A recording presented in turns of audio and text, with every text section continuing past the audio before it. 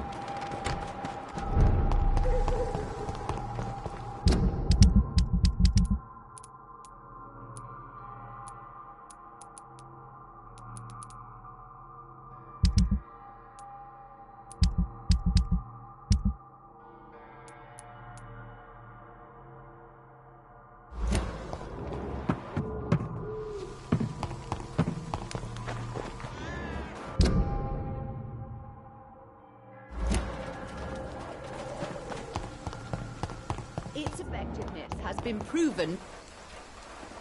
Good evening, my dear colleague.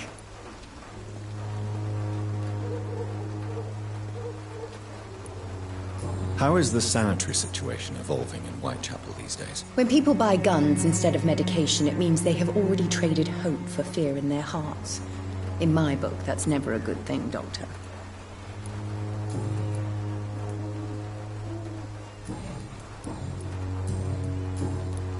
Loretta, your miraculous formula wouldn't even cure a common cold, and you know it. The Swanborough's cordial secret ingredient is hope, Doctor. And it's something people around here really need.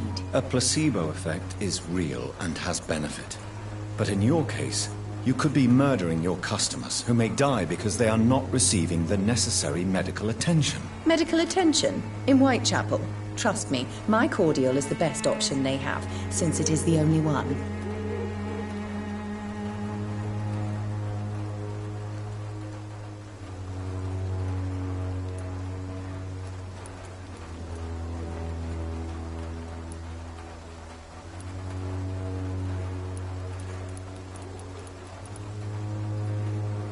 Well, as it is a placebo of sorts, perhaps it may have some positive effect. See? You have to admit I'm doing some good. The Swanborough family is not poisoning anybody, Doctor. I'd like to see what kind of medicine you're selling.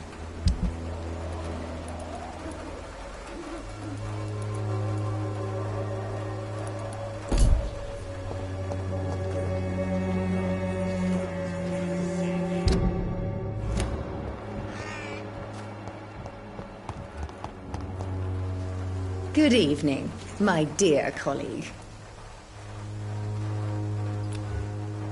You look ill, Miss Swanborough. I wonder if your concoction will do the trick. I have no doubt it will. But I'm not against a second opinion, Dr. Reed. Well, there you have it. Take this remedy, but be discreet. It may damage your business otherwise. Thank you.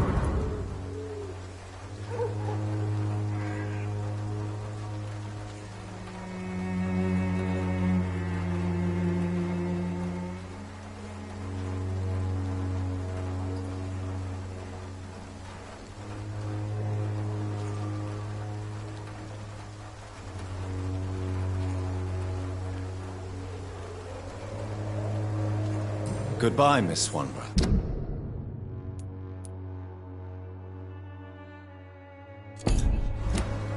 Perhaps we'll talk again.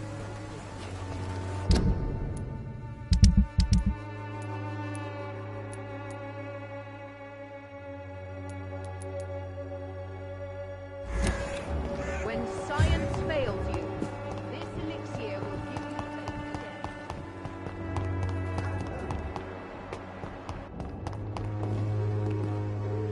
Good evening, Xiaoshu. Wang Shanghao, Dr. Reed. It's good to see you again.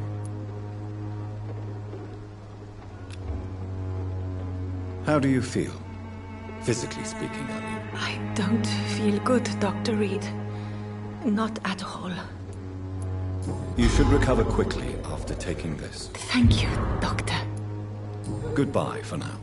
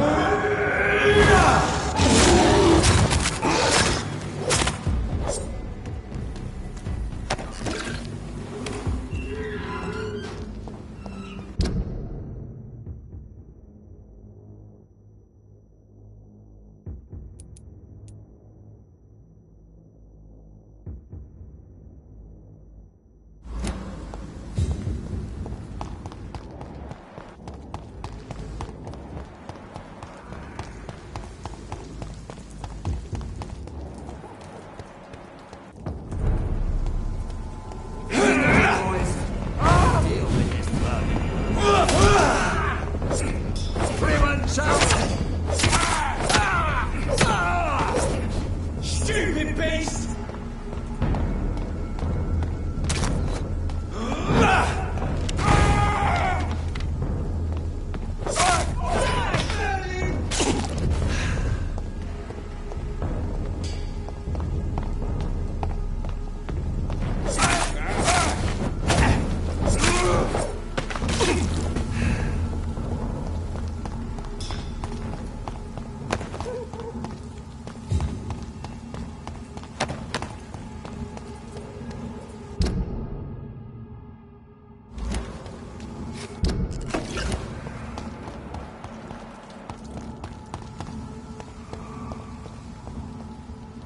I cannot enter.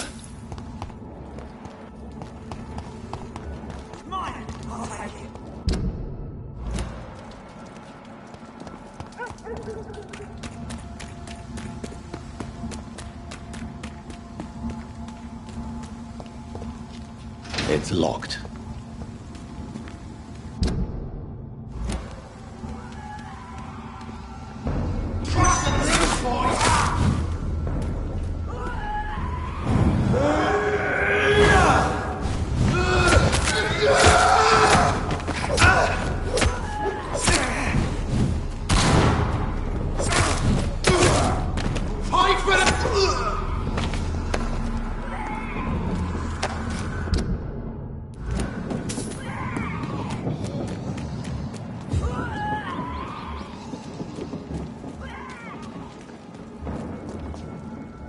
Best run along home, sir.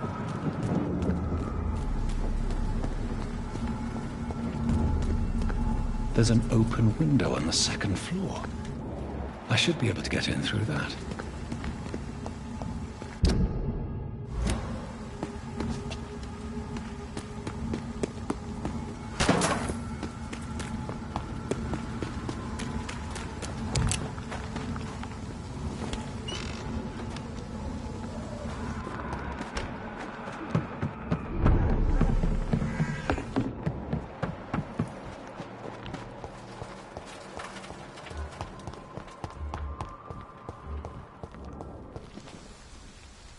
When Good evening, science Benjamin. fails you, Can I help you? I'm afraid not, Mr. Reed.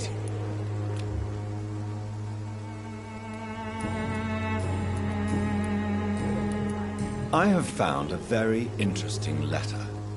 Your son planned to prove his worth to the gang by stealing your medicine. Oh, I see. So the little bugger thought he could use his dad to build a reputation. The gang's recruiter was dead when I found him. Perhaps you should take better care of your son. I love my Albert, sir. Believe me. It's just... Well, I'm an arsehole, I suppose. Anyway, thanks for the letter. This is for your trouble.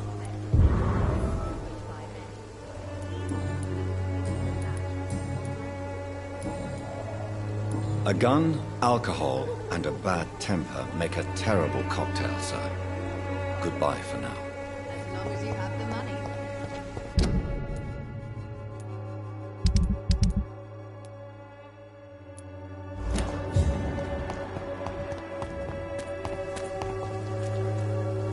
Good evening, sir.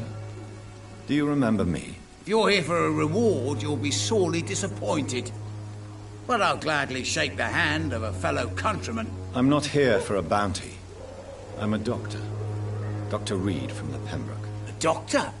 In Whitechapel? What an opportunity. My name's Bates. Cadogan Bates. Do you require assistance, Mr. Bates? Not me, but your skills could help a lot of people round here. That would help my business, because I say a live tenant's a paying tenant. Have you heard anything about Nurse Crane and her dispensary? Not really. Why am I not convinced? Maybe it's because you lack faith. Being a skeptic must be useful for a man of science.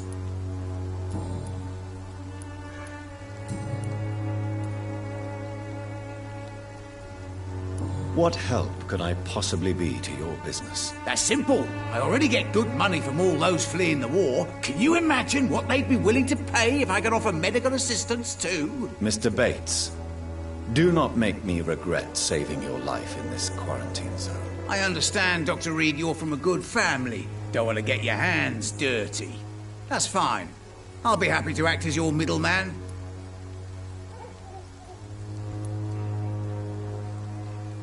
I've no interest in money. Perhaps one night I will visit you and take what I require. If that should happen, there will be no need for a middleman. So it's a no, then. That's too bad. The Reed tonic could have really helped people, you know, saved lives. Isn't that what you do? I mean, people buy that Swamburgh shit. It's unusual to see someone so happy around here, especially considering the current situation. Why should I be sad now? There've always been wars, disease, tragedy. There always will be. That's an unusual way of seeing things in these trying times. I don't see why I should shed a tear for another man's woes. I'm healthy, and I intend to stay so.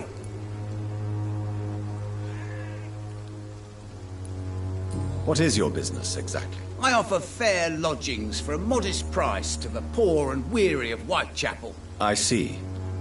And what about those who cannot pay?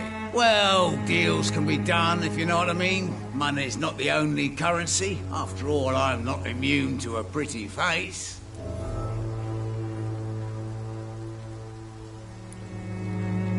In other words, you take advantage of these poor lost souls. Begging your pardon, I thought you was a man who could appreciate the complexity of the modern world. Things ain't just black and white, you know. Tell me, what's your honest opinion of the increasing violence in London? People are just beginning to discover what we've always known. This city's rotten to the core. They just took their bloody time to wake up and notice it. What do you mean? People are acting like the violence is news. But it's always been savage down here. It just bubbles to the surface every now and again. You seem to have recovered well since your attack. Do you ever think about what happened to you? Not much. It was a fucking nightmare. Savages, absolute bloody savages. Their appearance. Jesus. It made me want to puke. You'd better not come back here. I won't be around next time to save you. How are conditions in Whitechapel at present? The way this sickness is spreading, I don't think there'll be enough new bloods to replace those tenants I'm losing from this bloody thing. Since I took an oath to help people, can I be of assistance? Well, seen better days, that's for sure. But it was bound to happen with all these refugees about. Infecting you is probably the last thing on these people's minds. Take this, in any case. What? You give me this for free? Don't have a clue about this place, do you?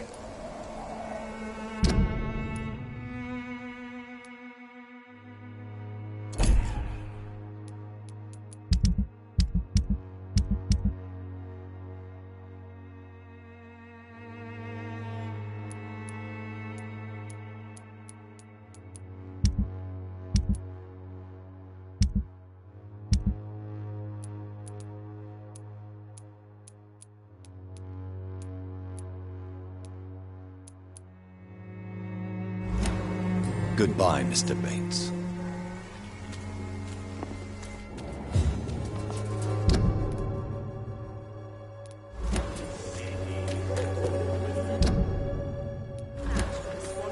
Gangs are good.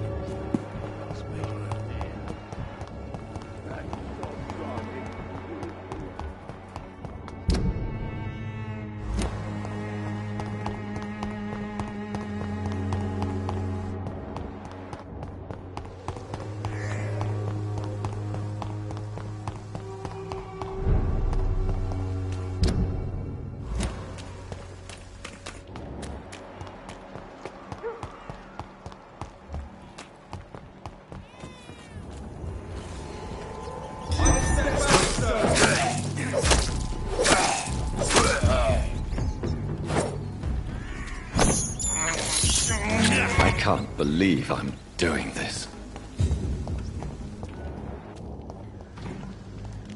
Over there! There's one of them!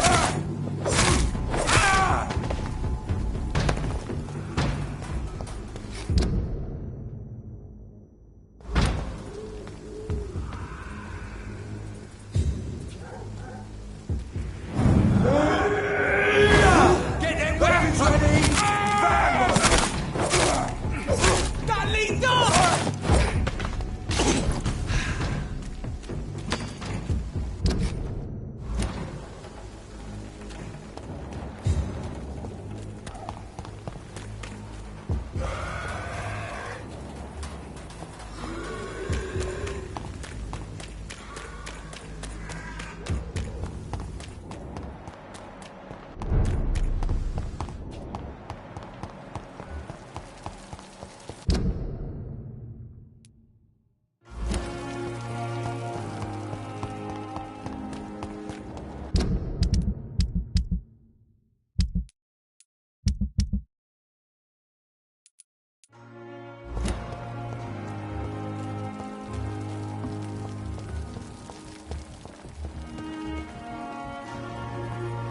Good evening, Milton. Good evening, Doctor. Still trying to save lives? I'd like to see your goods. Wise choice, Dr. Reed. A reliable...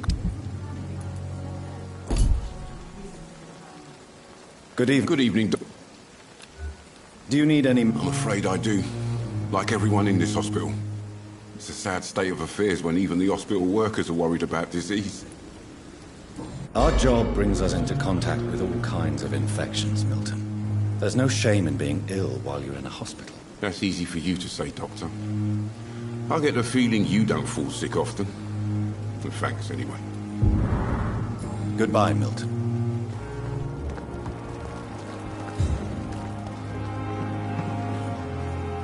Good evening, Nurse Brannigan. Good evening, Doctor.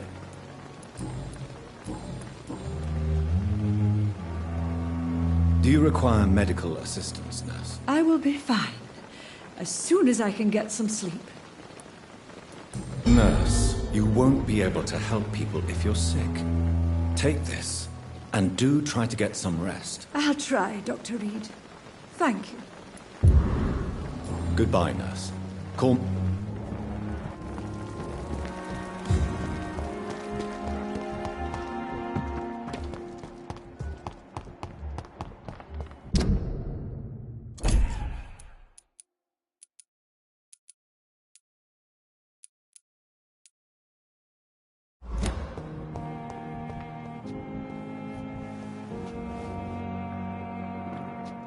Fear and disgust.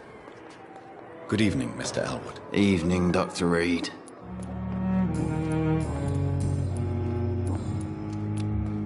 Soldier, do you need assistance? Not really. I think I caught something in this bloody hospital.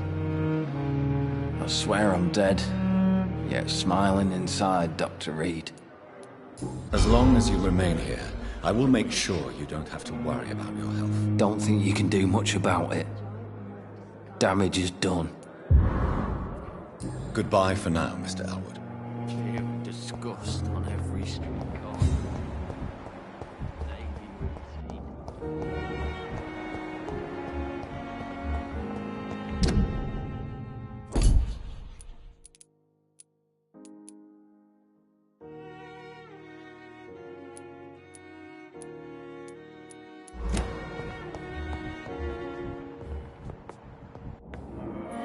I'm quite busy right now, Dr. Reed.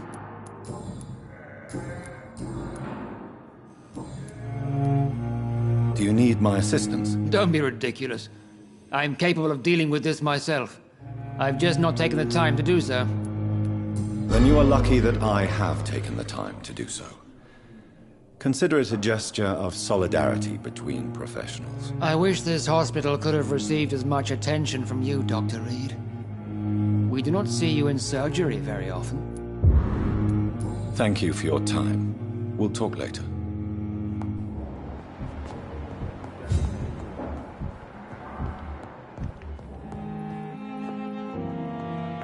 Good evening, Mr. I'm okay. I have to go now. Doctor. Good evening, Doctor.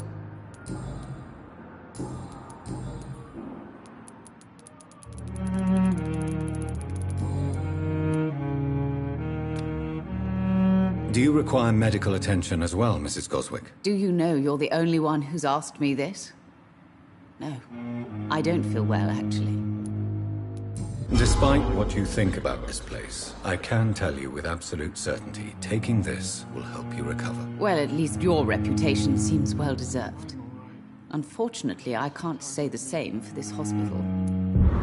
Goodbye, Mrs. Goswick.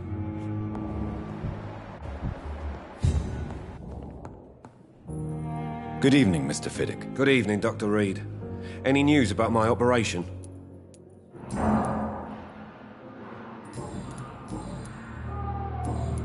Is there anything else that's bothering you? Can I help in any way? Really? Why has no one else asked me that since I got here? I thought I was in a hospital. Unfortunately, you are not the only person who needs help. And complaining about it won't do you any good. Well, perhaps you're right, Dr. Reed. I'm sure if me missus was still alive, she wouldn't be happy with me going on like this. Goodbye for now, Mr. Fiddick. I'll see you later. You always knew the words to calm the children, Ellen.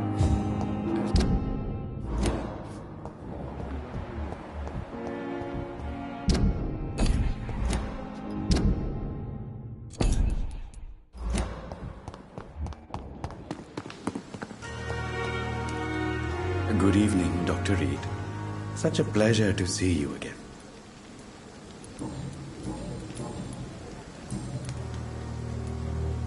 Do you need medical attention? Well, the proximity of the dead is not the most healthy company, even if the quiet can be appreciated. Don't take too many risks with your health, Mr. Chidana. None of us are immune to this disease. And that is a good thing. Death and disease is a constant reminder of our mortality. But you have my thanks, Dr. Reed. Please show. Of course.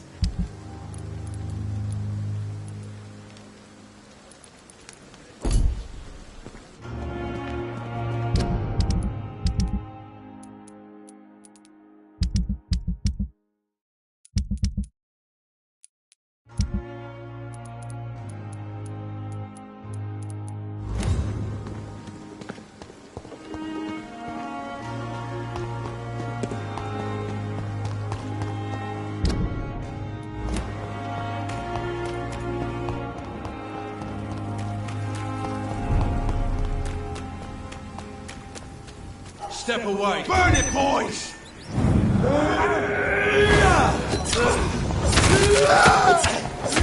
Die, man!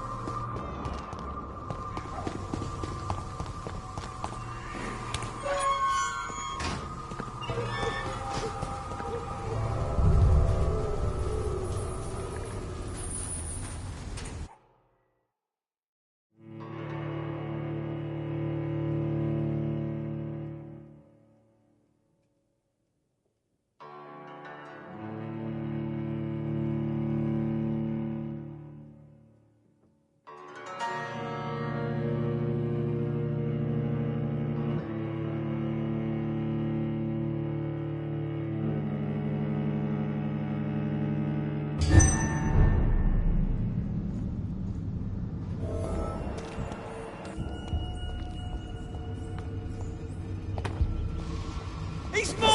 I'll take it! He's dead!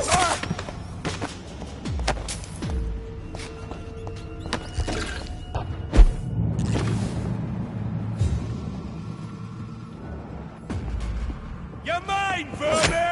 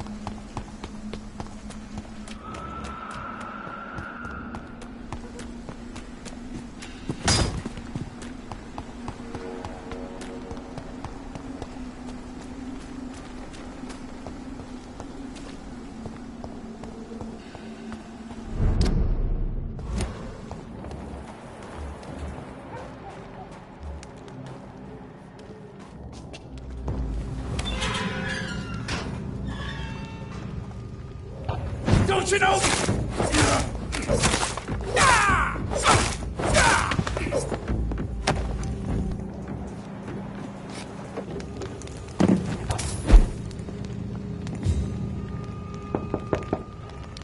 Good evening, Mr. Swanborough. Is it you, Dr. Reed? Please come in. Tell me, how do you see the world these days?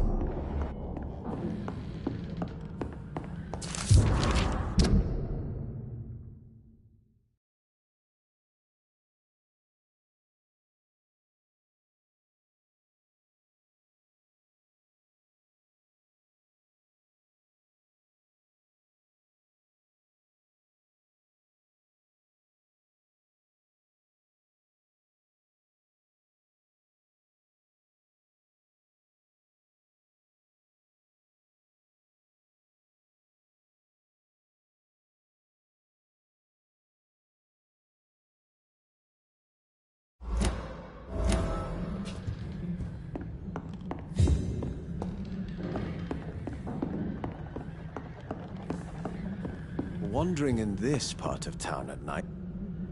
What can I do for...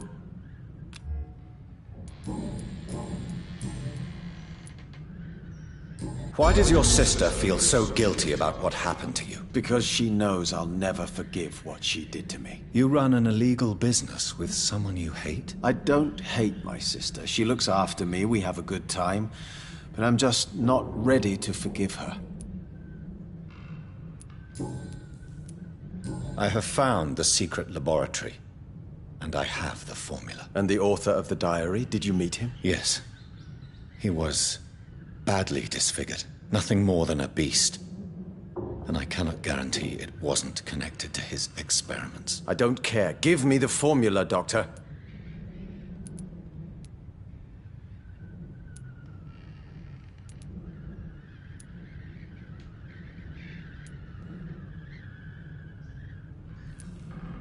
Here it is. But please, be very careful. You're entering uncharted territories here. This is what science has always been about, Dr. Reed. Thank you so much. I can't say it's been a pleasure, but we're both scientists, and I am grateful you asked me to undertake this search for you. I have something for you, then. It is the most precious thing I have to give. Even more important than the Swanborough secret recipe. There is really no need for payment. Please have it, Dr. Reed. I insist. I'm sure you'll find it more useful than I would.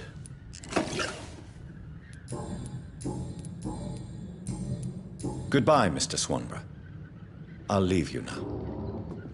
Tell me, how do you see the world these days?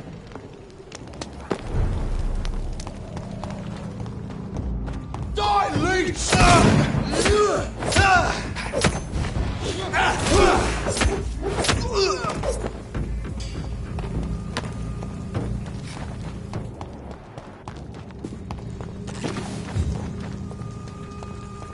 You're feeble! This is now! Gotcha!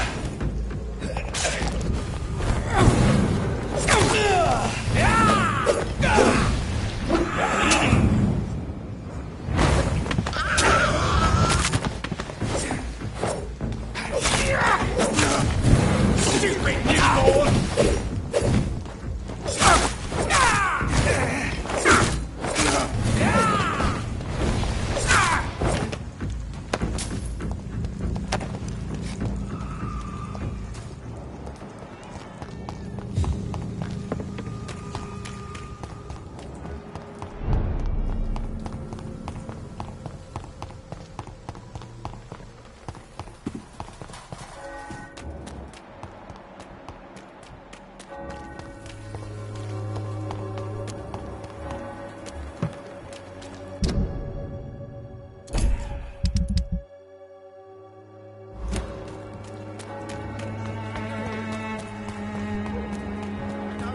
Money. Come on, Barrett, you know the game. You pay for peace of mind.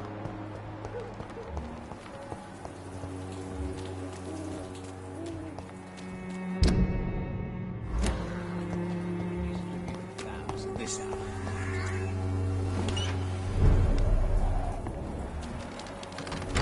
Maybe it's time to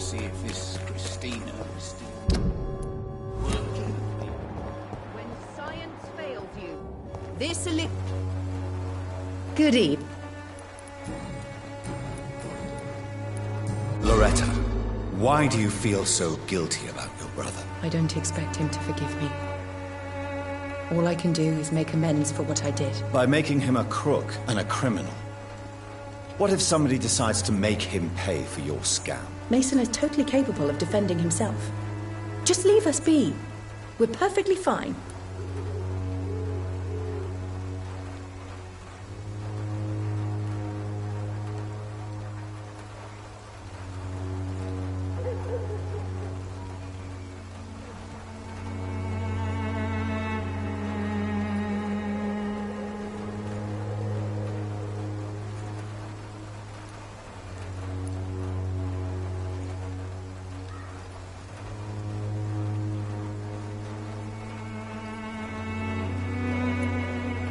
I know how guilt feels between a brother and sister.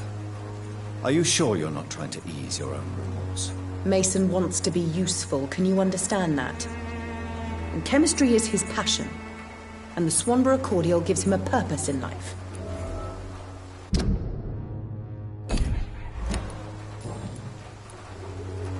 I'd like to...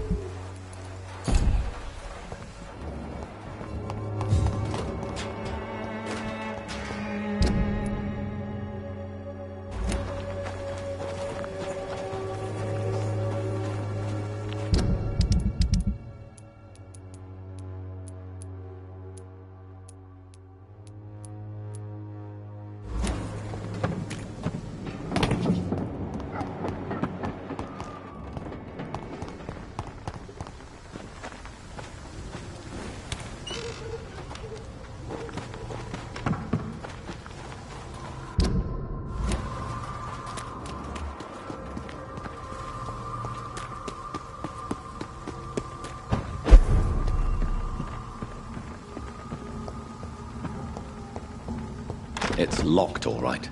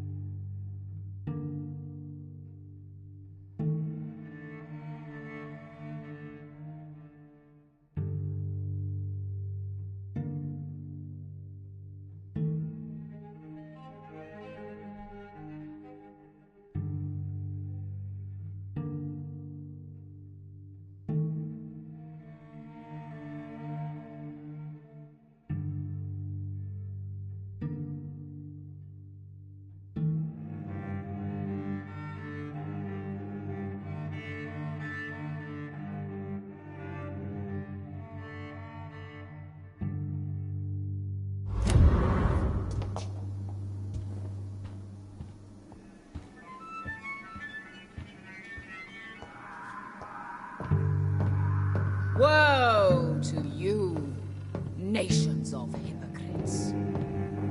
For in front of you stands the tall queen.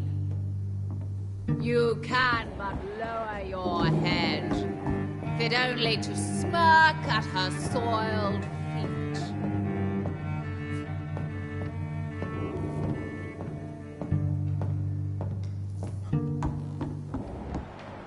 Can that be Doris Fletcher's voice? Where does it come from? For I have been raised through hate.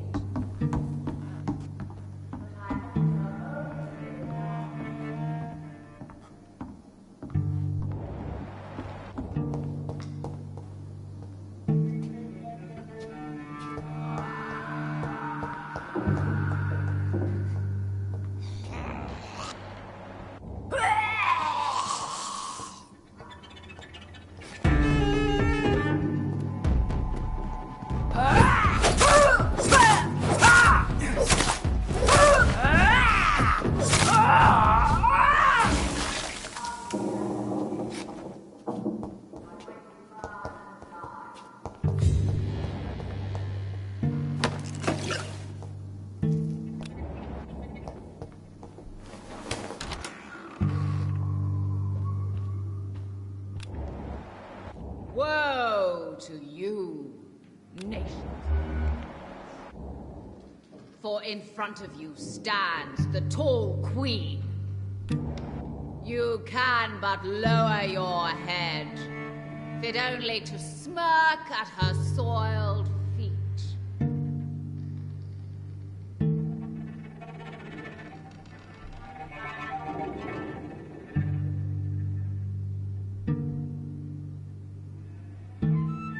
Will they adore me again when they share my fate? For I have been raised through hate. But I offer only love.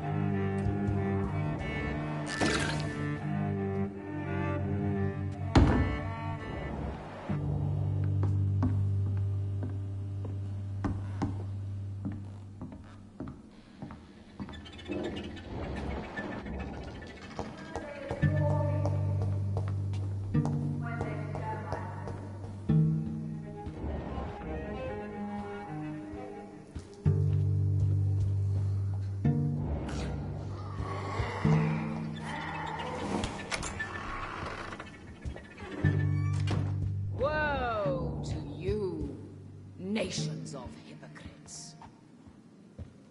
For in front of you stands the tall queen. You can but lower your head, fit only to smirk at her soiled feet. Alas, poor Doris, I knew her well, and many can testify to her kindness and beauty. For now she hides in shadow, ugly as sin. But when you burn and die, she will rise and be queen again.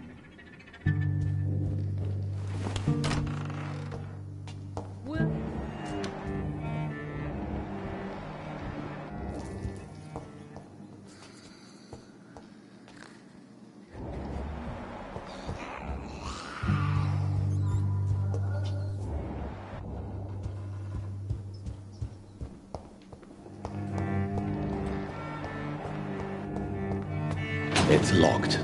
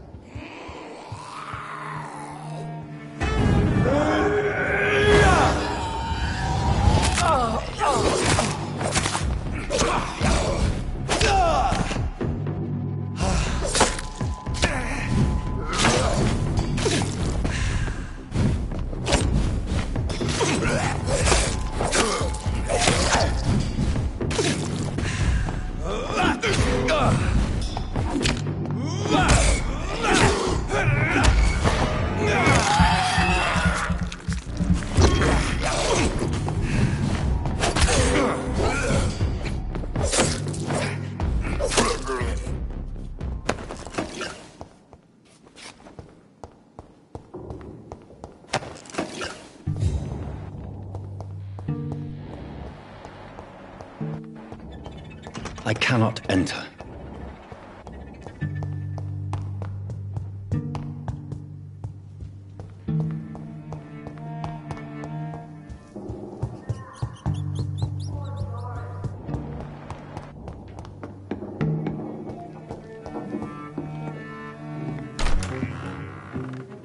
Who are you? You who dared enter my realm. Are you here to worship or mock me? I'm here to put an end to the vampire epidemic, Miss Fletcher. Ah.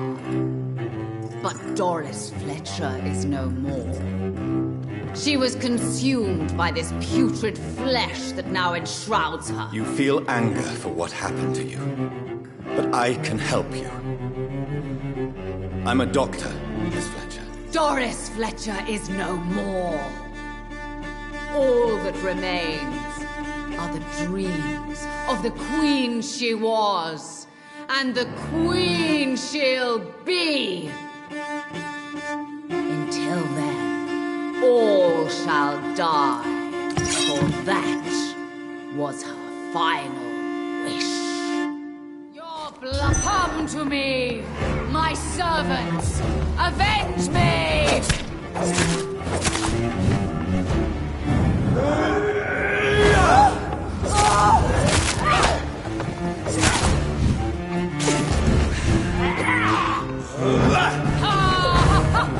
I smell your fear. Behold, Kincaid, the disgrace of she who put you such now. Will she be the queen again once they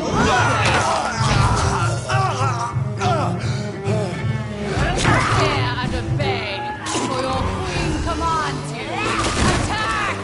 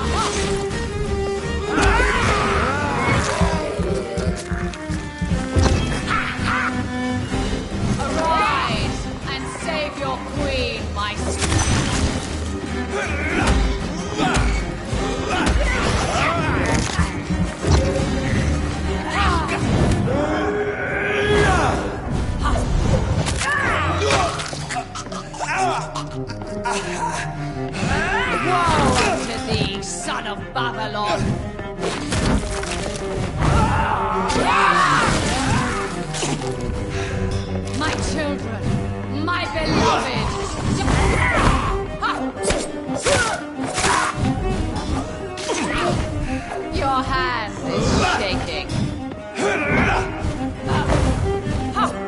Touché, sir.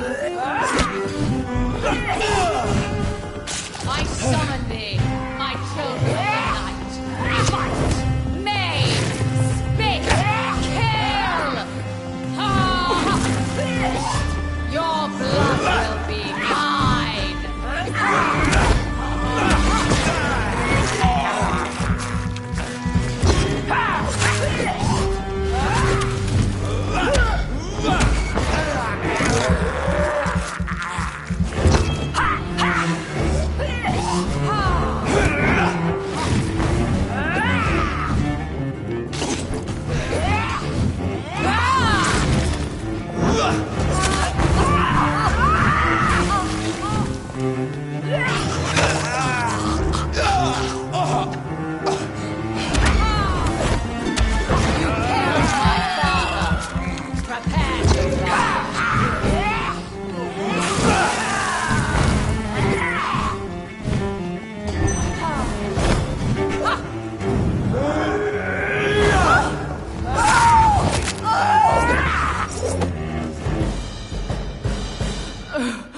Wait. I beg you, wait. What? I don't want to die. And I did not come to kill you, Miss Fletcher. Will you spare me then? Save this cadaverous carcass of mine. Does your heart beat a little faster now? You fancy me then, Doctor? No, Miss Fletcher. My dead heart will beat for only one. Ah! Is she pretty? Is she sweet and tender? To me, yes. Ah! I hate her already. I know. And this is partly why you must be destroyed. But you just said... That I did not come here to kill you, yes. But I realize now the threat you embody must be stopped.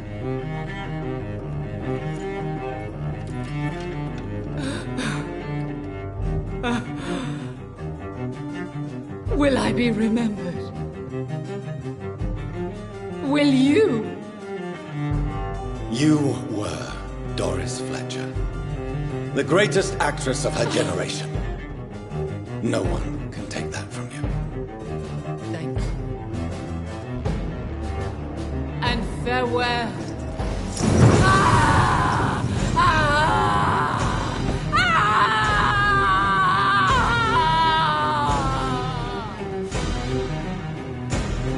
Farewell, Doris.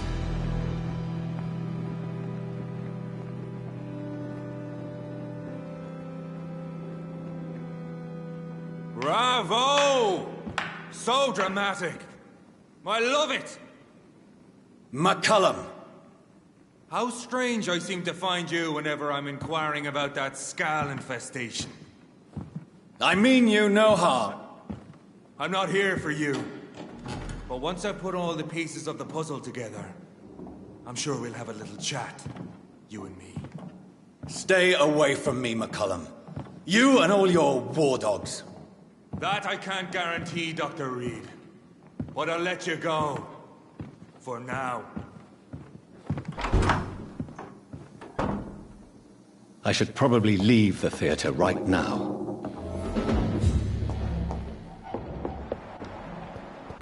The West End should be safe now.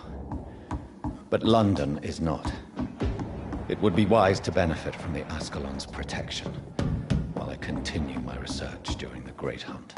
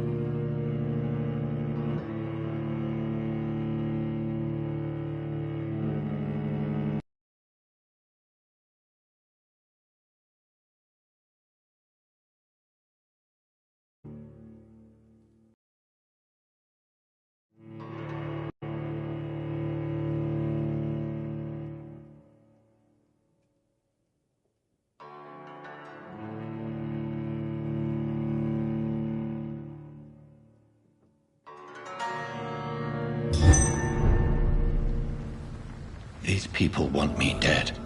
I need to leave now.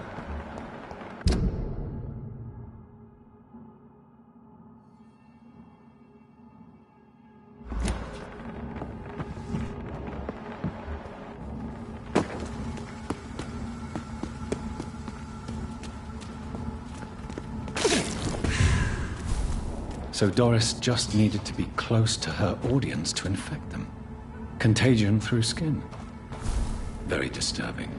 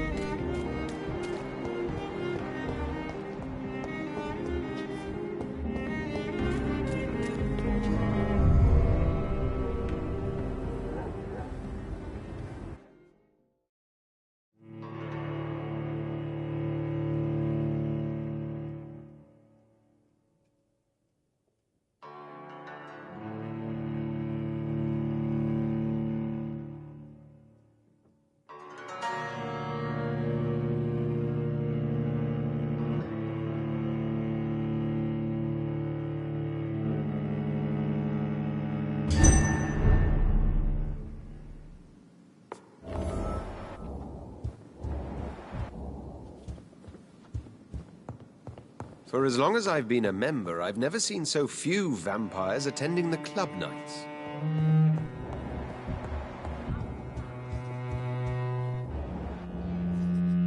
Elizabeth, what are you doing here? I've been formally asked to witness your triumph, my dear. After all, isn't it the natural role of a woman to support her man in victory? But it's you who insisted I join the Ascalon. Please forgive my giddiness. I'm just overcome by the thrill of finally being allowed within these hallowed halls. You certainly have an inquisitive mind. It's quite something. Elizabeth Ashbury, only you can make me smile in these difficult times. And the same to you, Jonathan Reed. Now go have your little chat with the chairman. I can see he's practically bursting to hear your report. I must admit the Guard of Priwen impressed me. They must have spent years preparing their plan.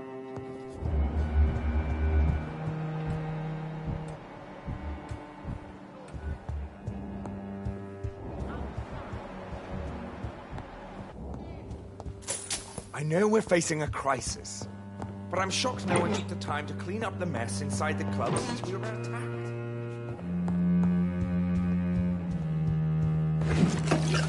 Lord Redgrave is outside almost every night coordinating our defenses.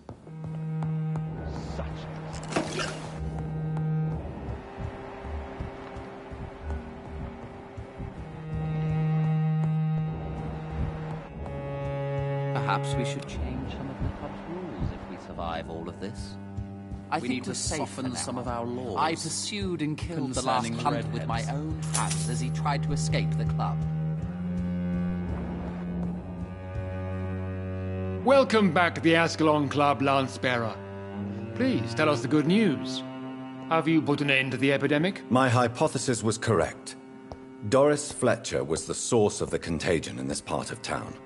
She was probably the first to be infected. And you cleansed her before the hunters, I've been told. Well done, Dr. Reed. You thrust your lance and pierced the very heart of the corruption.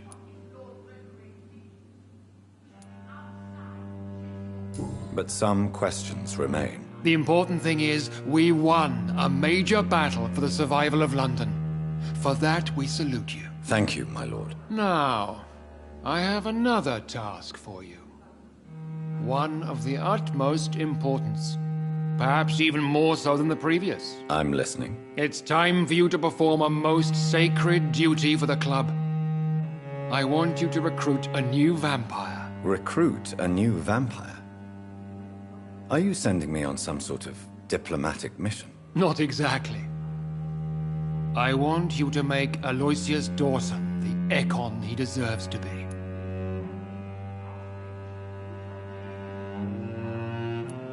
I'm not sure I'm the best candidate for such a task. I can hear the hesitation in your voice, Dr. Reed.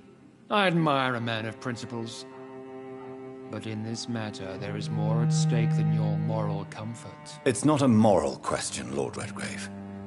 It's the responsibility of giving immortality to a man I barely know. Nonsense. Aloysius has been a member of the Ascalon for years.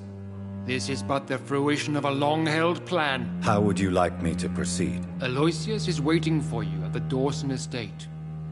Once the deed is done, I'll join you there to celebrate this momentous occasion. Before I go, I have a few questions. All right, I'm listening.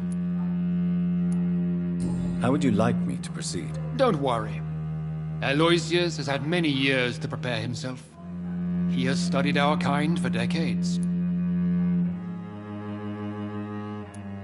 So shall I just let him drink my blood? Yes. Aloysius will gratefully sup on your blood. His heart will slow, then stop. But he will rise again as one of us, an immortal.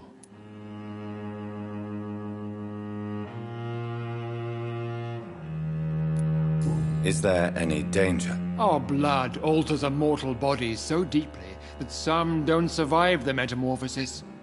They die for good. But Mr. Dawson has been preparing himself for a long time.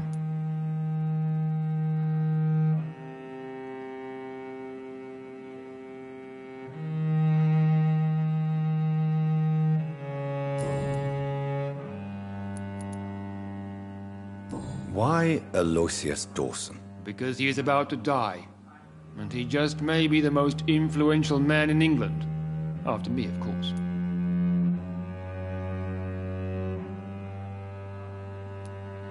Did he choose me? No, I did. My decision is very recent, to say the least, but it is entirely mine. Does he know I'm coming? He can't wait to become your progeny, Dr. Reed. Especially now that you have shown how strong your lineage is through your sister. You invited Lady Ashbury. Wouldn't that be breaking one of your cardinal rules? No women allowed. Not allowed as members, no. But considering the circumstances, I thought you'd like to have her here to witness your triumph. So it's a temporary admittance, then? Something of a bargain, considering the crisis we're currently facing. Goodbye, Lord Redgrave. Understandably. Goodbye, Lord Redgrave.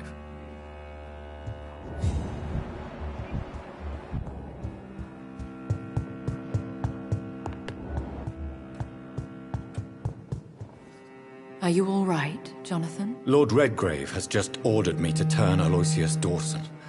To make him my progeny. I see. And how do you feel about this?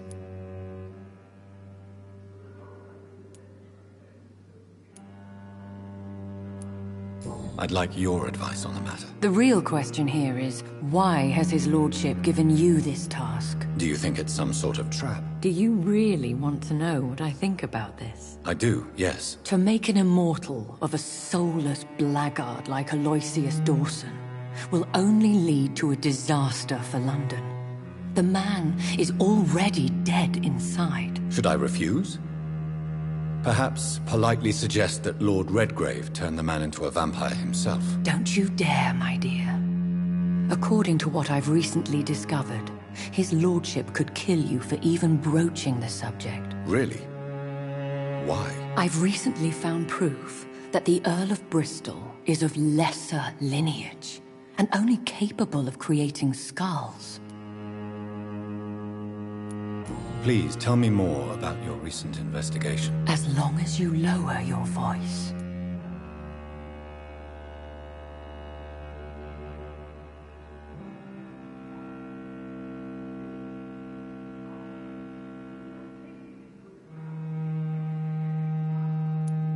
Are you sure your information about Redgrave is correct?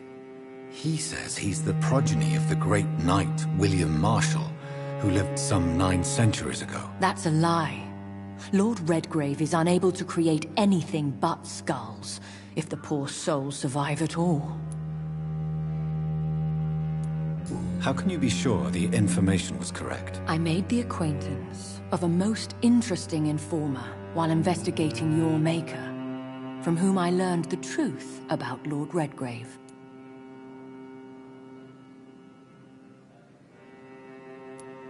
Why so vindictive? You suddenly sound like you're angry. Forgive me, Jonathan. I hate myself for it, but I feel such pride in my discovery. I'm afraid I just can't help it. Which is? He did serve William Marshall. And yes, the blood he covets as a token does truly belong to that legendary knight. But he was never his progeny. His lineage is not so noble.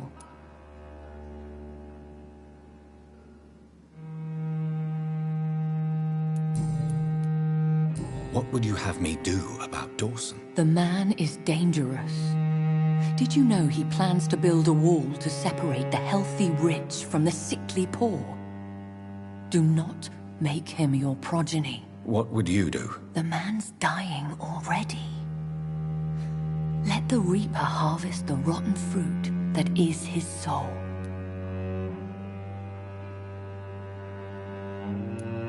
What would happen if I made Dawson an Ekon like myself? You would add a powerful immortal into a suffering world. An immortal who already craves authority. Maybe I could teach him control, like you taught me. Lead him down the right path. Mr. Dawson spent his life searching for a way to cheat death. I'm sure he has spent decades dreaming of how he'd spend eternity as a tyrant.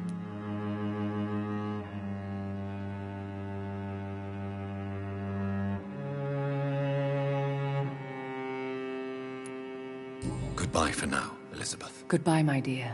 Please, be careful.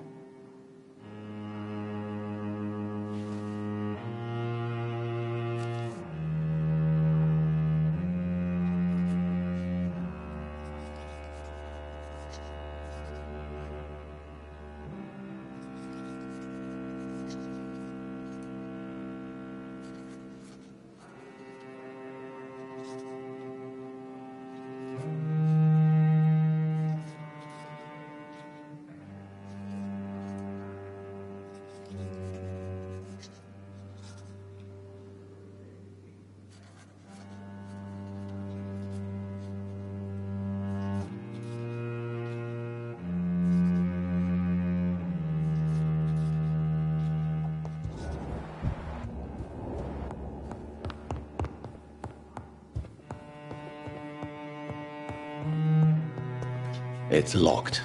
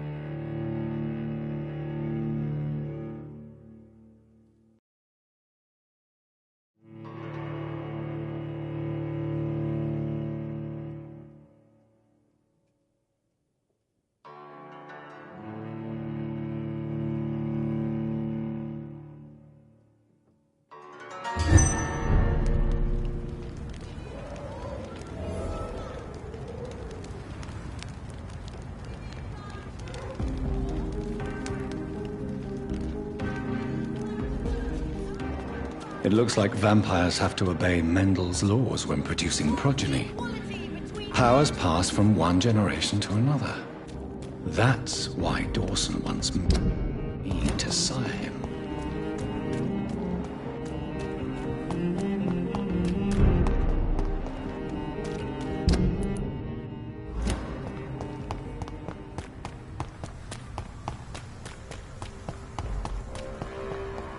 Get it with him!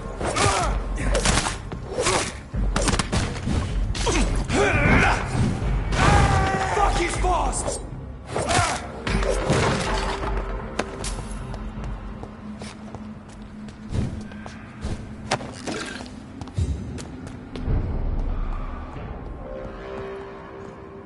Turn or this one's mine!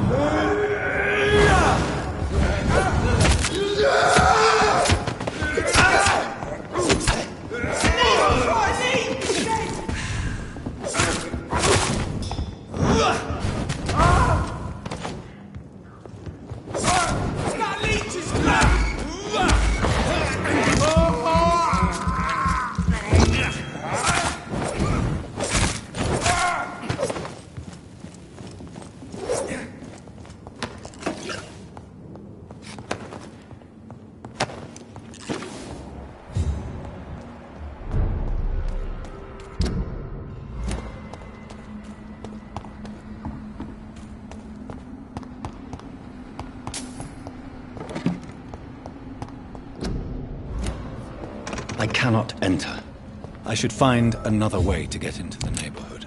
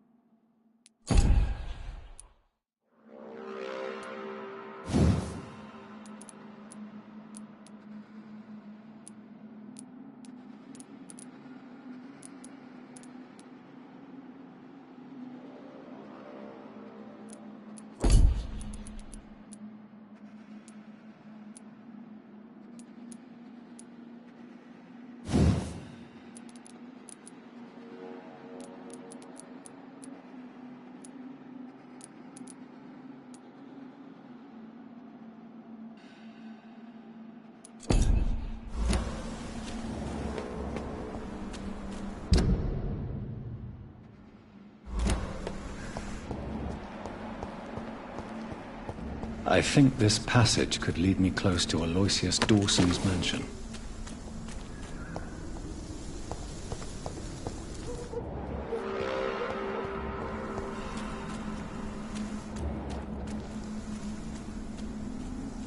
Don't you know better?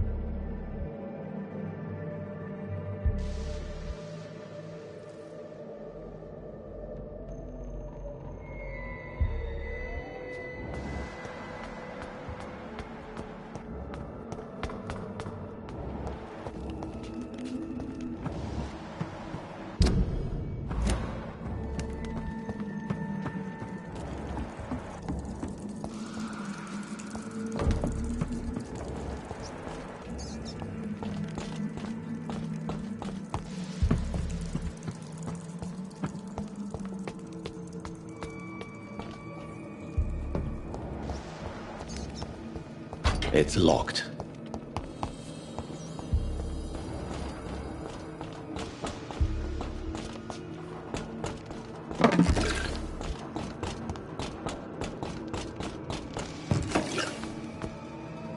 Kneel, traitor!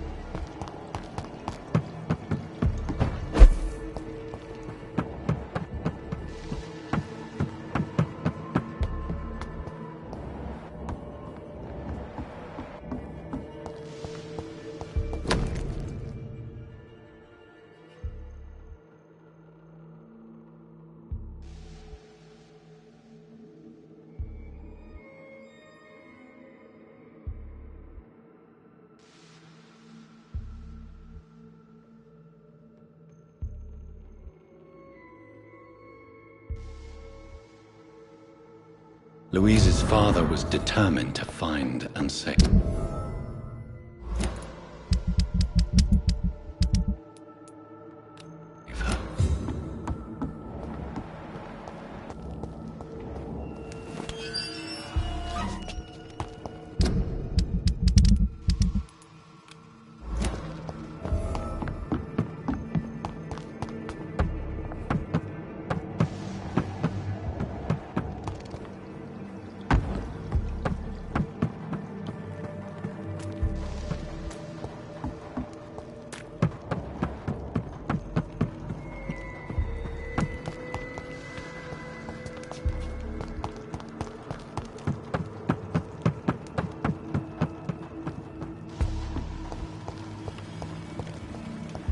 I cannot enter.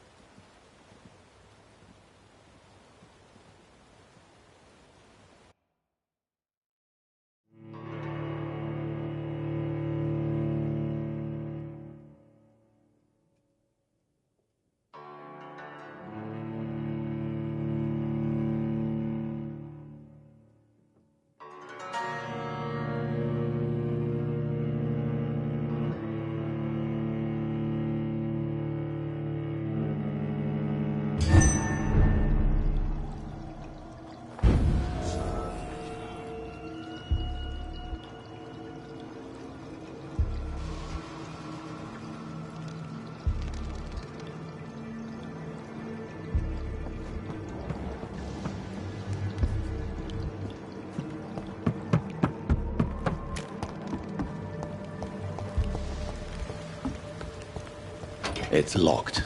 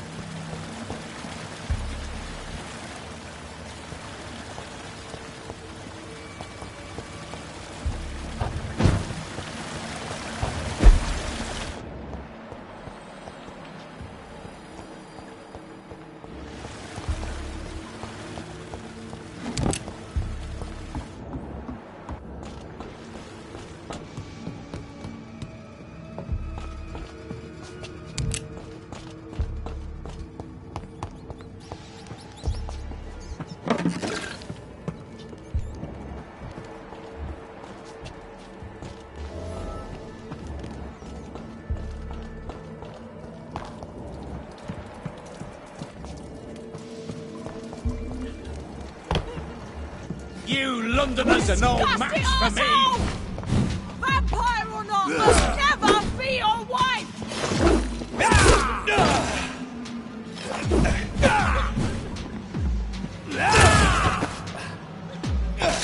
How long are you gonna keep me locked in here?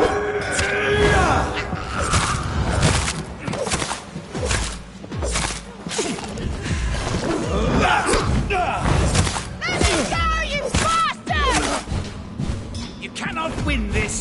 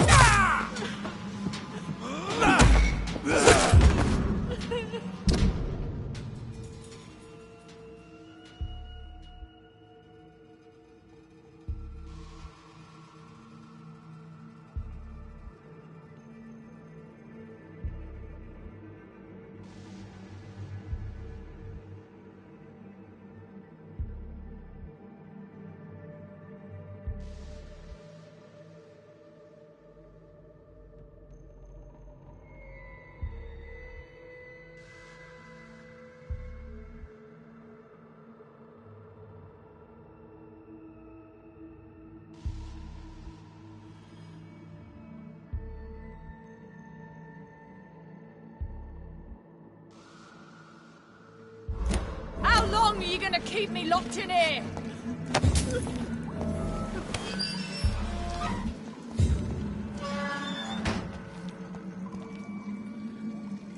Miss Teasdale, are you all right? How do you know my name? Who are you? My name is Dr. Reed. I managed to track you down thanks to your father. So my father really was looking after me. This man, this vampire told me my father was dead.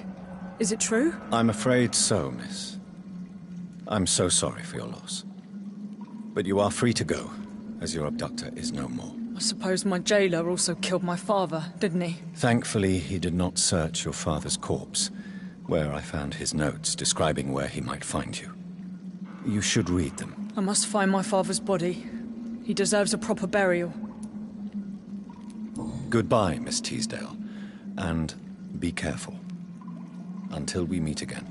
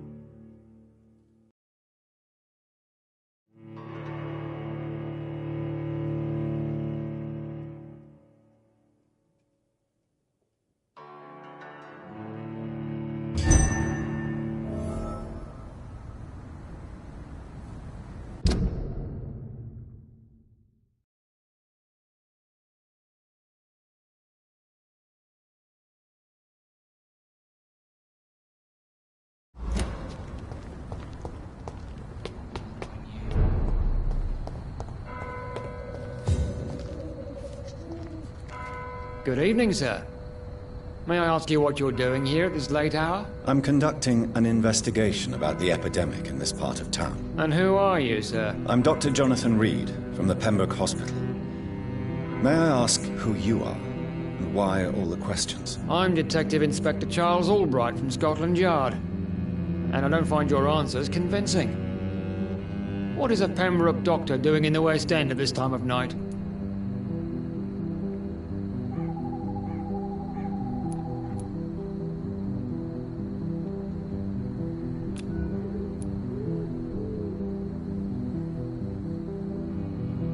I'm here on my own, sir.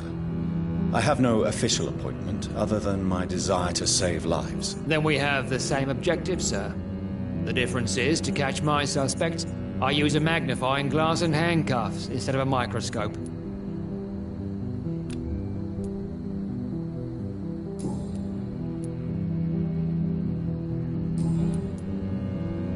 Do you know anything in particular about a man called Aloysius Dawson? Who doesn't know the man? I think he intervened personally to put an end to the police strike of last August. What else can you tell me about him? Aloysius Dawson is exactly the kind of powerful and influential man who could commit murder and get away with it, with just one phone call. Why are you investigating at night? Criminals rarely act in daylight, you know. But since you are also a night worker, have you noticed anything strange which requires police attention?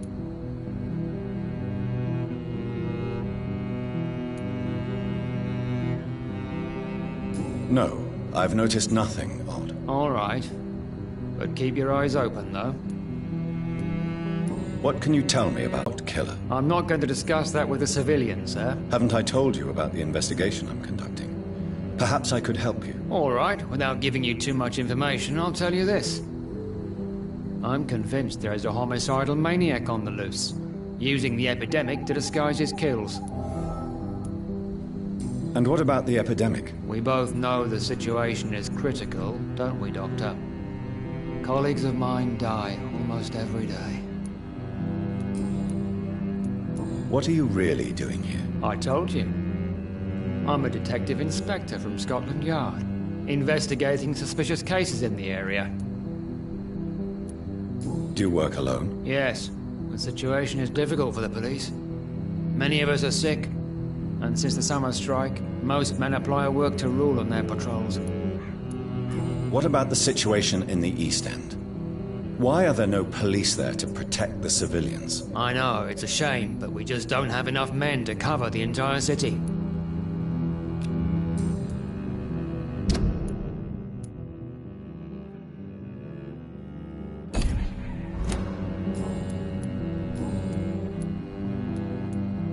Tell me all you know about that homicidal maniac you're looking for. I'm not even sure there is only one. The wounds are always the same, but the modus operandi varies. Sometimes violent and brutal, sometimes precise and swift. How could different killers inflict the same wounds? That's my main problem. If my theory is correct, maybe we're facing a group of individuals sharing the same violent tendencies. Perhaps a sadist cult. What are you investigating? I have a missing woman, possibly abducted a few nights ago. Louise Teasdale.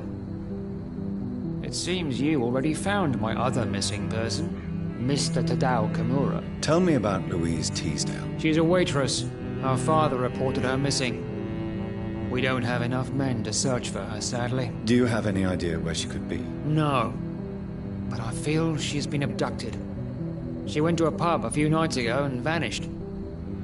I thought about the sewers, but I'm not equipped for such an investigation. What are you... I have a... Tell me... She's awake. Do you have any... No.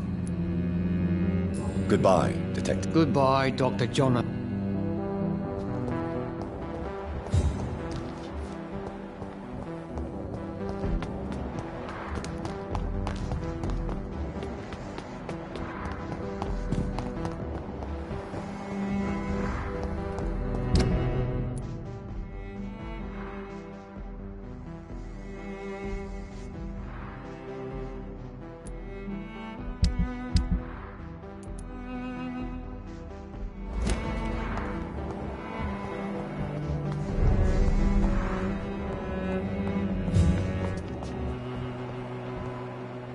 I hope you can stay a little longer this time.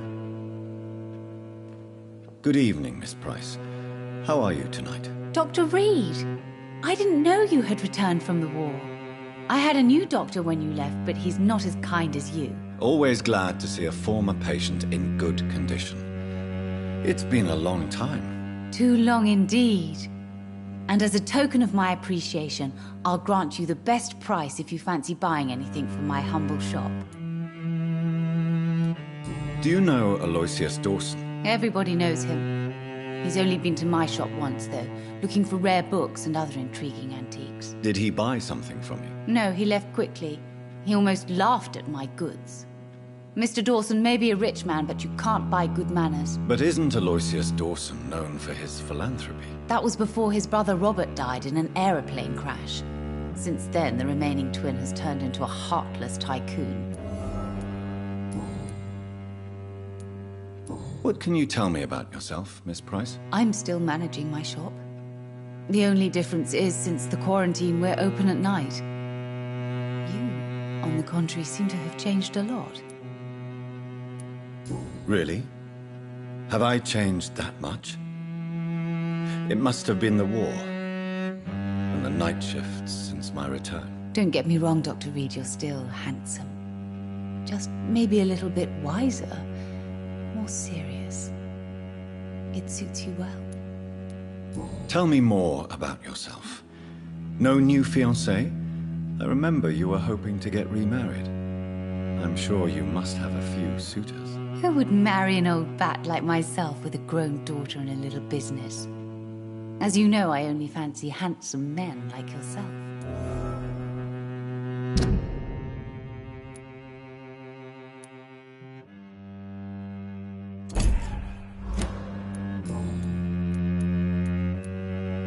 What can you tell me about? I'm still...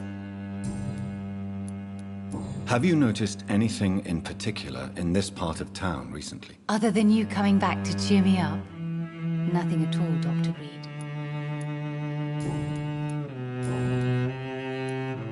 Does your daughter still worry you, Miss Price? I remember you were often concerned about her health when she was younger. Have you not seen Carol since you returned? She's almost a young woman now. But she'll always remain my sweet little baby. So you're less afraid? Some things never change. Carol is still too clumsy for her own good. Sometimes her innocence puts her in real danger. Why would her innocence put her in danger? She does not realize how cruel life can be. Maybe I was a bad mother to protect her too much. My poor dear Carol. You have every reason to be cautious, Miss Price. Especially in these difficult times. Maybe you could talk with her, Dr. Reed. It would be nice to have a man here more often. We would both feel safer.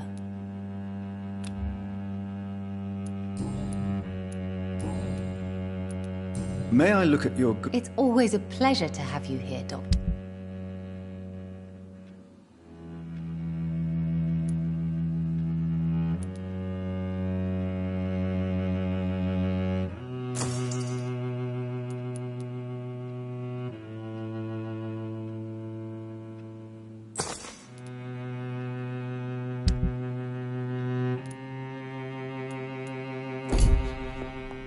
Dr. Reed, I am glad. I cannot enter.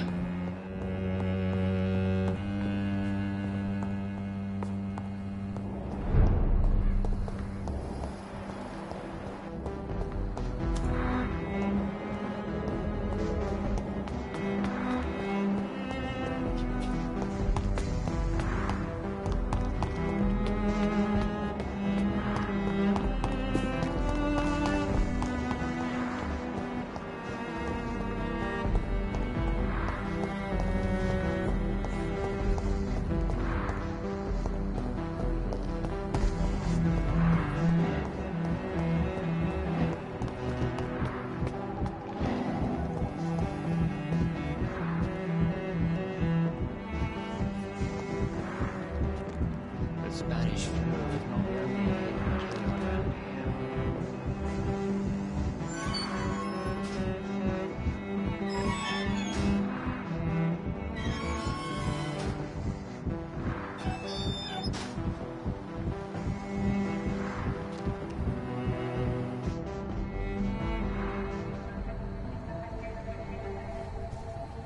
We should be far from town already. All right. But where would we go? Anywhere. Anywhere that isn't here. And what is that, by the way? A safer place? A less strange place? And where would that be? Life is strange, and we are alive. For now, yes. But for how long? If we decided to flee, we should be far from town already. All right. But where would we go?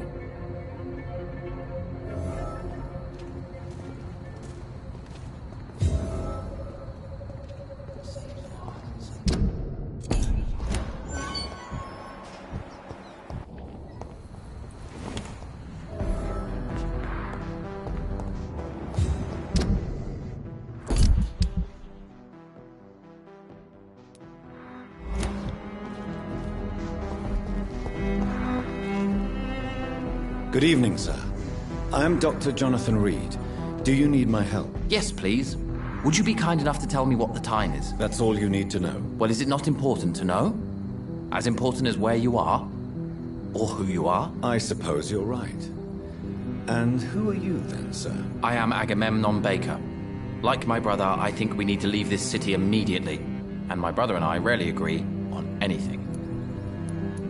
What can you tell me about Aloysius Dawson? You should ask that question to my brother instead. Personally, I've not seen Aloysius for many years. May I ask why you've not gone already, if you're so exasperated by this long wait? I believe fear is holding us back. My brother would have said it's laziness, but it's just because he's prouder than I am. May I ask what you're doing outside at this hour of night? I don't know. You should ask my brother instead. It was his idea in the first place. You must have your own ideas. From what I have managed to understand, I guess we're supposed to wait here. Waiting for someone to come. What can you tell me about this part of town? It's the only place I've considered myself happy. Or at least that's what I believe. Unfortunately, it's time to leave. Why is that? Because I'm not feeling happy here anymore. Are you?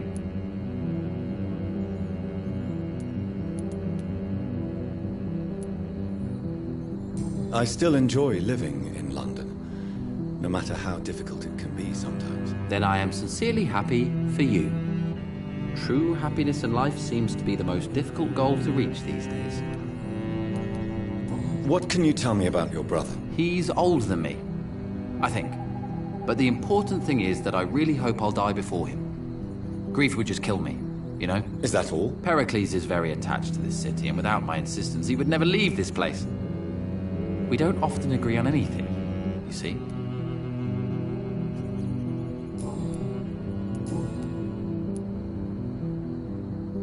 Who are you waiting for, exactly? The more I think about it, the more I believe it's not exactly a person we are waiting for. But what else could it be, then? I don't know. A feeling? An event? An impulse? How can I tell? Something that would allow us to leave this trap.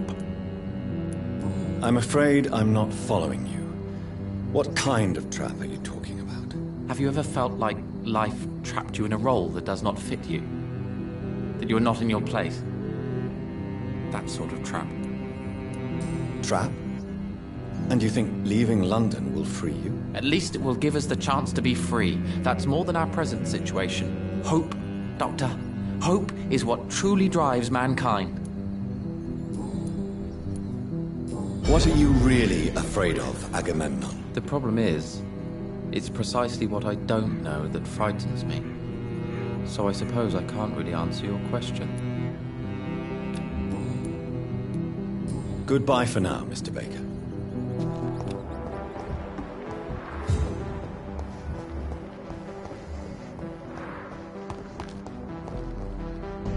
Good evening, sir. I'm Dr. Reed. Can I be of assistance? Dr. Reed?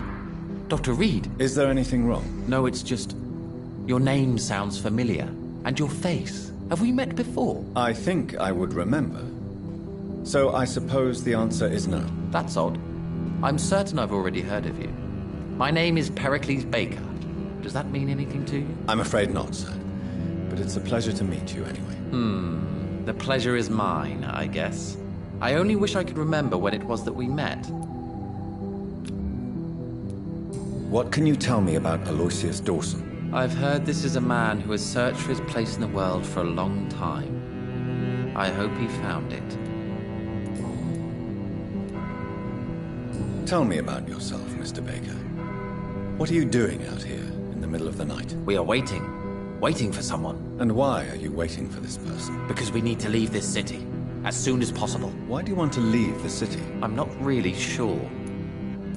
Can you tell me anything about this district? As you like asking questions so much, would you allow me to ask you one first? Please, be my guest. Do you like this city? I know we are not living in the most peaceful of times, but I have learned to appreciate London's complexity. Yes, me too. This city tests us.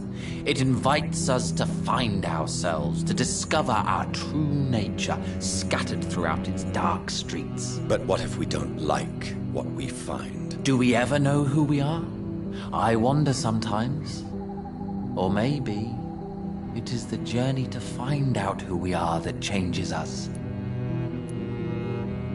And what do you do, sir? For a living, that is. I stopped working when I decided to leave. When I realized what I wanted. Wanted something this city can't provide. But what were you doing before you took this decision? Does it really matter anymore? Considering the past seems so pointless to me. I have lived in this city all my life. And now I think it's over. Tell me more about why you want to leave London, then. I just don't belong here anymore. I had to convince my brother to leave London because I know we need to find another life out of the city.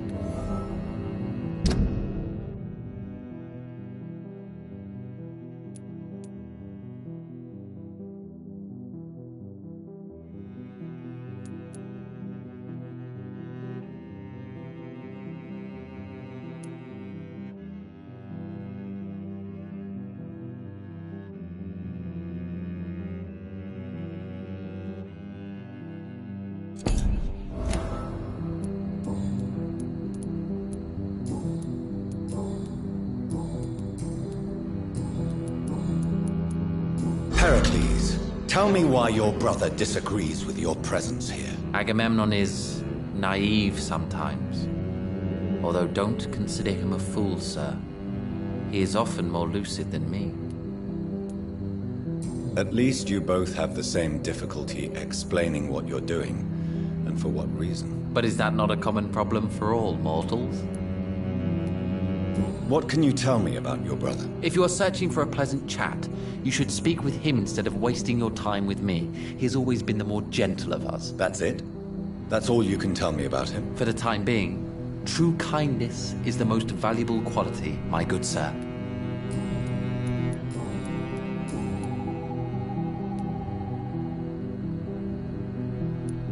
Tell me more about your strange feelings towards the city. I would be happy to describe them, but it's too hard to explain with mere words what I'm feeling. It's unclear, too confused. Go on, please. Where should I start? The world is chaos. Men go mad, and nature itself runs roughshod over us all. This is not the first time mankind has faced a deadly epidemic, or a war. Men kill each other, while nature decides to kill them all. I don't know what scares me the most. Do you? Both can be disastrous, and a combination of the two merely increases their potency. And what if they were just a sign of worse disasters to come? Something of biblical proportions, I wonder. How long have you been waiting for this man? Sometimes I feel as though I've been waiting for him for ages. Perhaps it is my role in life to wait for him. Not a pleasant thought. It could be dangerous for you, waiting here all night. That's quite true. But what other choice do we have? We are waiting here until we finally go. Mr. Baker, I have met many strange people during my life, but you are definitely one of the strangest. Really? I don't feel particular.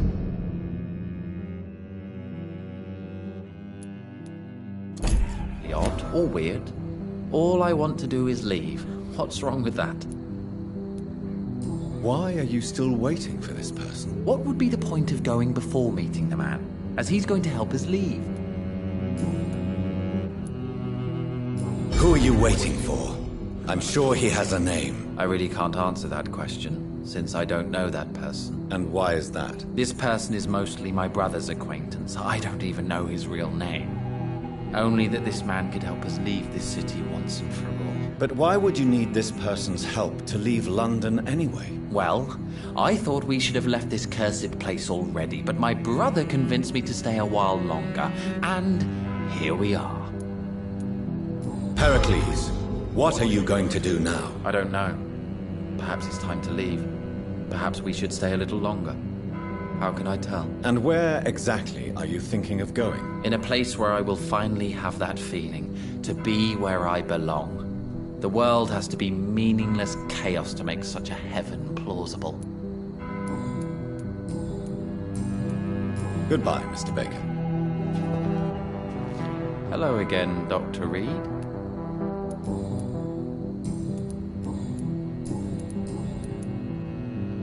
Tell me, how long have you been waiting here? I can't say for sure, since I have no watch. But the night is still young, and I am not tired. Is that the most honest answer you can give me? Yes, I think so. Why does it irritate you, sir? Is comprehension really that important to you? I'm a scientist. I try my best to understand things. I know the world has to obey unbreakable rules. You know, or you want the world to obey such rules? I know one thing. I do not understand who you are. And it's better that way. What kind of life would we live if we could summarize a person in a few words or a few lines? If you've finally managed to leave London, where do you intend to go? A happy place, that's for sure. A place where I can smile because I know the next day will be better than the previous one. Such a place doesn't exist. There are never any guarantees that tomorrow will be a better day. That would mean I have no hope left. And I just can't accept such a conclusion. Goodbye for now, Mr. Baker.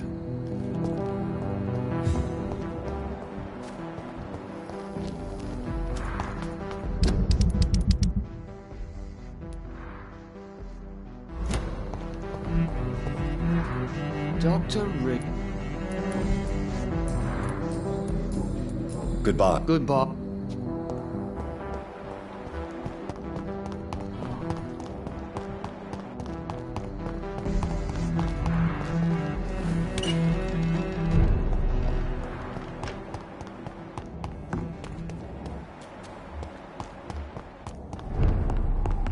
This one's mine! Want some of this? Watch yourselves! There's one of them!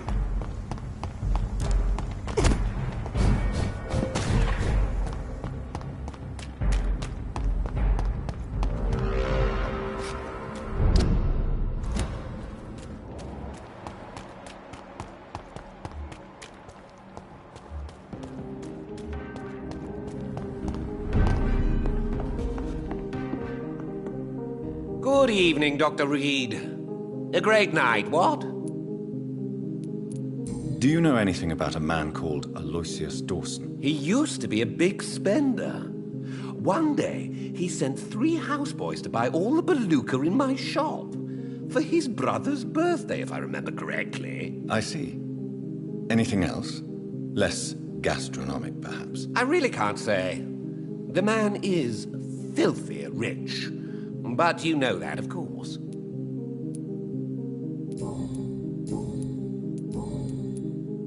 So, did you try the restaurant I recommended? Oh, yes. I can't thank you enough, my dear doctor. Exquisite, but expensive.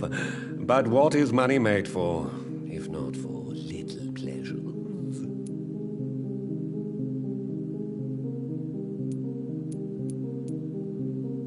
I'm glad you enjoyed the place. I do, Doctor, I do. Thank you again.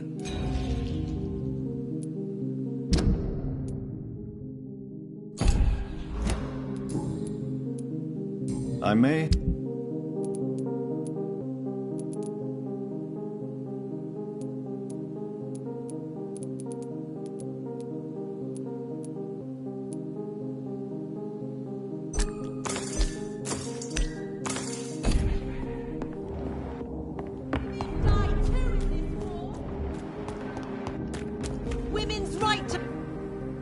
Good evening, Miss Ash. And good evening. What do you know about Aloysius Dawson? That man is a tyrant. The embodiment of greed and selfishness. All I despise about this country. Goodbye, Sharp. She's been... Good evening, old chap. Are you all right? I won't lie to you.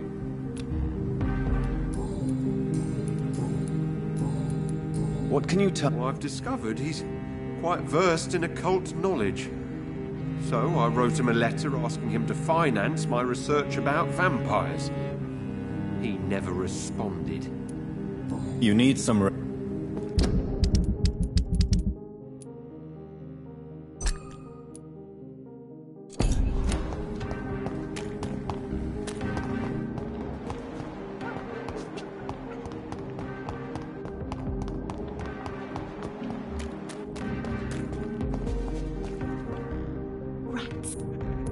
I need to find... Don't trust him. He's looking for the same thing I must go now.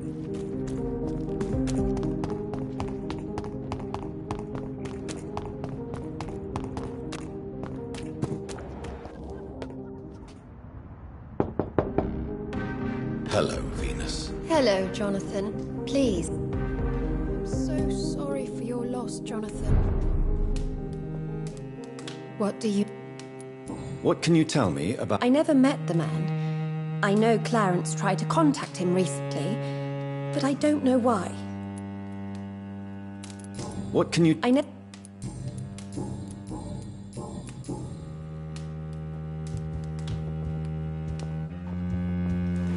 At least you survived the Great War.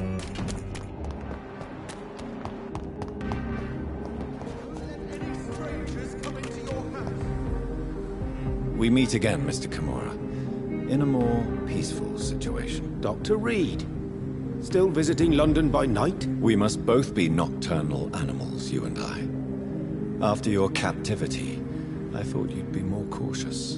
Breathing the cold night air helps calm my mind, sir. I've had the most frightening nightmares since I escaped that filthy jail. Do you know anything about a man called Aloysius Dawson, by any chance? Well, I've never met the man personally, but I invested money in some of his companies when I came to London. A brilliant businessman.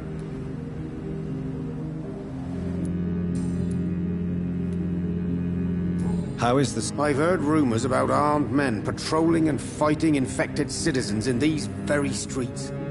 I was lucky they didn't shoot me when I was abducted. May I ask you what you do for a living, Mr. Kimura? I was a landlord. A wealthy one. And not a very kind one, I realized recently. Why this sudden epiphany? Is it because of your near-death experience? I was already feeling nostalgic about Weymouth, my hometown. With recent events, I'm thinking about going back there.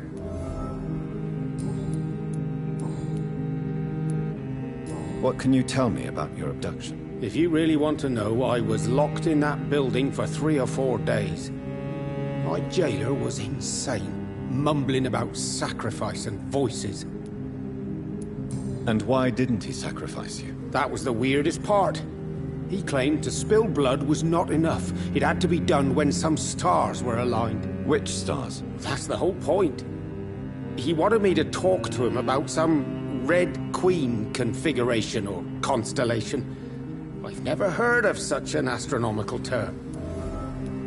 What did he say about voices? He constantly whined about the voice of his master, ordering him to do terrible things. He wanted to silence the voice by offering blood.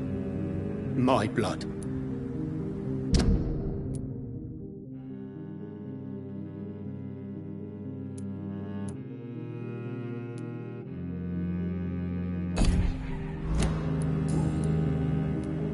Why are you so nostalgic for your hometown, Tadao? I was focused so much on making money, I almost forgot that my relatives and friends are threatened by this epidemic.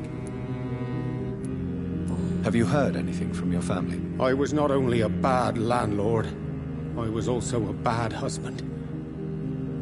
I've not seen my wife and son for years. Busy, busy, busy. At least now you're ready to go back and see them.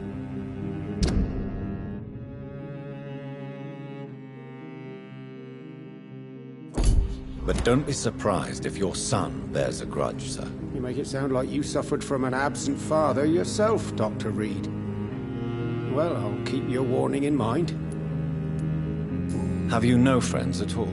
Over the years, I'm afraid my greed turned me into my friend's adversary, while I became friends with my professional rivals. Those you grew up with didn't share your views on money and success. Would you believe I was once a member of poetry circles and an astronomy club? We were young, such joyful dreamers then. But I stopped laughing long ago. Can you change? And is it what you really want?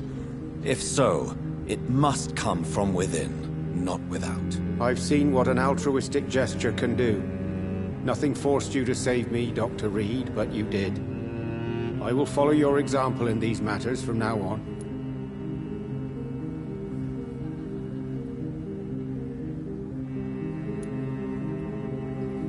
There is no need to thank me. Rescuing a London citizen should not be out of the ordinary, though I'm afraid it may appear so in these difficult times. You did not only rescue me, you fought for me. You put your life in danger to save me. That's quite extraordinary. How will you cope if you're attacked again? I don't know. I've heard about these men and women who patrol the West End every night, chasing criminals like my abductor. Maybe I should join them.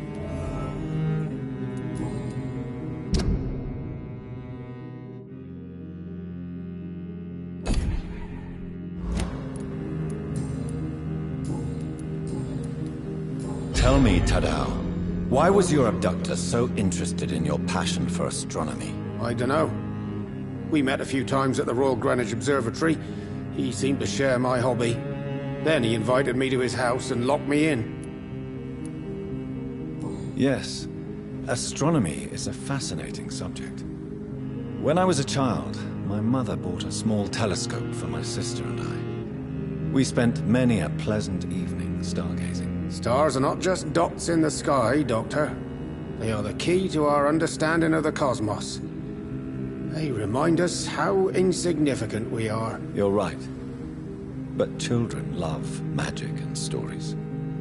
I remember our mother told us constellations have the power to protect us. Protection by the light of the stars. That's sweet. You remember the name of these constellations?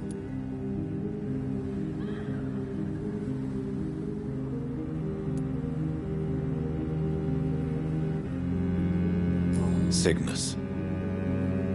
The constellation that was supposed to protect Mary. Memory's a strange thing. I can recite without hesitation the names of the 88 constellations, yet I barely remember my own childhood. Did he fake his interest in astronomy to get close to you? No. In his madness, he spoke about a blood sacrifice to be made to his master when the stars aligned to a specific configuration. Goodbye, Mr. Kimura. Take care. London has brought so much pain to me.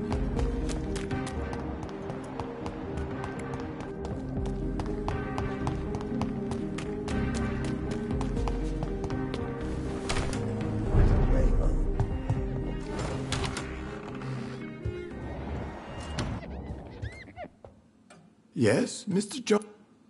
What can you tell me about Aloysius Dawson? Not much, sir. Mr. Dawson's house used to be a good house, with many servants. I heard he fired them all recently. Goodbye, Avery. Please. Of course.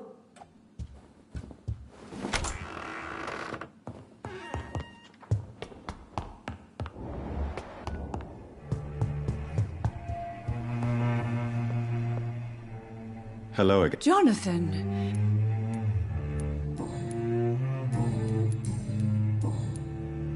Goodbye. Goodbye.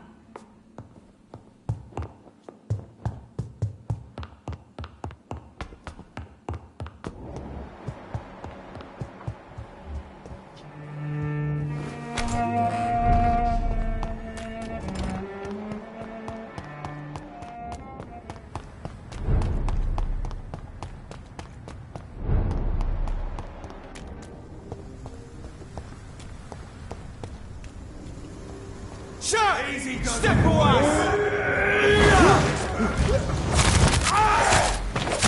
Murdering bastard!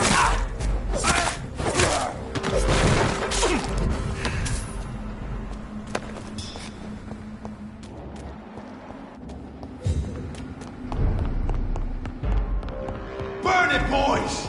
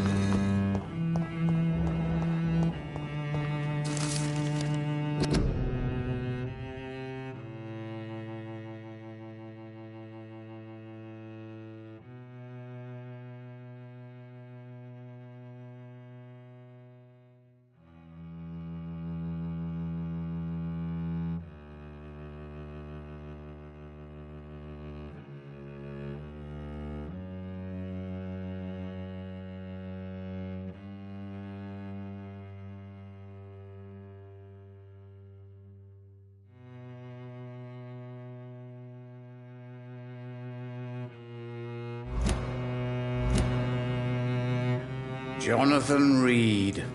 At last we meet.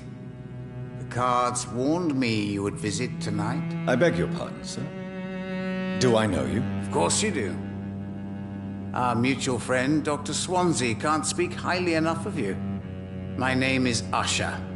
Usher Talltree. You are the leader of the Brotherhood, are you not? Primate of the Brotherhood of St. Paul's Stole, to be precise. I'm really glad we met tonight. I love it when the cards tell me a truth. The cards told you to expect me? Yes, they can tell me everything. They told me that you have not taken another life since your poor sister died.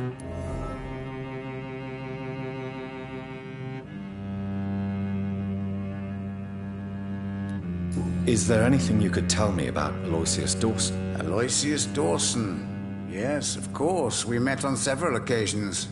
With time, he got deeper and deeper into the occult. He's not the only one. It's been quite the fashion for several decades. The Golden Dawn, for instance, is just one example. True. Aloysius was a member of the Golden Dawn until 1900. Then his thirst for dark knowledge grew. I'm talking forbidden texts, readings which blackened his heart.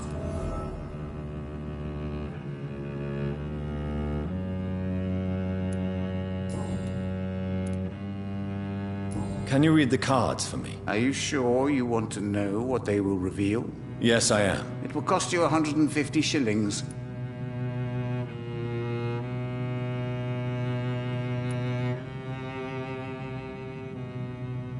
Here is the money. The alchemist. A wise and cunning mind who lives by lying to all but himself. He sells false promises and is proud of it.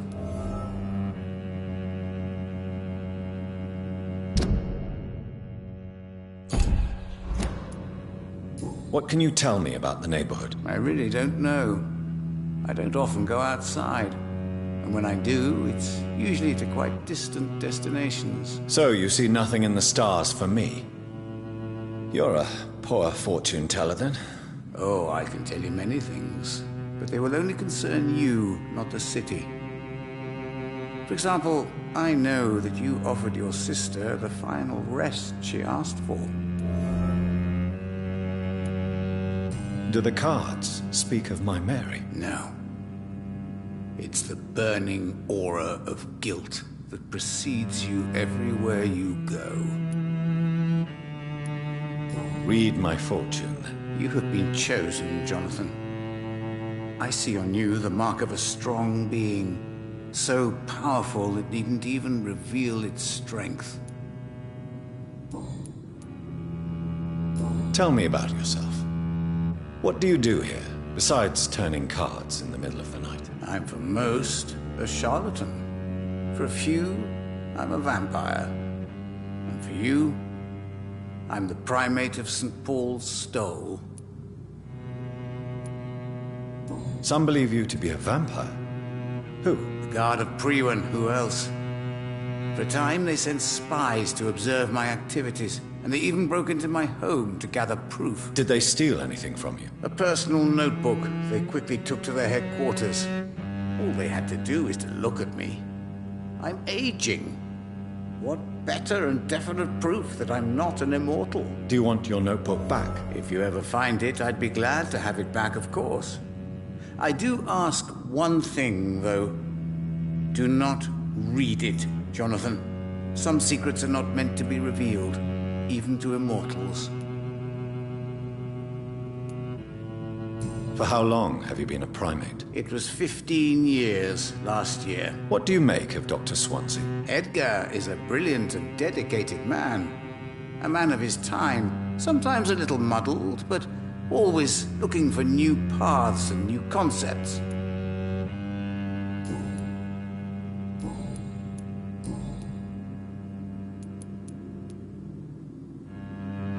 May I ask you about the Brotherhood? Of course.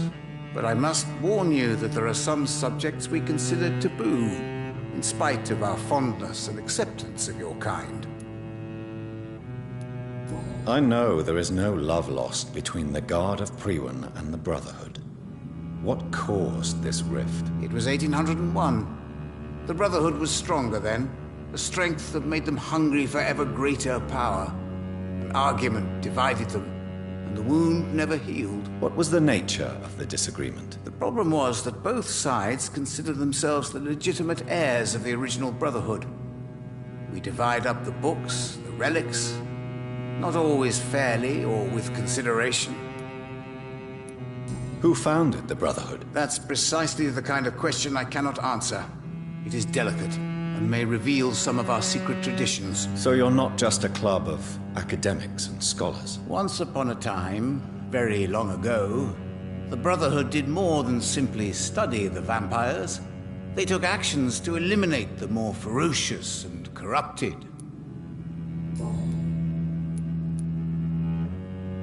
How do you measure the amount of blood on my hands? I told you. The cards always tell the truth. Well, most of the time. Is it possible to tell me my future? A vampire's fate is much more delicate to read, Doctor. But I can try.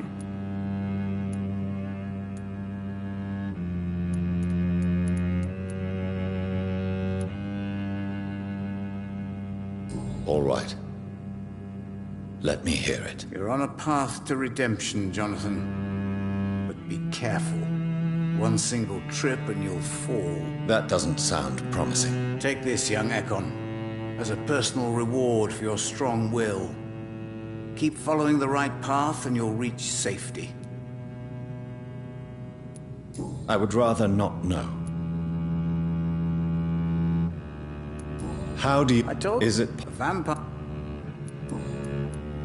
How did you learn about Mary? And spare me the hocus-pocus parlor tricks. The truth, now! Swansea told me.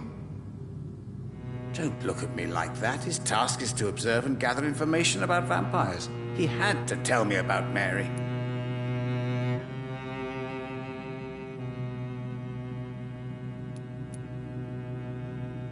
Mary did not deserve her fate. She had already suffered enough during her life. And yet the pain and the suffering went on after her death. Suffering is part of the immortal condition. Some prefer to lose their minds rather than face the simple truth. Pain will never stop. Goodbye, sir. Until we meet again. I rarely wander, yet it amuses me to converse with your kind. Perhaps London will survive the epidemic, but I see terrible trials.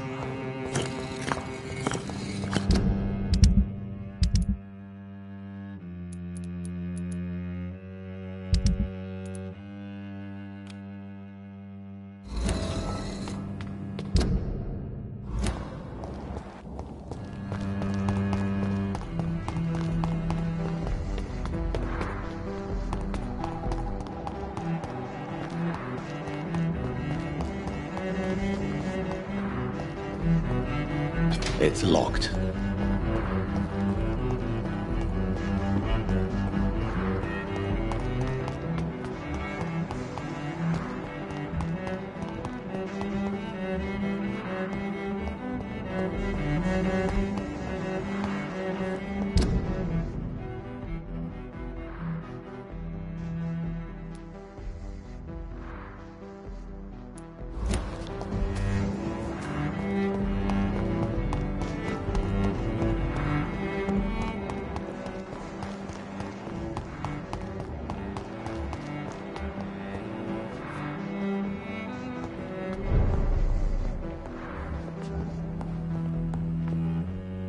Good evening. You know... May I look... It's always... Dr. Reed. I am glad.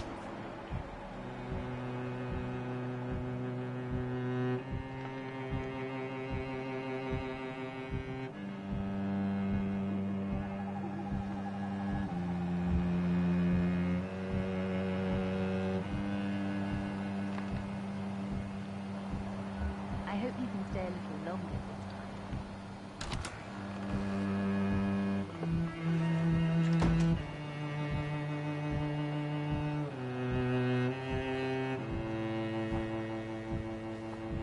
Good morning. Good evening, sir. Dr. Reed. I am glad.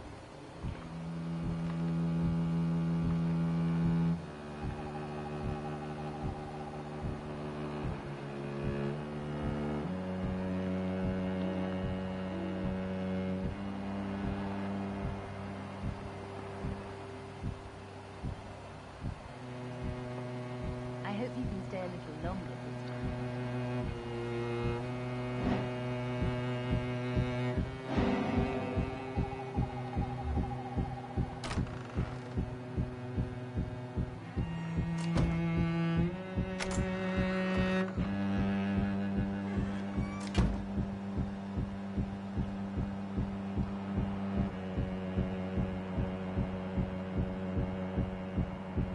If you're not too tired, could you help your mummy? Aren't you the sweetest daughter ever? Carol, give your mummy a kiss now. Yes, I love you too, Mother.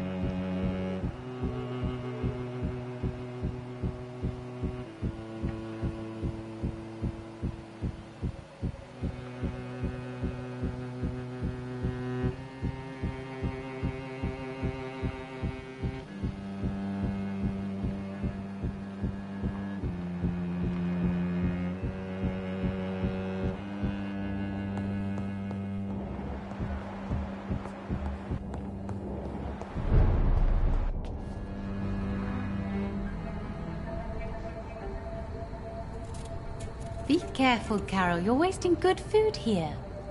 Yes, Mother. I said be careful, child. I'm sorry, sweetheart. Mummy has been so clumsy again. No, that's okay. It won't bleed for long. You're so pale. Are you feeling sick? Do you need to see a doctor? No, I'm fine. I already saw the doctor last week. Don't be silly. You must see a doctor. Just don't tell him how clumsy your mummy is, all right? I love you so much, my baby. I love you too, Mother.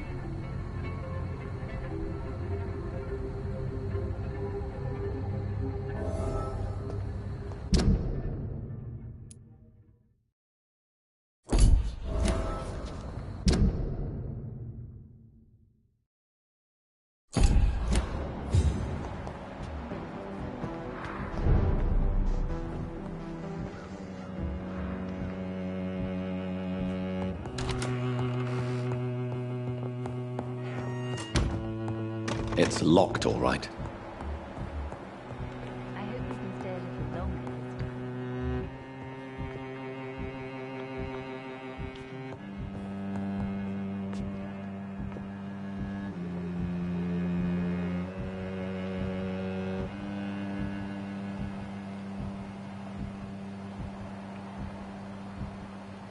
Dr. Reed, I am glad.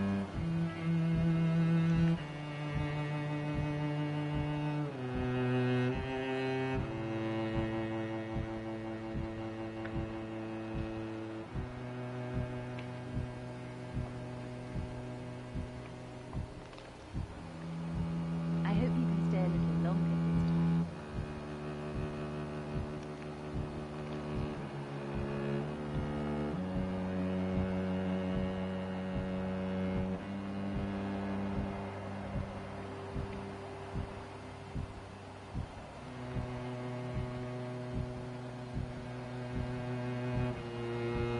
Dr. Reed, I am glad. Good evening, Miss Price. You know you can go.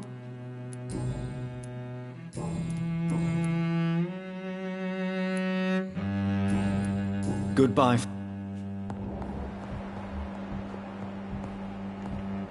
I hope you can stay a little longer this time.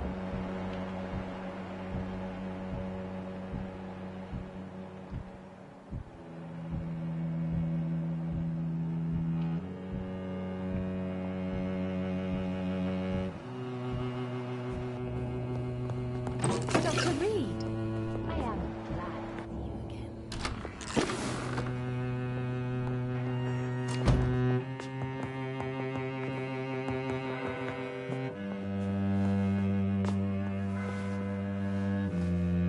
Good morning. Good evening. Good evening, I Miss hope you can Price. stay a little I'm Dr. Reed. Do you remember me? Dr. Reed? Yes, of course. You are the doctor who healed me and my mum. Good evening, Dr. Reed. Good to see you too, Carol. Are you all right? Oh, yes. I did not hurt myself recently. I know how to take care of myself now. I'm almost a grown-up. Have you ever met the famous Aloysius Dawson? Yes. A very strange man. Not very nice. What do you mean? He said he was ready to pay good money for rare books, and then laughed at what we showed him. Why are you awake at night, Carol? I am helping my mother in her shop. It's not easy, but I'm a grown-up now. I'm sure your mother is grateful for your help. I do the best I can. But I'm so clumsy sometimes. I drop things. I injure myself. It's a good thing my mother has the patience of an angel. Why is work not easy? Is something or someone bothering you? Oh no, most people are gentle with me. But I'm so nervous sometimes. I pay no attention and hurt myself. Good thing my mum learned first aid.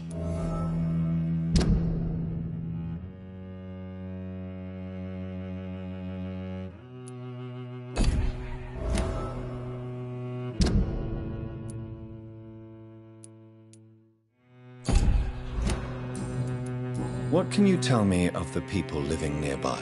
I don't speak to many people, except our customers. It's not easy to make friends. With the epidemic, it's even more difficult.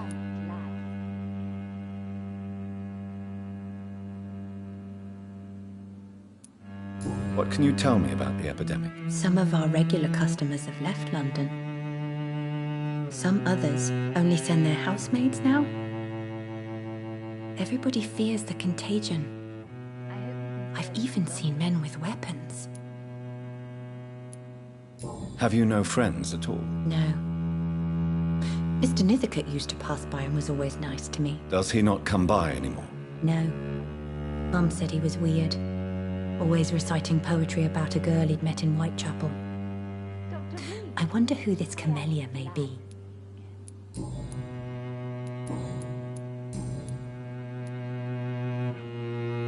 Do you enjoy working with your mother? Oh yes, Doctor.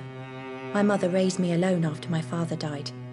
We've always lived together, and she has always watched over me. Do you remember your father? No. I was just a baby then. My mother always told me how strong and good he was. Do you ever think about getting married, now you're a woman? Oh no, Dr. Reed. Mum always says I'm still a child who has no idea how tough life can be. Dr. Reed, no husband would like a clumsy girl like me. Is it true you often hurt yourself, Carol? Yes, it's true. I try to behave, I really do. But one way or another, I always end up injured or wounded. I'm so stupid. Why would you be stupid? It's like I can't help getting under my mother's feet. That's how I end up being pushed, cut, or burned. You see, I'm a stupid girl, really. When exactly do these accidents happen? Ever since I was little. That's why I need to stay with Mum. I'm not capable of taking care of myself.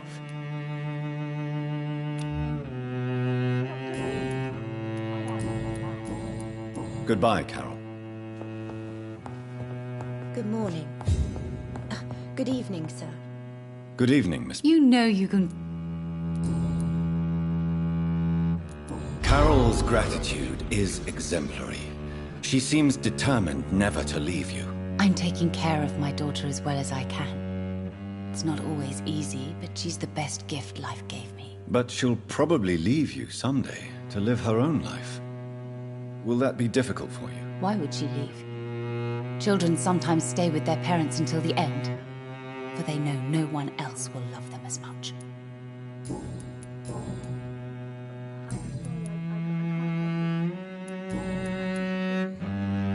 Tell me, Carolyn, do you often wound or hurt your daughter by mistake? No.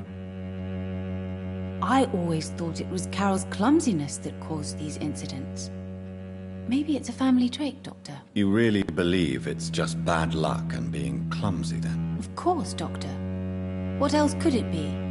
I have nothing to hide. You are responsible for your daughter's many injuries and scars, Carolyn. You brutalize her, don't you? How could I abuse my own flesh and blood? This is nonsense. It would be like hurting myself. You really believe you've done nothing wrong, don't you? How long has this been going on for? I should have seen it when you were my patients. Seen what? Child abuse? Are you mad, Dr. Reed? I dedicated my whole life to my precious Carol. She is a part of me. Yes. Even her name is just a part of yours. This is a terrible tragedy. Something of an unknown disorder. My God. Abuse that comes from overwhelming love. I can't believe what I'm hearing. How dare you say something like that? What kind of a monster do you think I am?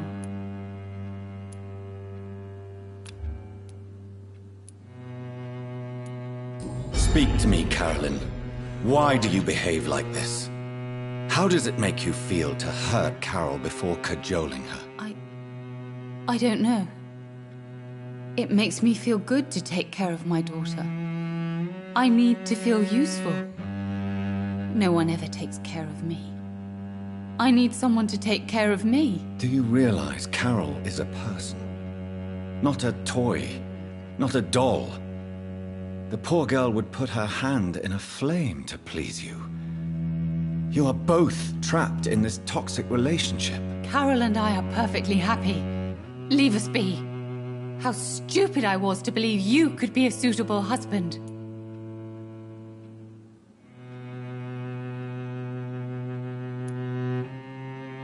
I'm not judging you, Carolyn. I believe you're a victim too. I'm just trying to explain that you need medical help. You will not separate me from my flesh and blood, Dr. Reed. We'd rather die. I am sorry, I can't help you, sir. Goodbye for now. Good evening. My mother always... I hope you can stay a little longer. You need to understand you are in danger, Carol. Your mother is responsible for all your injuries. That's a lie. She has always taken good care of me. She only gets irritated when I get under her feet. It's my fault. My mum loves me so much. Yes, Carol. Your mother believes she loves you as much as you're convinced she loves you. But you are both trapped in a toxic relationship that puts you in danger. What are you saying? That she lied to me all these years? That she wants me to be miserable? My mother has dedicated her life to my safety.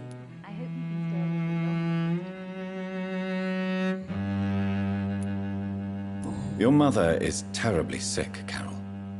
She suffers from one of the most sadistic attitudes I've ever encountered, and tortures you with a twisted sense of love. No, my mum loves me and only wants the best for me.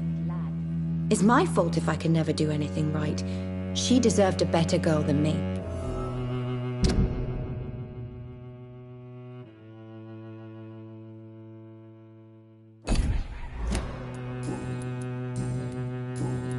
Goodbye, Carol. I am sorry, I can't help you, sir.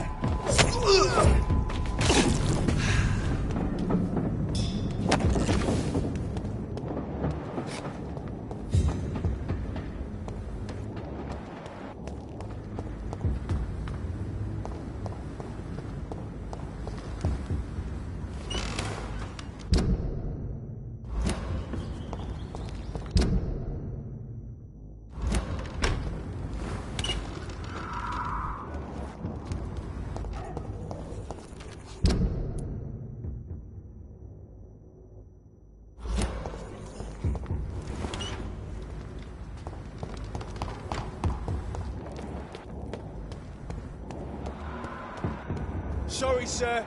No admittance. Boys!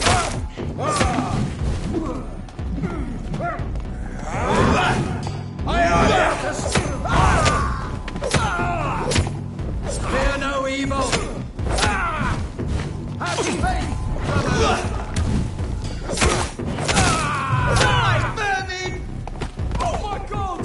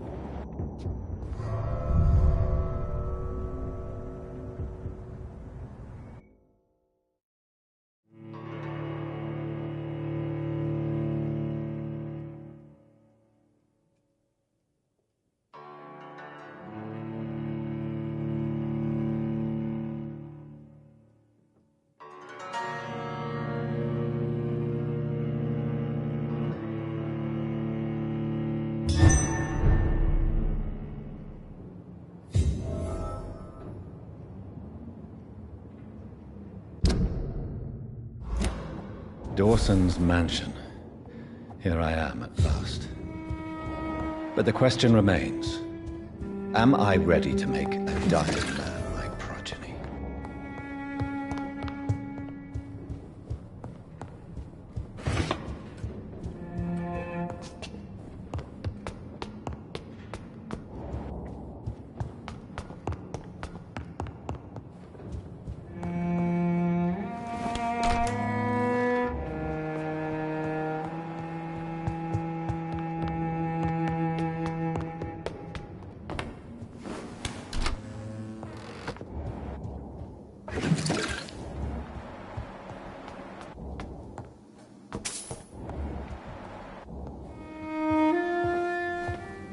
finally you're here, Dr. Reed.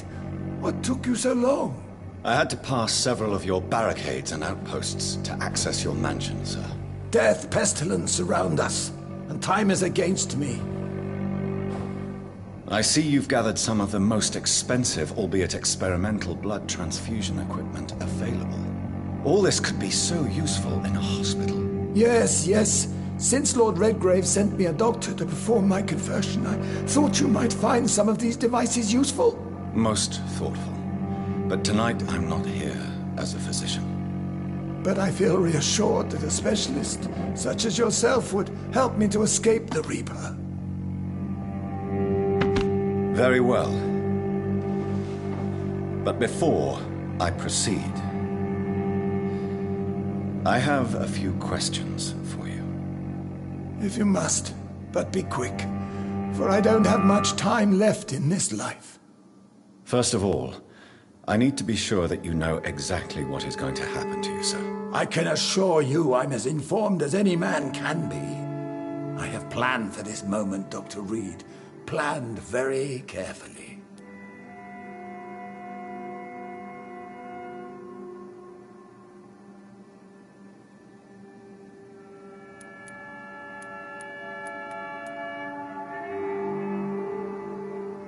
I'm the only vampire in the room for now, so please indulge me. All right, all right. What is it you wish to ask? What do you know about the Guard of Priwen? What I do know is that I'll crush anyone or anything that would dare to oppose me. You'll need to feed on warm blood. Blood from mortals. How do you feel about that? I'm rich, Dr. Reed, and powerful. I'm sure I'll be able to acquire all the blood I need without ever having to sully my own hands. I will become your maker. Do you understand what that means? Well, I certainly won't consider you my liege, or some such drivel. You can be assured of that. Let's move on, then. Please, I'm cold and tired. I feel my life waning with every moment. But first, before you embrace immortality, what would you do with such a gift? That's a rather impertinent question, Dr. Reed, and I will do as I please. Answer me all the same. What will your first action be as an immortal? To save London. I will finance the most efficient quarantine ever seen. I will build a wall that will separate the sick boroughs from the healthy ones.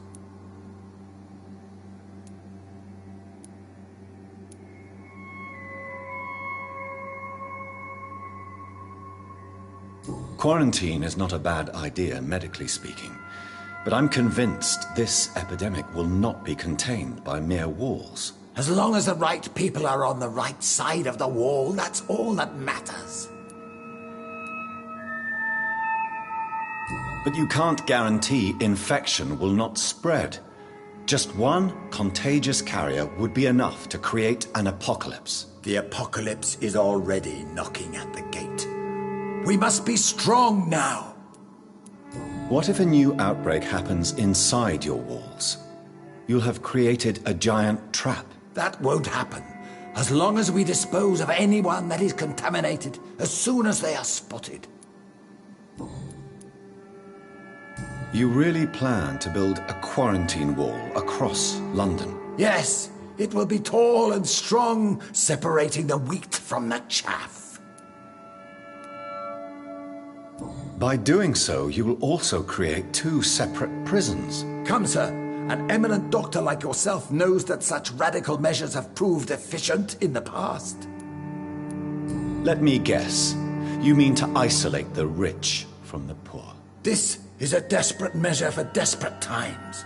England must prevail, Doctor, no matter the cost. Who gave you the right to decide the fate of thousands of people? My money. My money and my pending immortality gives me the needed authority, Doctor. I'm a businessman. I'm used to tough decisions. I've heard enough. It's time to proceed. At last. All right, do what you have to do. If it hurts, so be it. I've been preparing such a long time for this.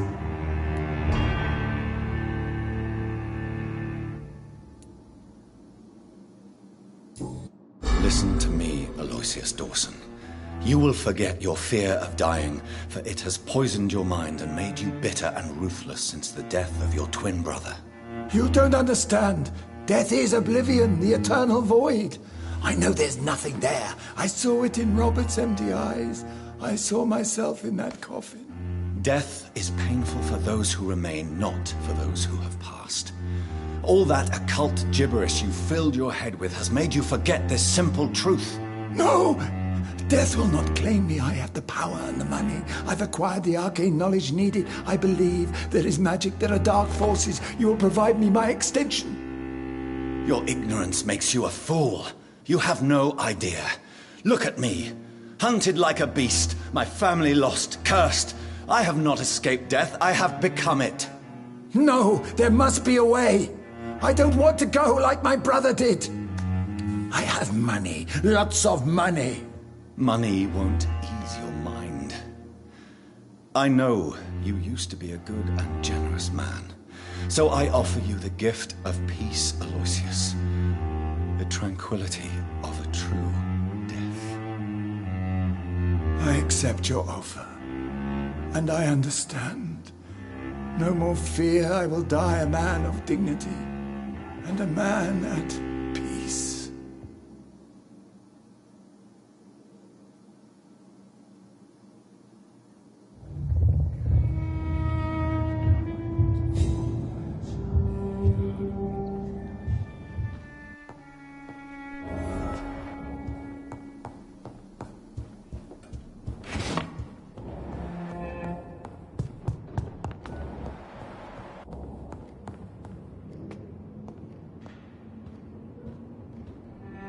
Is it done, Dr. Reed? Is Aloysius Dawson reborn as expected? I'm afraid Mr. Dawson finally chose to embrace life and death as a mortal. What do you mean? He has overcome his fear of dying. I let him rest and wait for death to come. What? This is unacceptable. Go back there and make him the powerful Ekon he's destined to be. No, Lord Redgrave. As a doctor and as an immortal, I can't. If you wish to make him your progeny, then proceed on your own. This is an outrage beyond words. This is betrayal, pure and simple. I should kill you on the spot. You swore on William Marshall's blood. Well, get rid of me then. From now on, you're an outcast. Vanished. You are forbidden to ever appear in front of us again. Ascalon will smite you on sight, and your heart will be thrown to the rats. I'll leave you then. Have fun with your puppets and shadow plays, Lord Redgrave. Yes, go, traitor, and take that awful creature, that counterfeit of a woman I saw waiting for you, and be gone!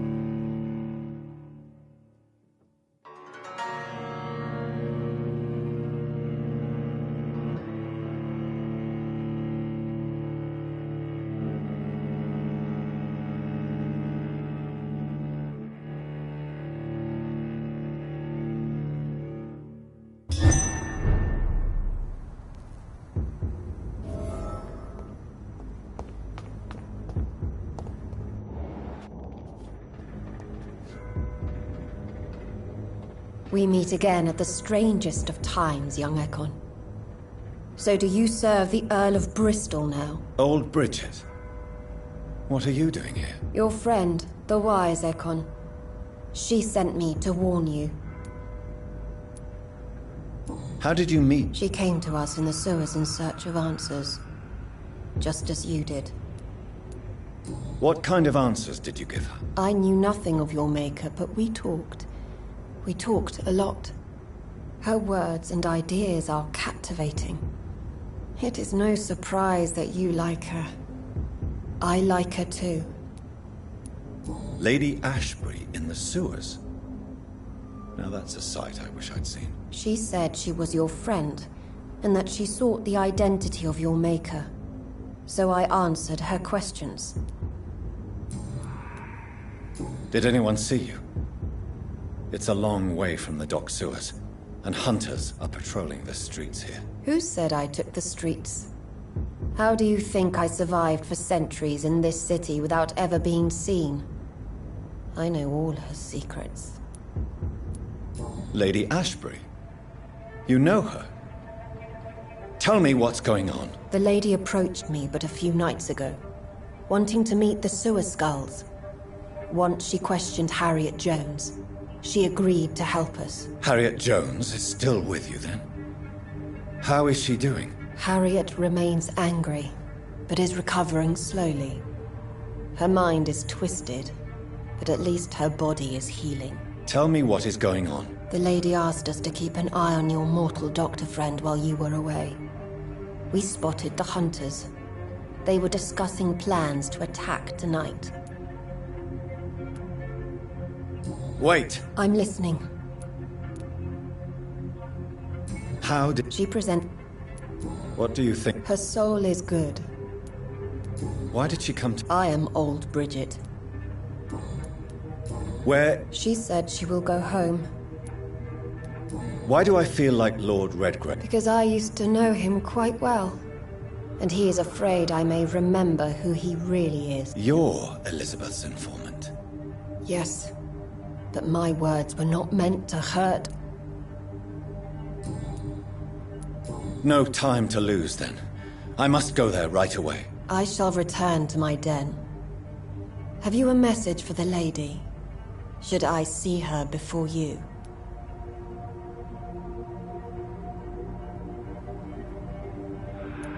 Yes.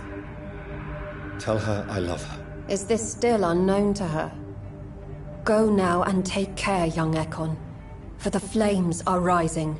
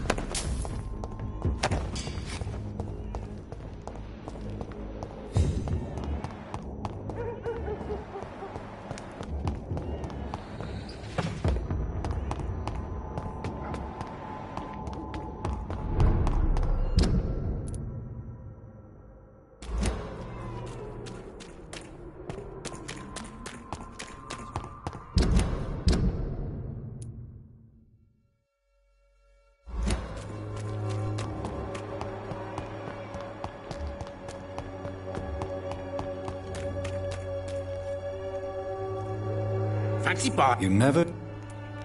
Right then.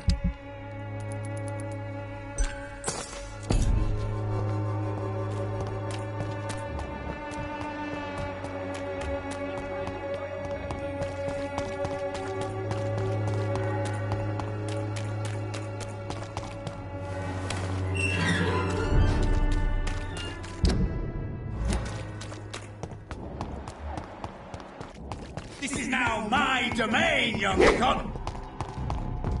Ah!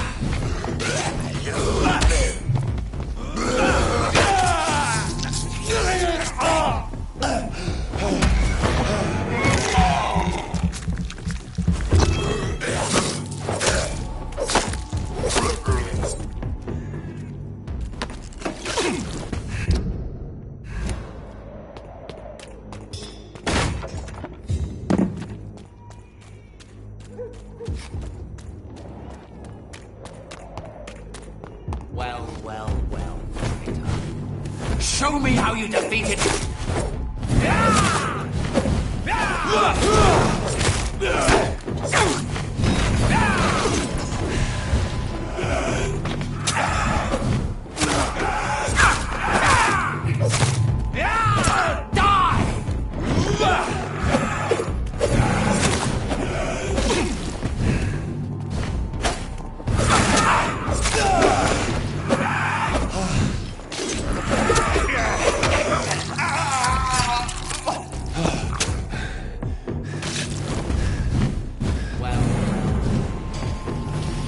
Show me how you defeated Fergal Puncher!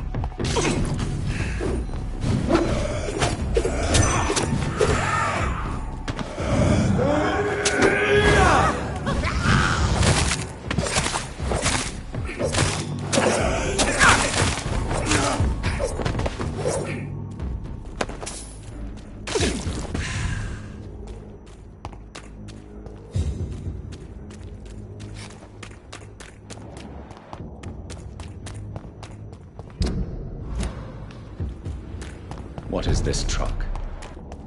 Are the vampire hunters here already?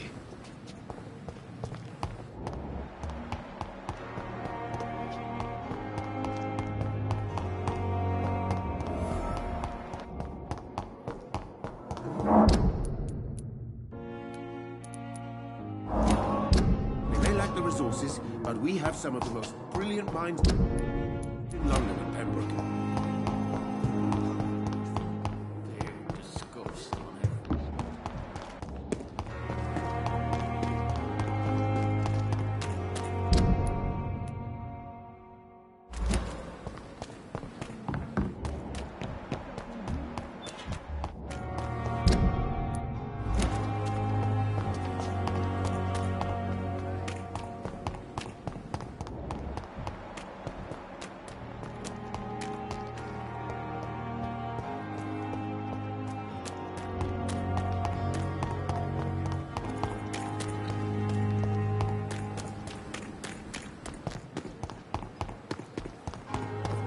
Still standing after this epidemic.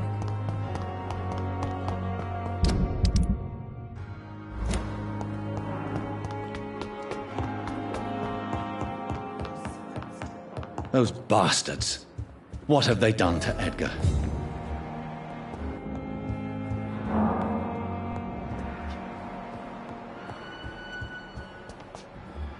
Looks like he's wounded. I better follow the blood. McCullum and his thugs are taking the credit for Edgar's abduction. They really mean business.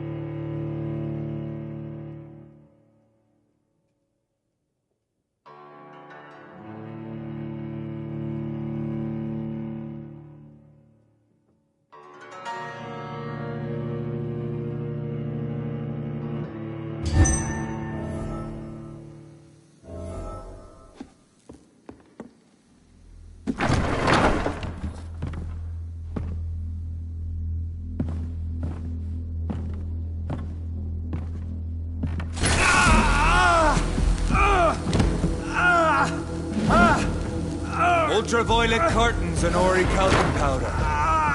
Dr. Swansea's always been a resourceful bastard. I bet he never told you he had this installed in case of a vampire attack. Says a lot about how much he trusts you. What have you done with Edgar? Don't worry. We don't kill humans. Even if your friend is deserving of a little punishment for one. What are you talking about? We know Everything. Swansea and you created this bloody epidemic. You aim to unleash another disaster, just like William Marshall did. No! I'm trying to put an end to it, just like you are. You're its progeny, aren't you? Where is the monster hiding? It's still in England, isn't it? I have no idea what you're talking about. Jeffrey, please listen to me. No tricks. That shit won't work on me. We've found proof in the theater. Doris Fletcher was your first experiment. Now where is Marshall? Speak!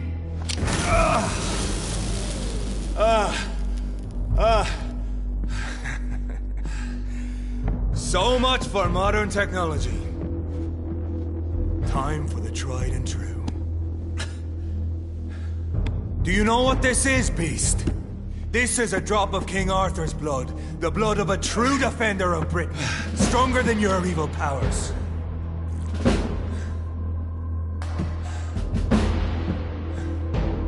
This is ridiculous. We're losing precious time.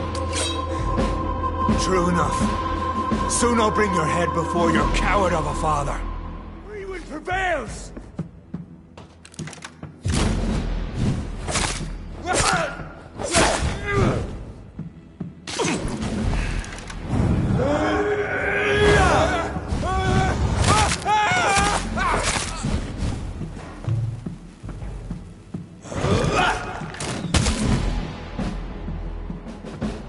Or pin you down!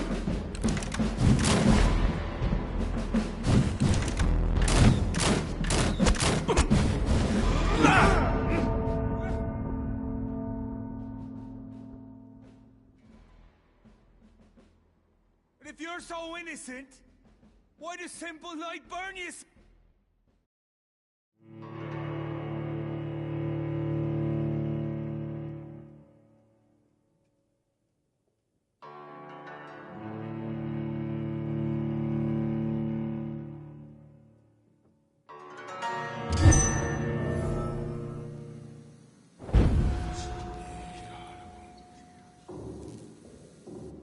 Show some style. Fight like a man.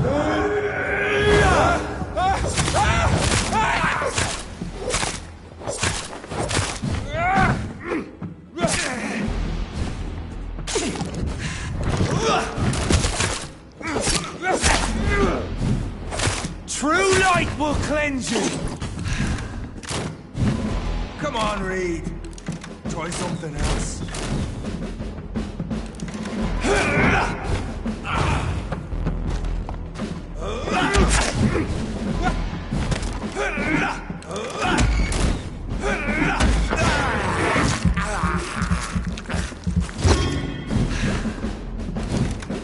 Your poisonous bite is useless on me.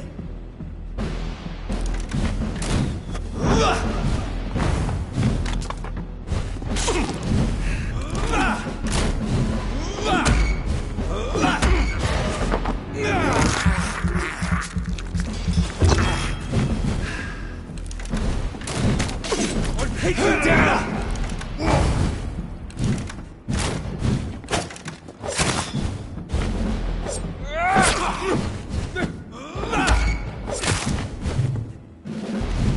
The blood of a true defender of this land will protect me.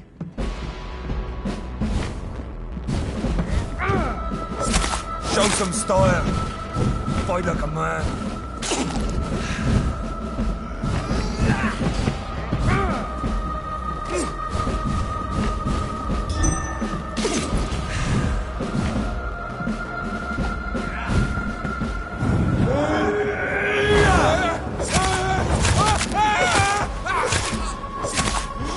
Freewood prevails!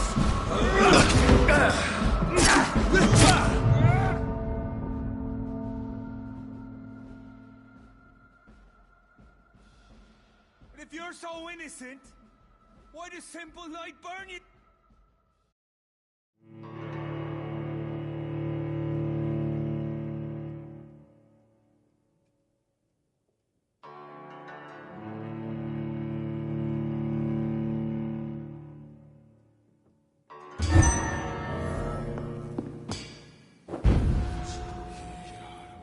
Come on, Reed.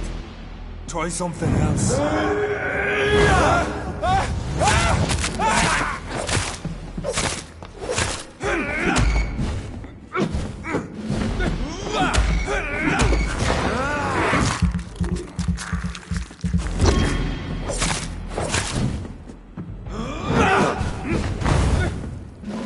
Your poisonous bite is useless on me.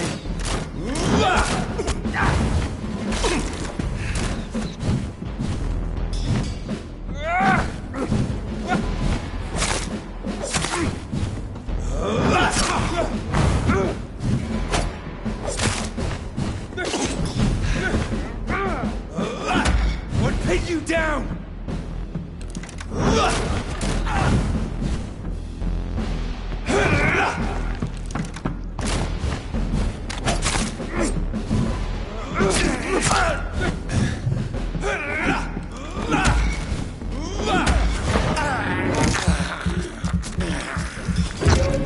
Show some style.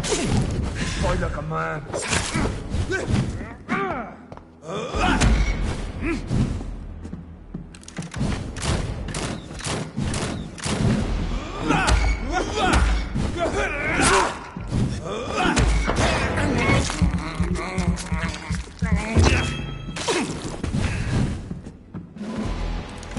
Come on, Reed. Try something else.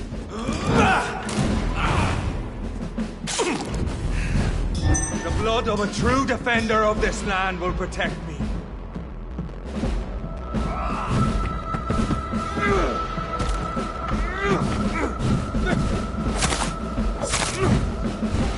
Freewind prevails!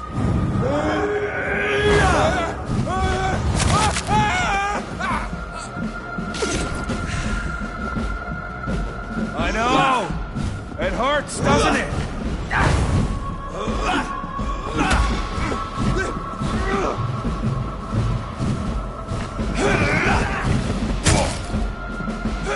Your poisonous bite is useless on me.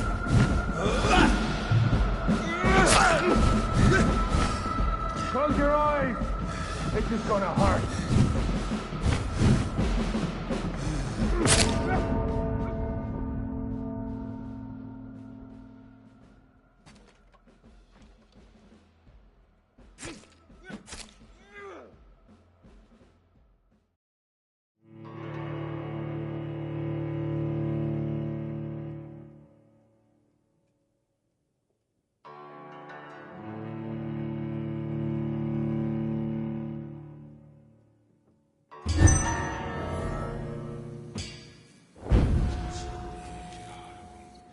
Show some style. Fight like a man.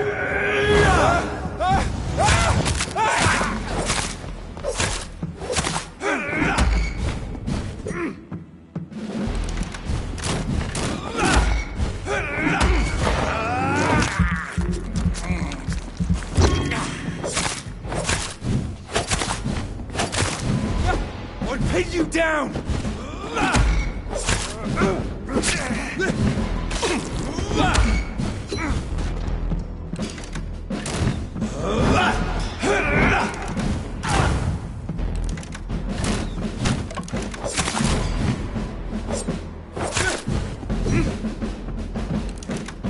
Freewind prevails!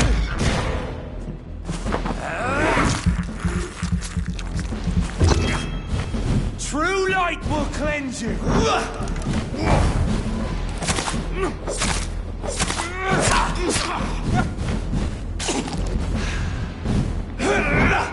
The blood of a true defender of this land will protect me.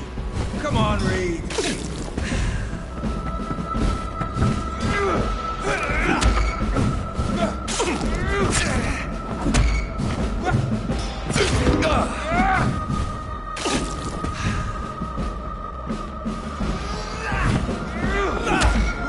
Close your eyes! This is... Your poisonous bite is useless on me.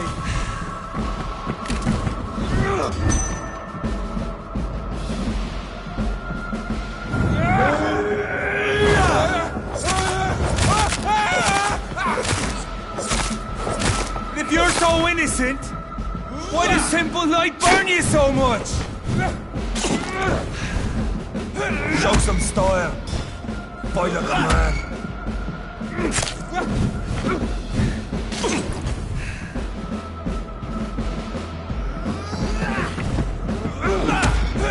I know! It hurts, doesn't it?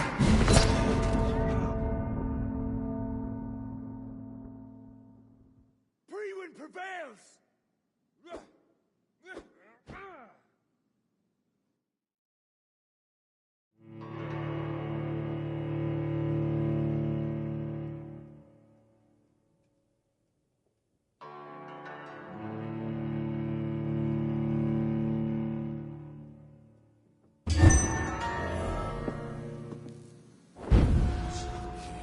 Pin you down!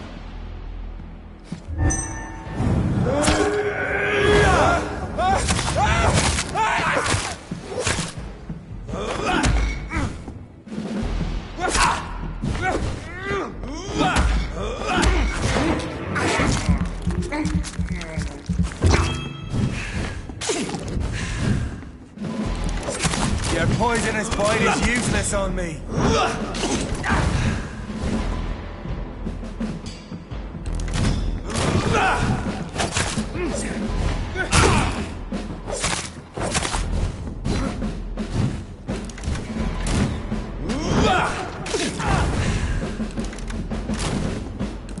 Come on, Reed. Try something else.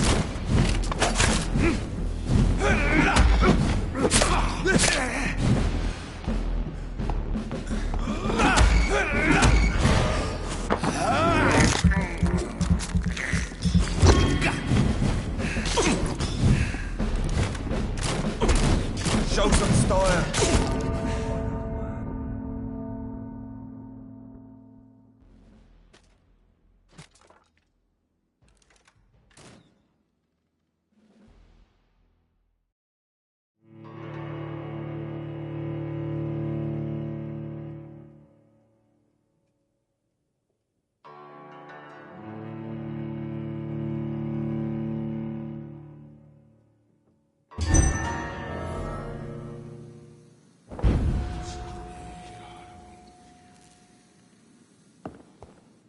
I'll pin you down!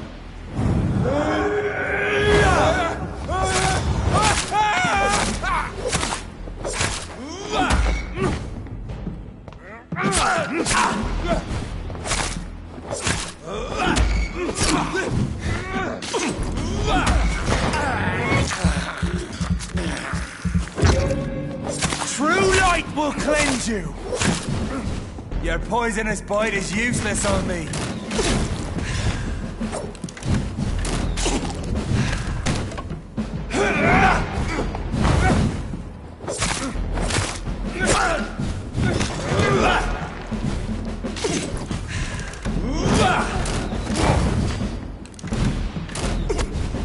Come on, Reed. Try something else.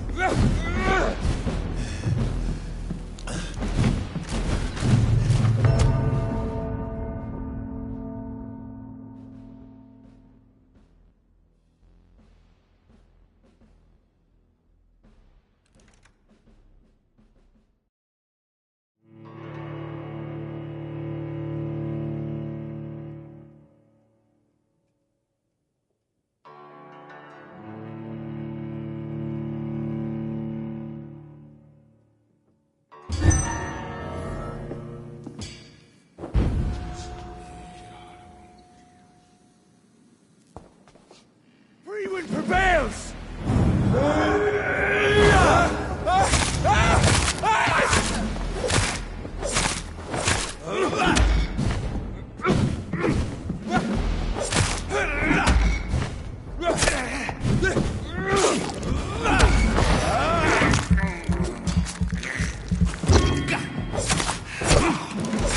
Show some style.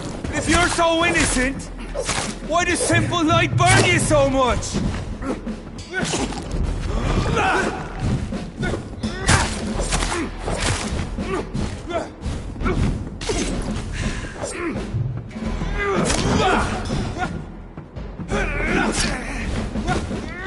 I'll pin you down! down!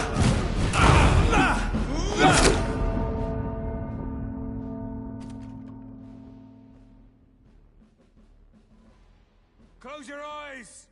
This is gonna hurt.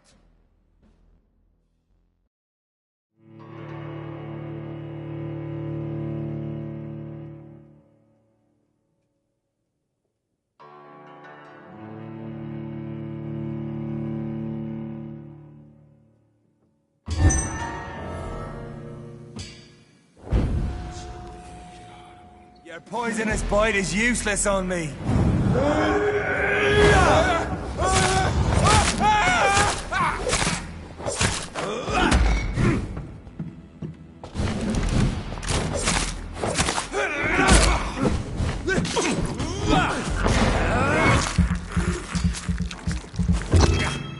And if you're so innocent, why does simple night burn you so much?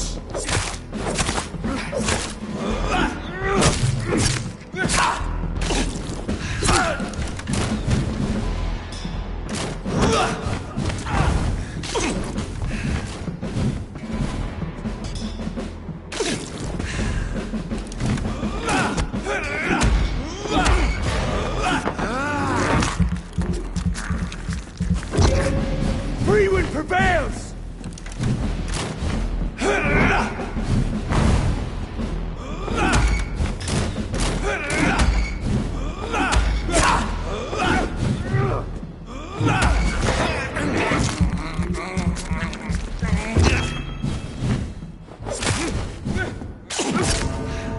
Show some style. Fight like a man.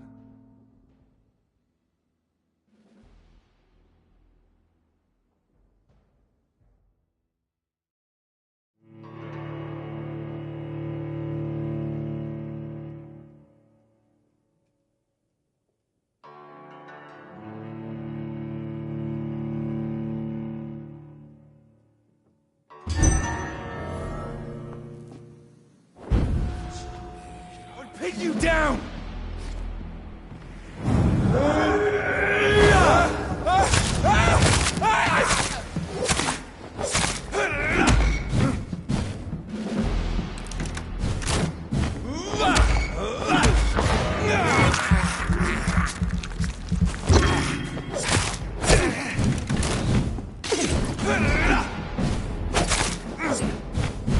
Your poisonous bite is useless.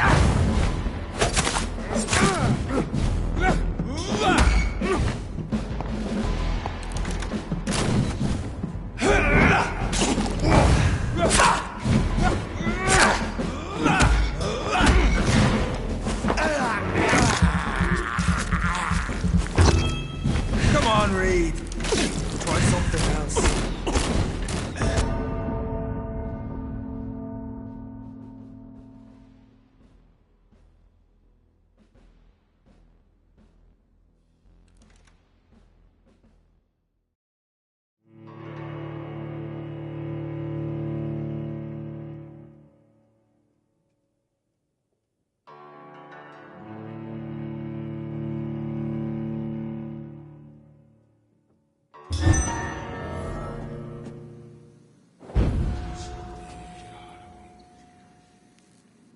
Free wind prevails!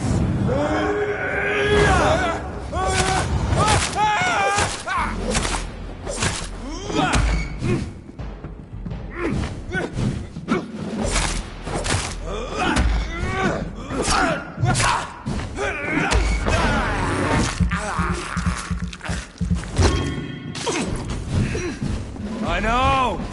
It hurts, doesn't it? I'll pin you down!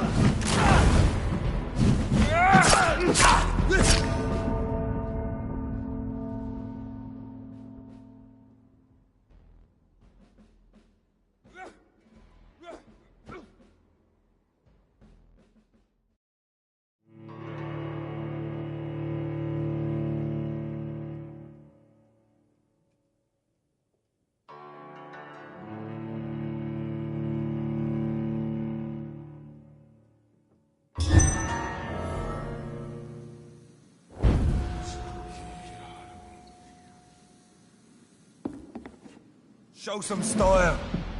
Fight like a man.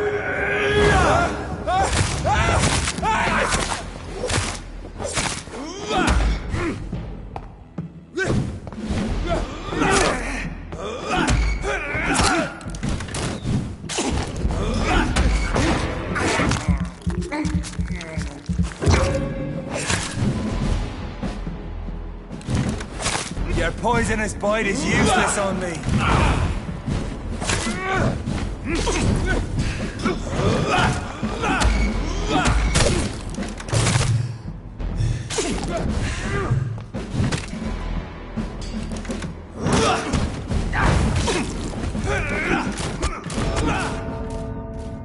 Come on, Reed. Try something else.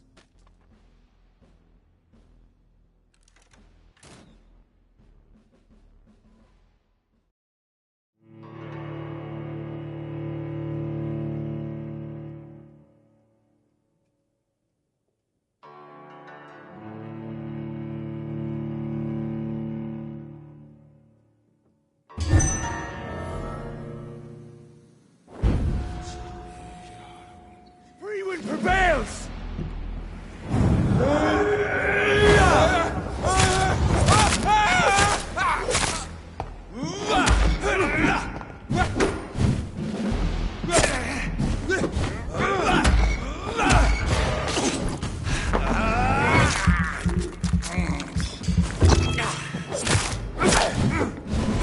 Show some style. Fight like a man.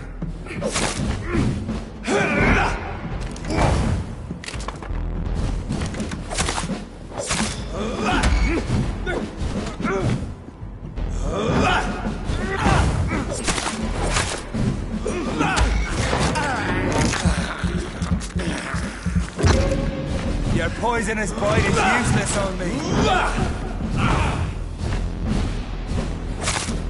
The blood of a true defender of this land will protect me.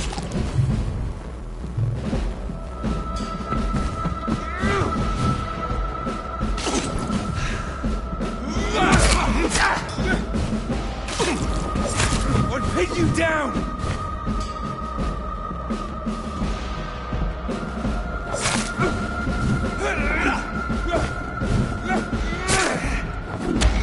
If you're so in it...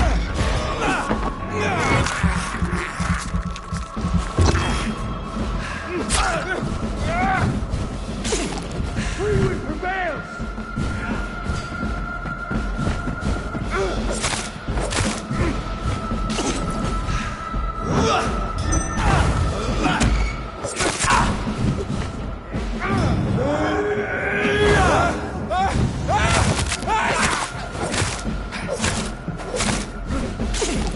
Close your eyes!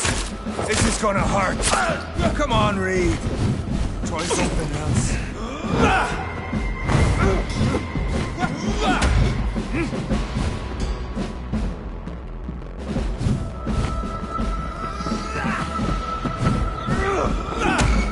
If you're so innocent...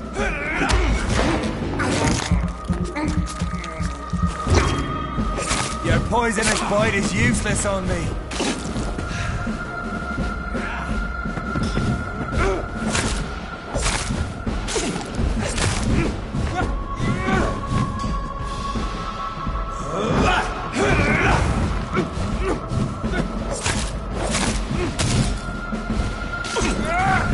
I'll pin you down!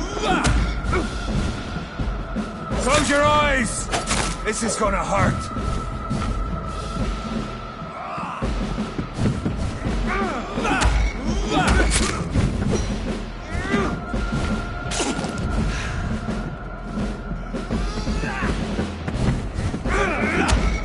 If you're so innocent...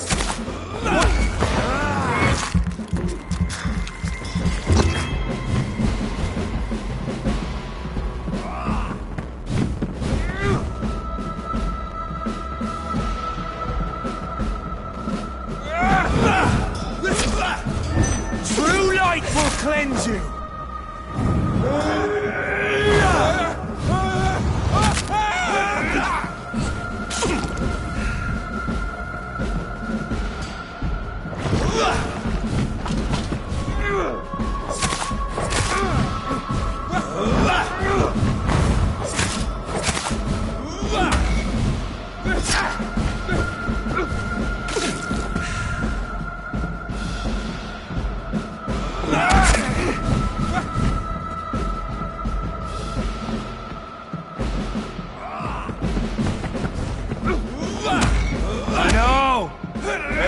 doesn't it?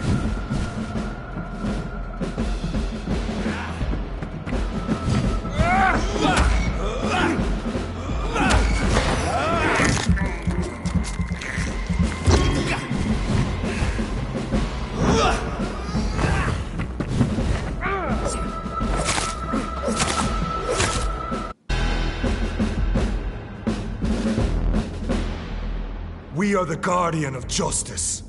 Priwen shall prevail. You can't accept the fact we're not enemies, can you? We always have been, and we always will be. Of all the evils that threaten mankind, your kind are the worst.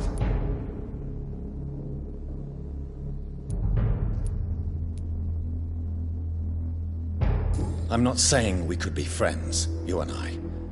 But perhaps we could collaborate to put an end to this epidemic. Never! We are Priwen. We do not negotiate. We do not compromise. There is no way you'll ever let me be, McCullum. You'll always hunt me down, won't you? There is no escape, Leech. Kill me now. For there is no way you can sway me to your ideals.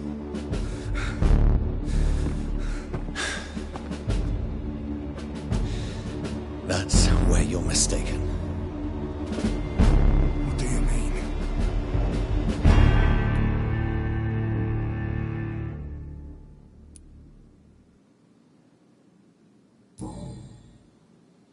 I'll spare you, McCullum. I'll offer you the mercy you never offered me. What is this ruse? This is no ruse, McCullum. This is me letting you go. After all, you and I are both trying to save this poor country, in our own way.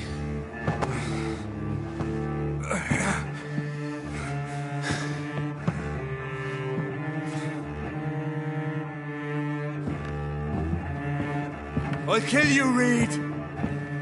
Next time we meet, I'll end you! See? Progress already. You called me by my name. Until the next time. Goodbye, Hunter.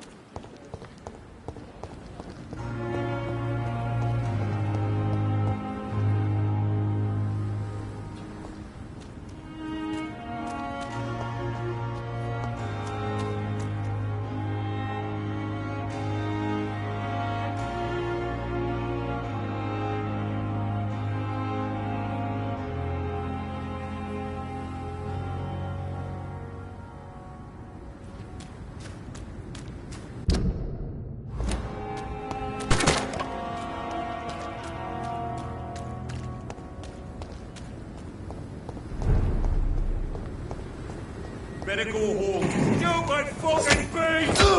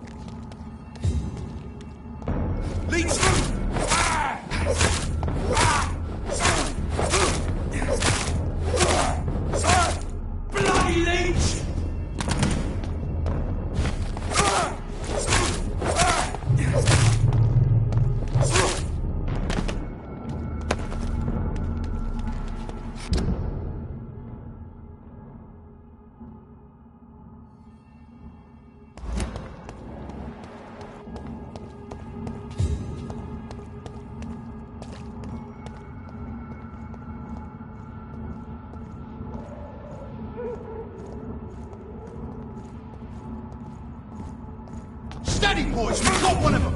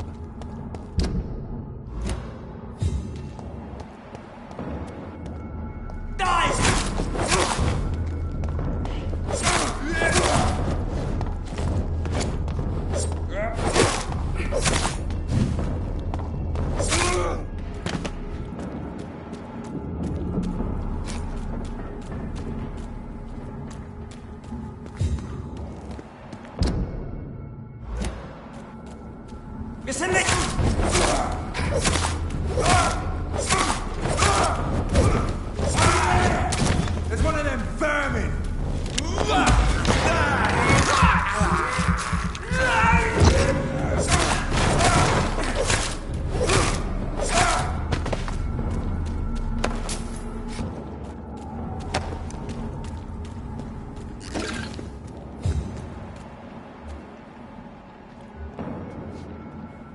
Turn around, sir.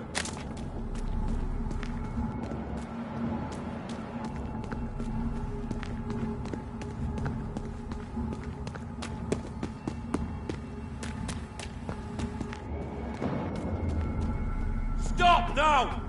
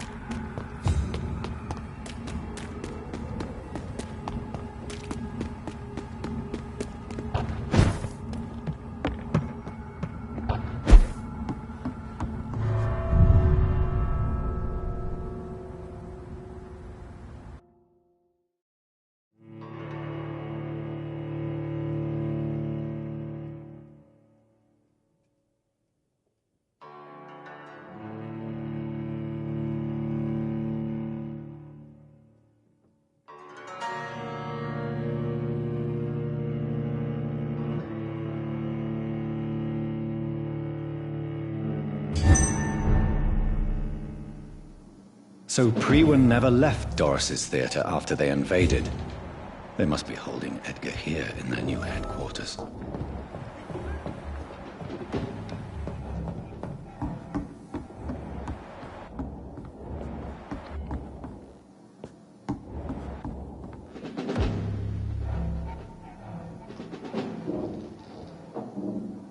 Fear no evil! We do the Lord's work here!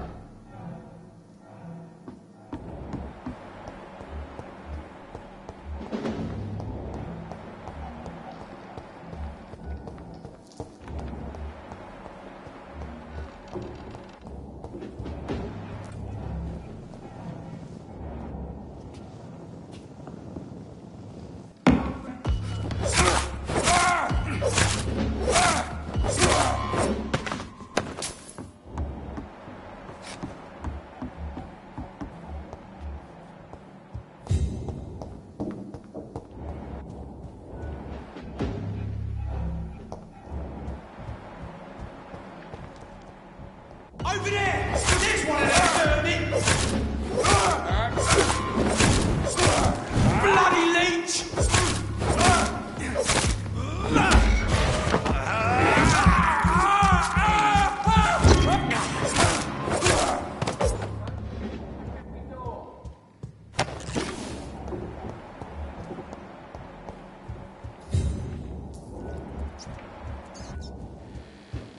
Over there! There's one of them!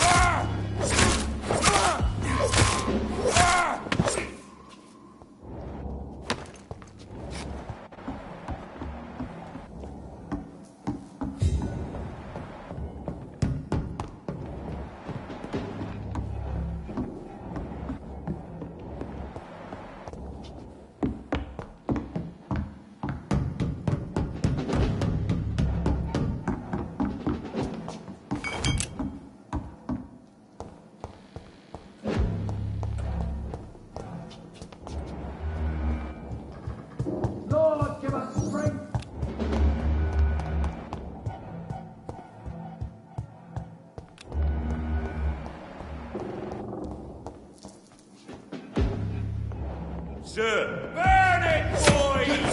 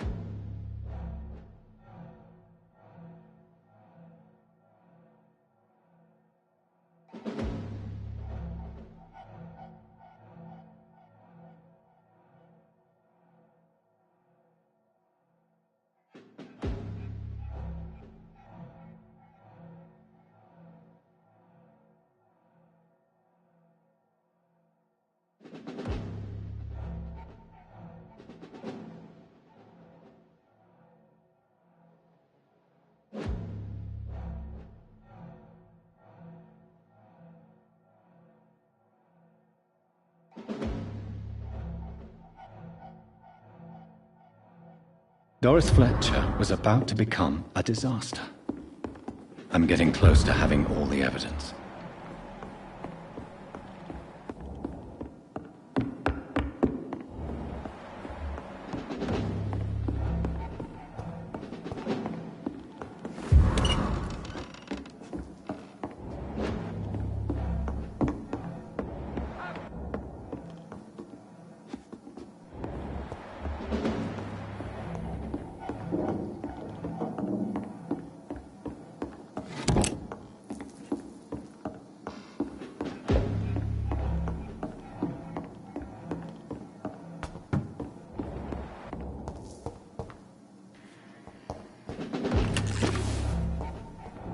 This is no place for you, sir.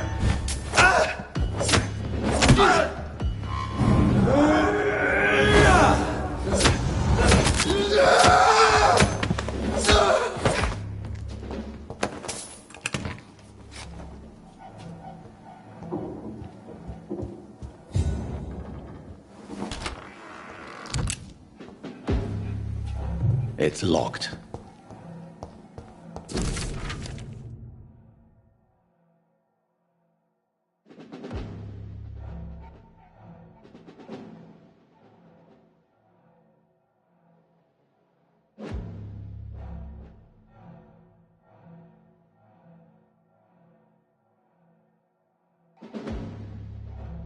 Blood of a pure heart, garlic, blood of a king. I don't understand. Perhaps this is what McCullum drank. I had better keep that in mind.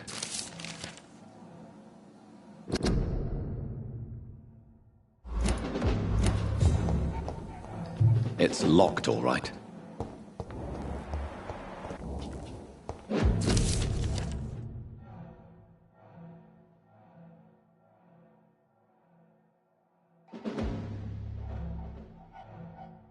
I should find the key to that box.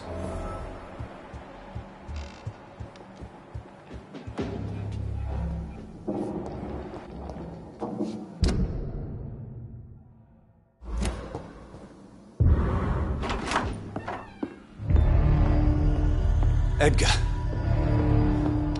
Edgar, can you hear me? Jonathan, is it really you? Easy. Easy. Save your strength. I'm getting you out of here.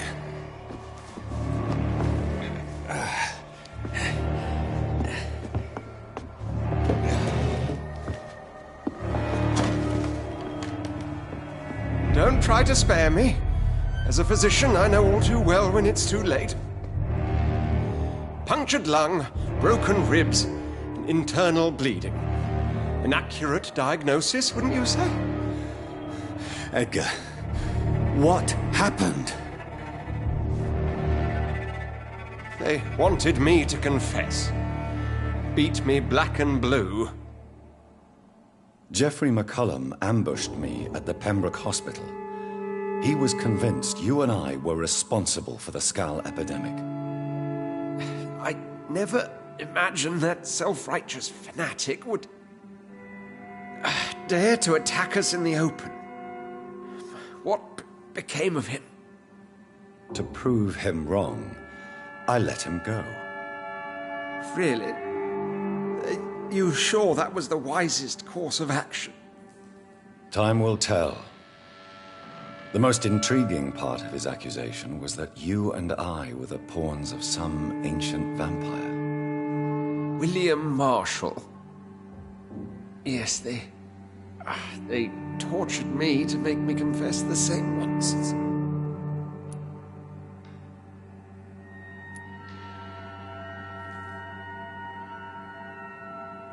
I trust you, Edgar, but the Guard of Priwen is onto something. What do you mean? William Marshall, for example. You speak of him as if you know him. How is that? Jonathan, I cannot say I'm ready for another round of questions.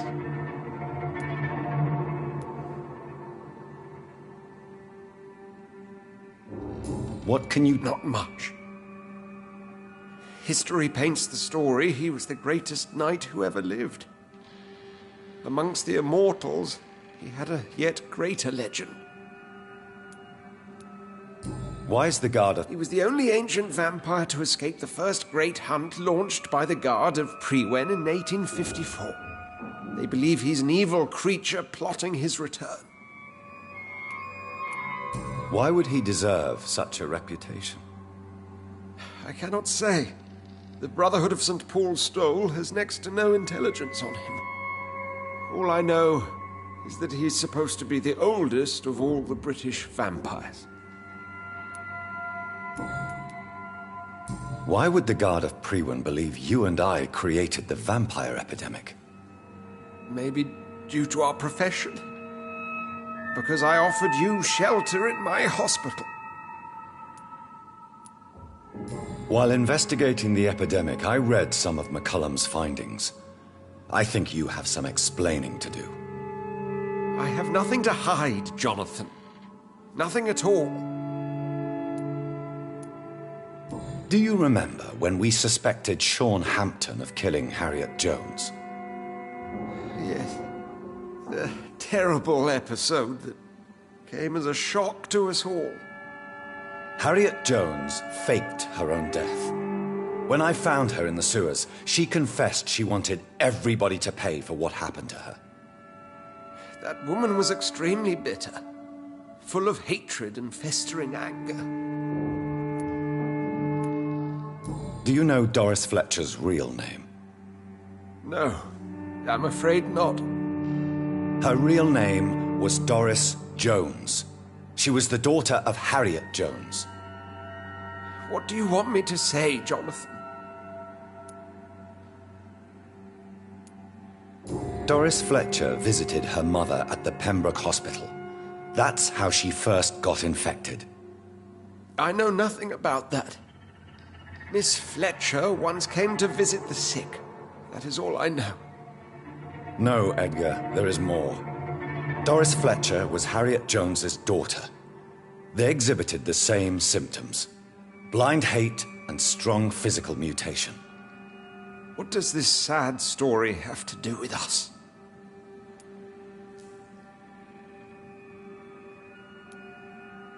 Come on, Edgar. Don't you see the pattern here? The epidemic, the link between Doris and Harriet, the suspicion of McCullum?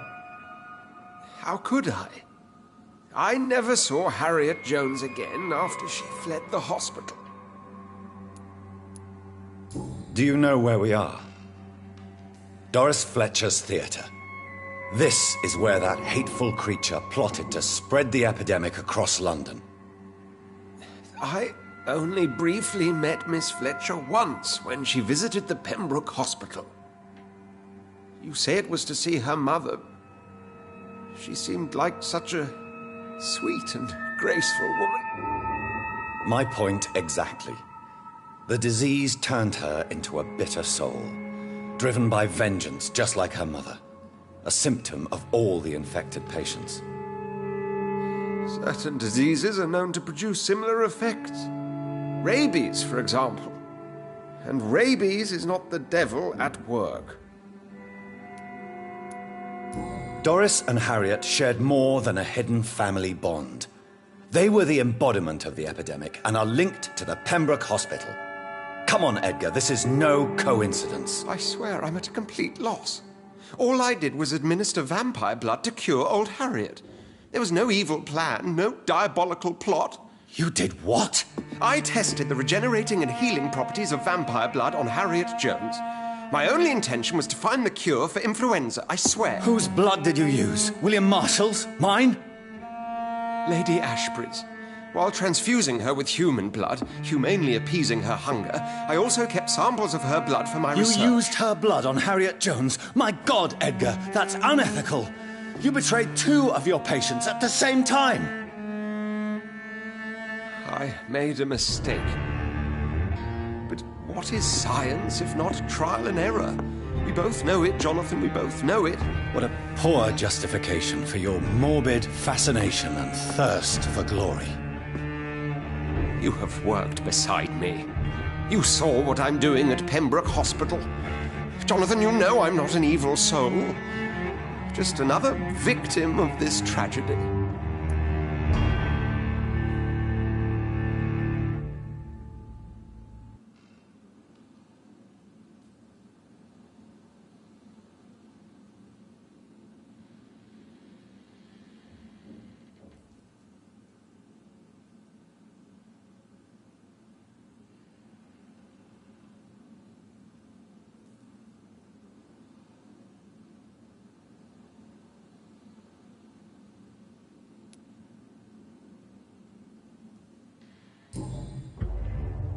No, Edgar, you are not going to die.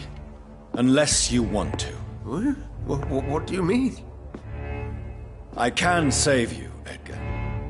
I can turn your broken body into one like mine. You truly would? After all I've done, after all that's been said, you would offer me this gift? I have no way of knowing which punishment would be worse, Edgar. But it is not for me to decide. So? Oh, please, Jonathan, please. I beg you.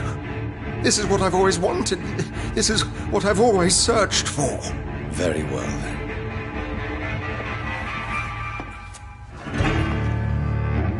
Prepare to die and be reborn. To face an eternity of guilt. I'm ready. Oh, indeed, I am ready.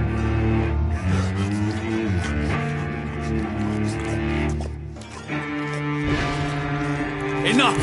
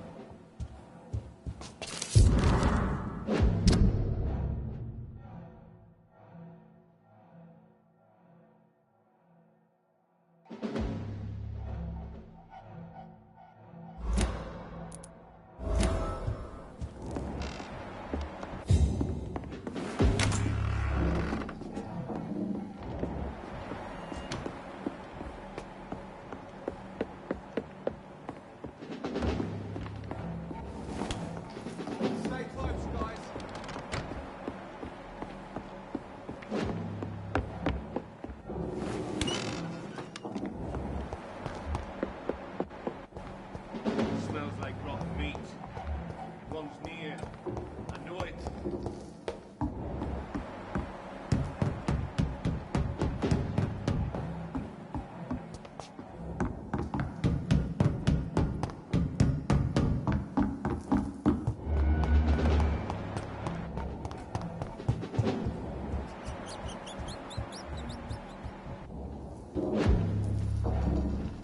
Best look lively!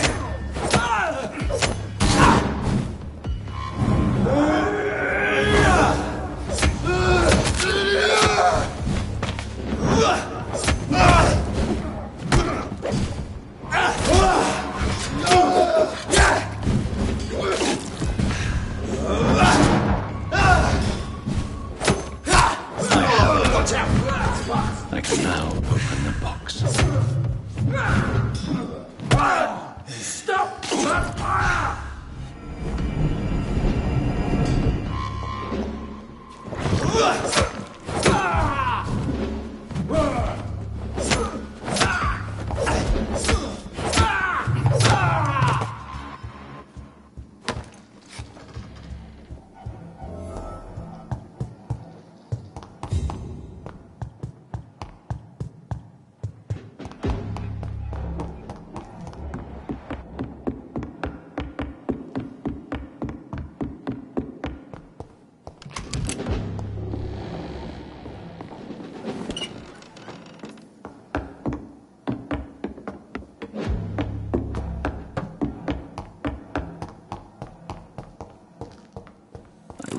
Don't know if I should read this.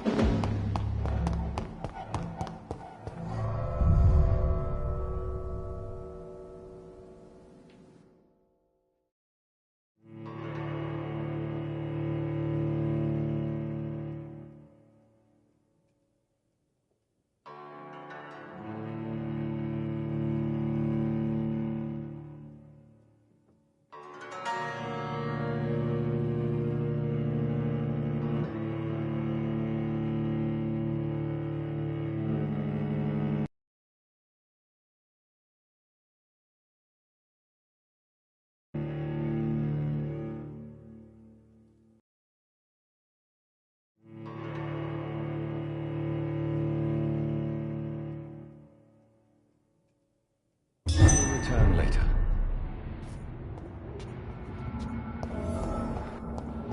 So Harriet Jones became the original carrier when Edgar gave her vampire blood. I must tell Elizabeth.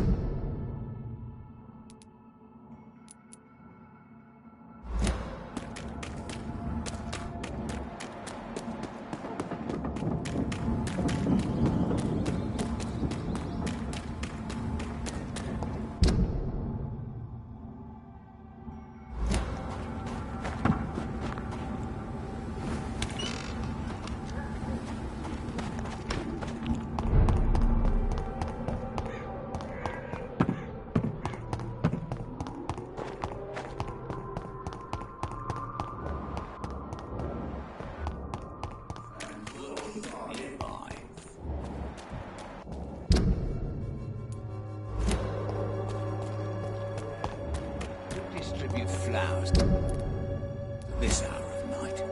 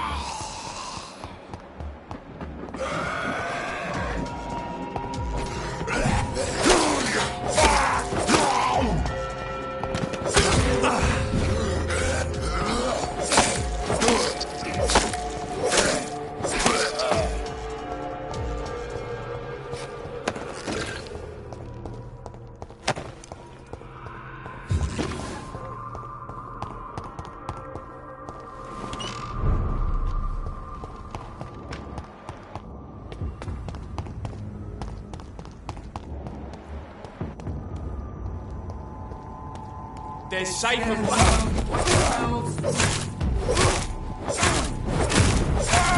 Filthy murdering bastard!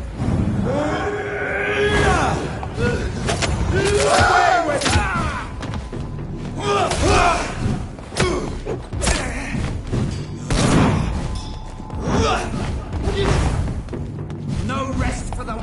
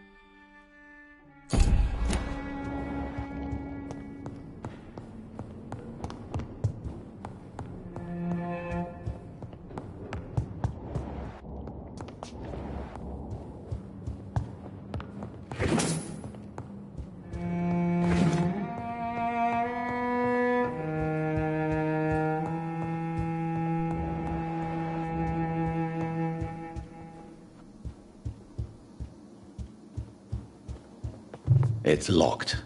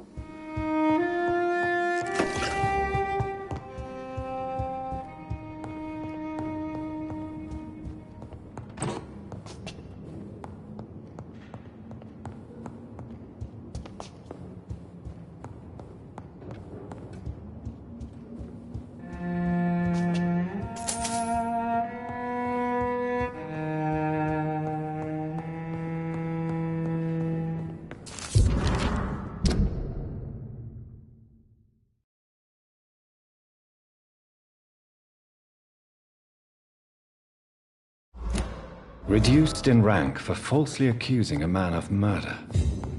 I wonder what Inspector Albright thinks about his punishment.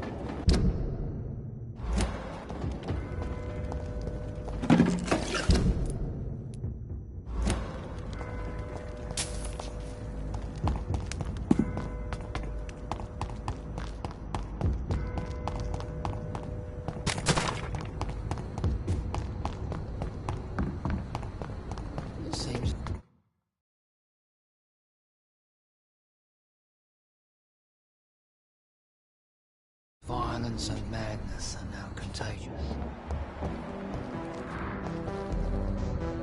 Dr. Reed, still conducting your nocturnal survey? Is it true you were dropped in rank? Tell me about it. Yes, it is. I made a terrible mistake. I deserved it. Sometimes I think I should have resigned. So why are you still working here? Because I'm a damn fine copper. I just don't want to have someone innocent hung again by mistake because of me.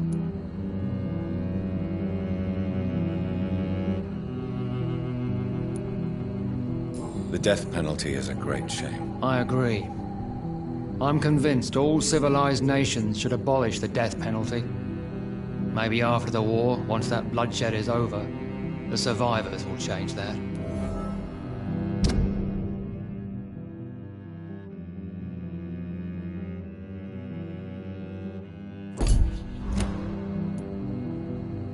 Why do you think there shouldn't be a death penalty? I believe no one should decide to take a man's life. Not a nation or a government. Are you a pacifist, Inspector? No, sir. But I believe in divine justice. Only God has the right to decide who will live and who must die. What? I have a... Tell me, she's a... do you have... No. Goodbye. Goodbye.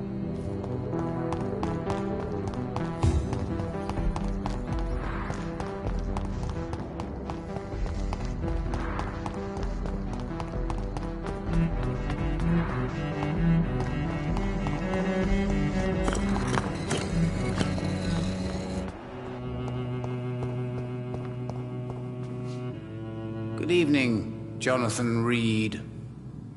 Can I help you in any way?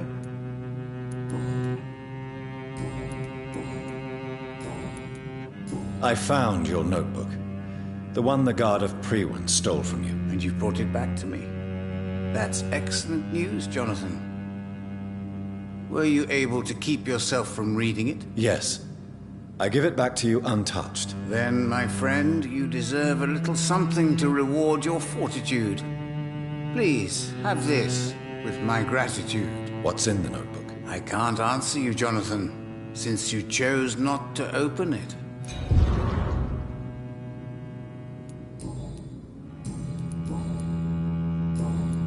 Goodbye, sir. Until we meet again. I rarely wander, yet it amuses me to converse with your kind. Red River, a song in the dark. The whispers of a sun, so many signs to interpret.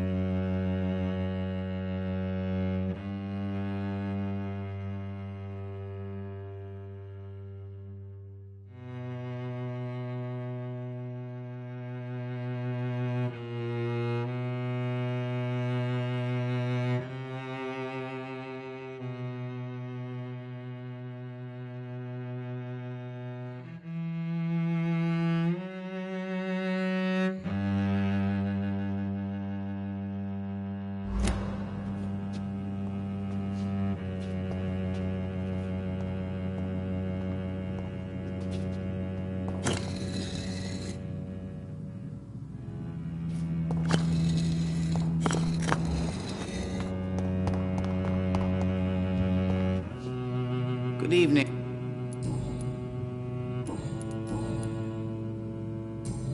Goodbye, sir. I read cards never lie, but they are never easy to read.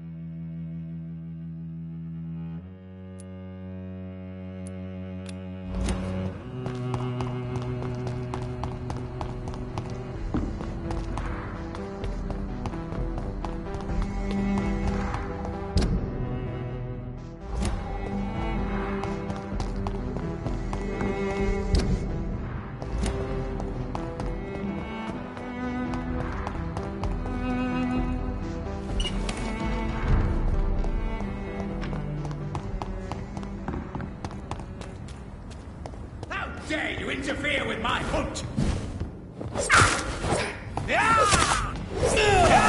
Gotcha!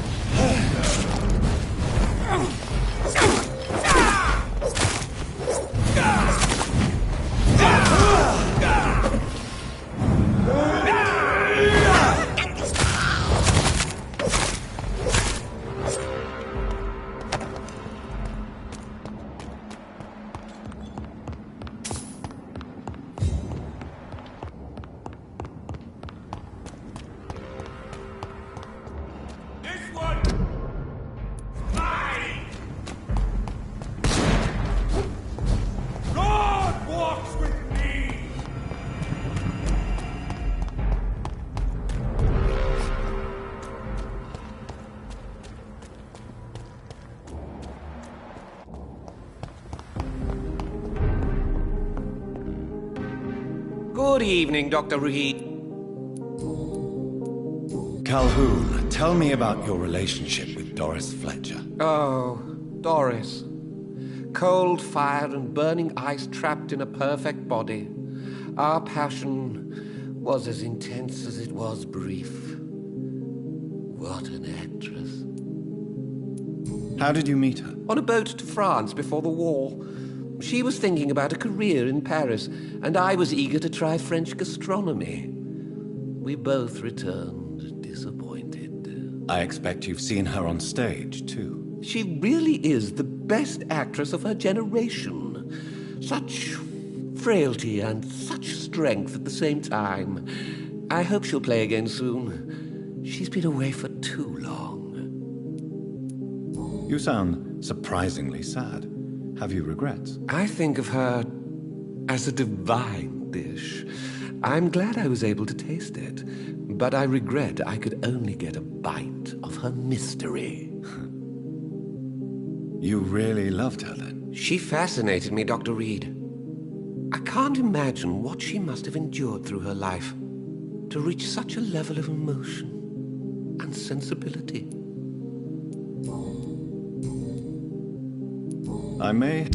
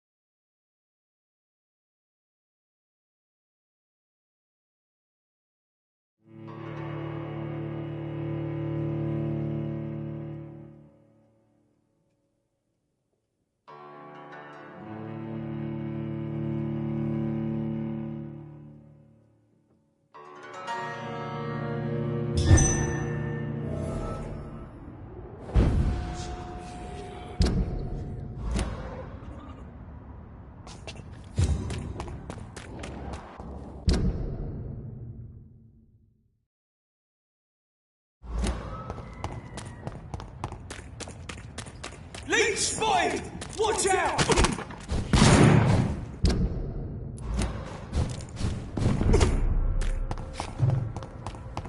Women's right to vote is only the first step.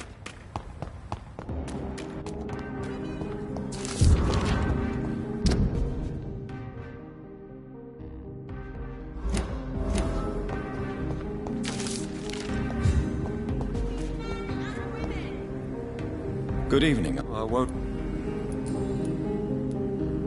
Clarence, why have you distributed leaflets about vampires? I have to warn everybody about them. They've killed thousands of... Vampires in London? I'm not mad, Jonathan. Clarence, you've...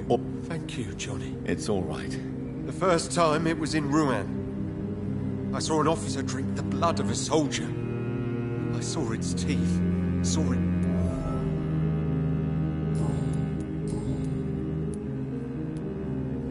Tell me what you have discovered about vampires, Clarence. They've always been here. And if you search for long enough, you realize others know about these devils too. I'm not alone.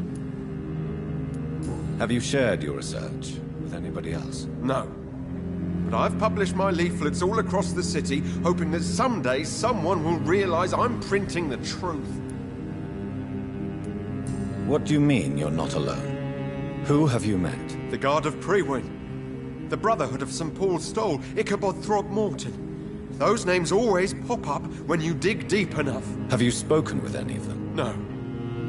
With the quarantine, it's almost impossible to leave the West End. But as a doctor, maybe you could, Johnny. Are you asking me to help you prove the existence of vampires, Clarence? Yes, Johnny. Please, gather all the information you can find about vampires and bring it to me. You're the only friend I have left. I need you.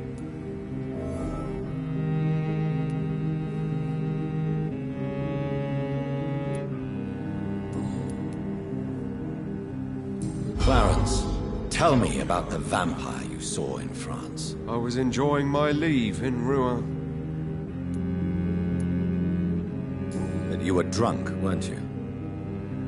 Are you sure these two men were not just kissing? Please don't insult me, Johnny. I hid, and I saw him leave. Then I saw the body, drained of all blood. I've seen the same marks here in London since I've returned. Did you ever see that officer again? No. He wore the uniform of the Royal Warwickshire Regiment. I did some research, but found no trace of him. He probably stole it from a previous victim.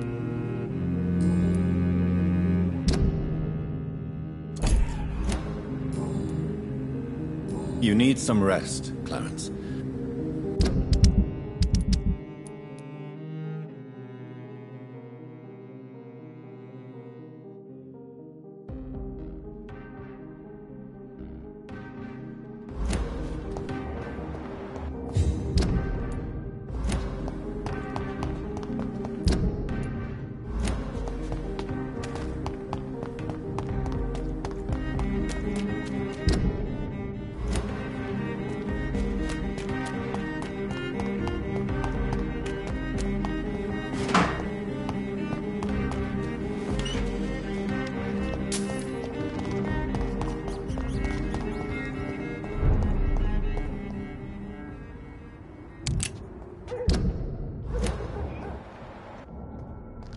Best be moving on.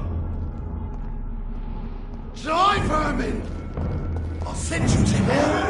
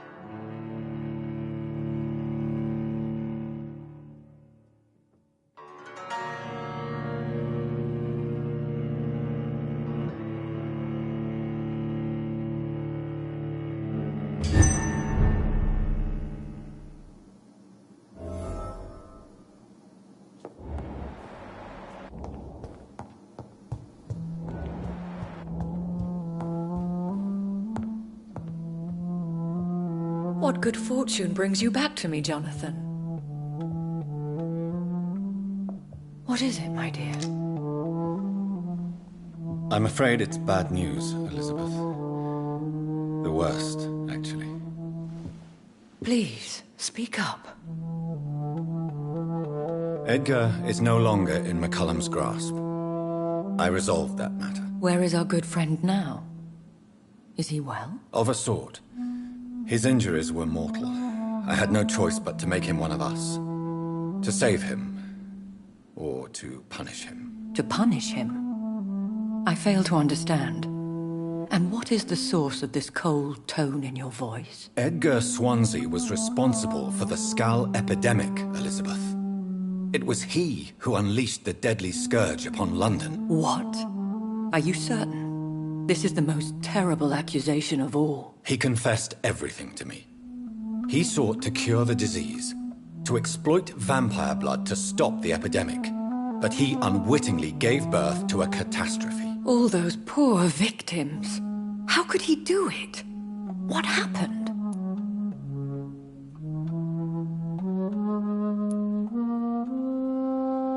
Edgar gave no heed to ethics.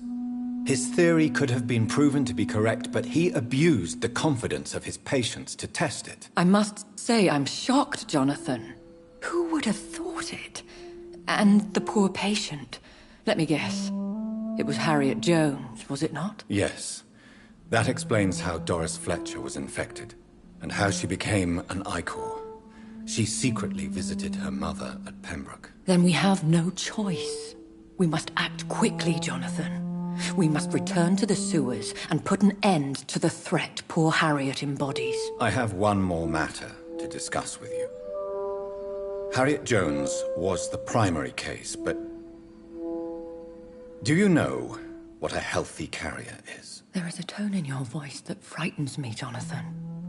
What are you trying to say? It was your blood Edgar used for his experiment on Harriet Jones.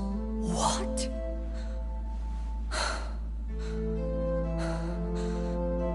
No. No. This can't be. Oh.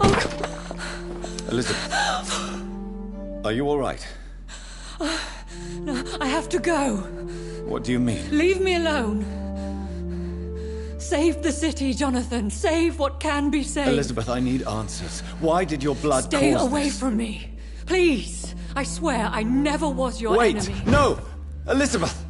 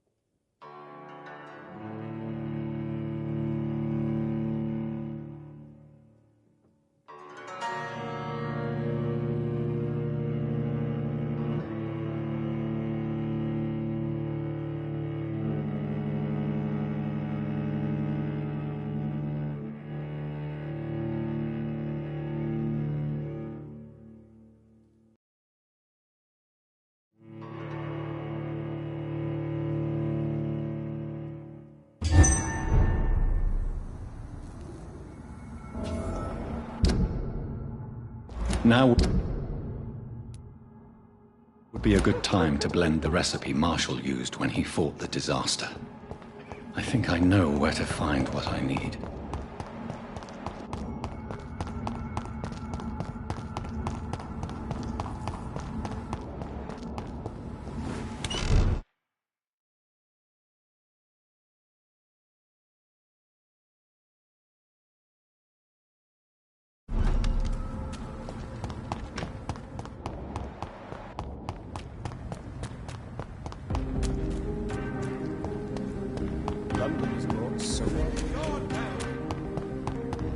Whose blood could be purer than that of William Marshall?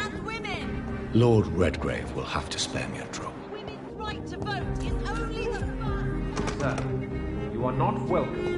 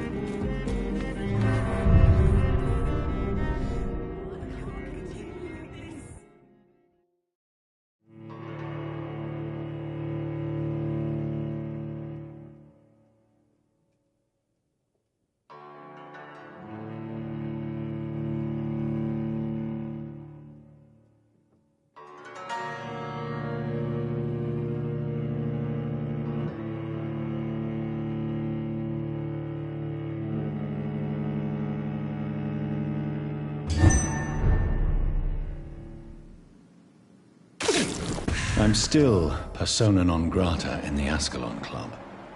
If I want to speak with Lord Redgrave, I'll have to improvise.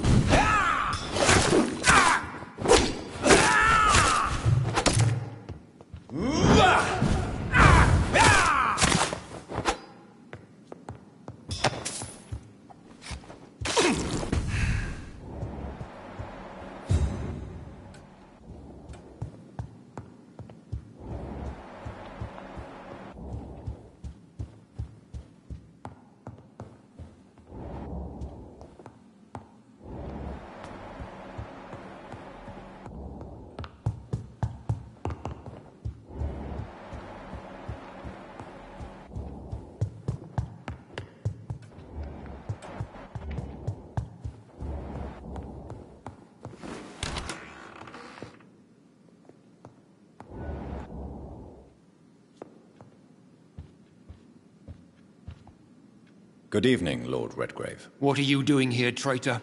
I shall smite you for this audacity. I'm not here to bicker, Lord Redgrave.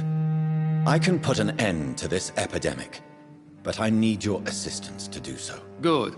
We've held out thus far, but the time has come to put an end to this crisis. Tell me, what do you need? The blood of William Marshall. The blood of William Marshall? Of my maker? Are you mad? This blood is the purest of all. My maker proffered it to me on the battlefield. I cannot hand it to you.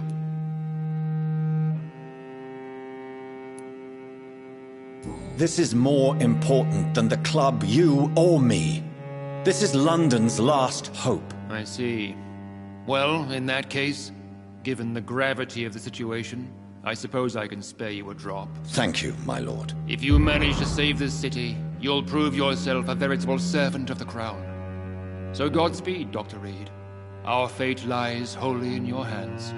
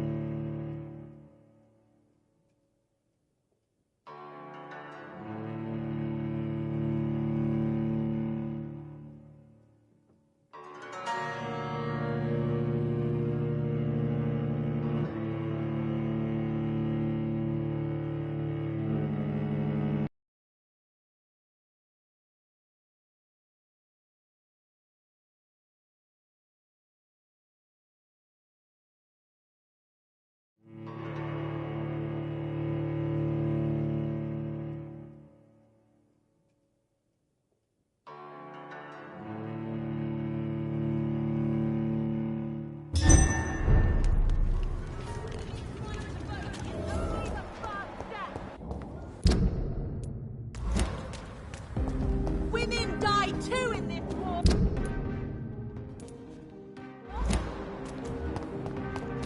Women of all countries unite!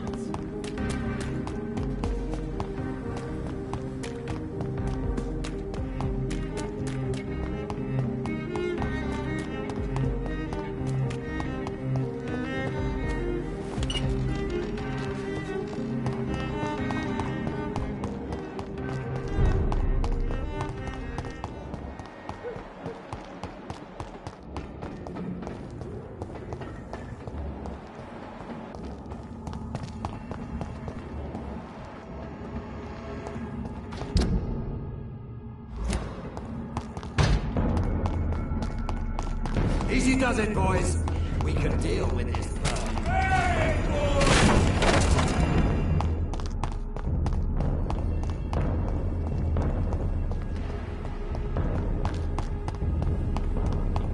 Get them weapons ready! We found one! Die, vermin!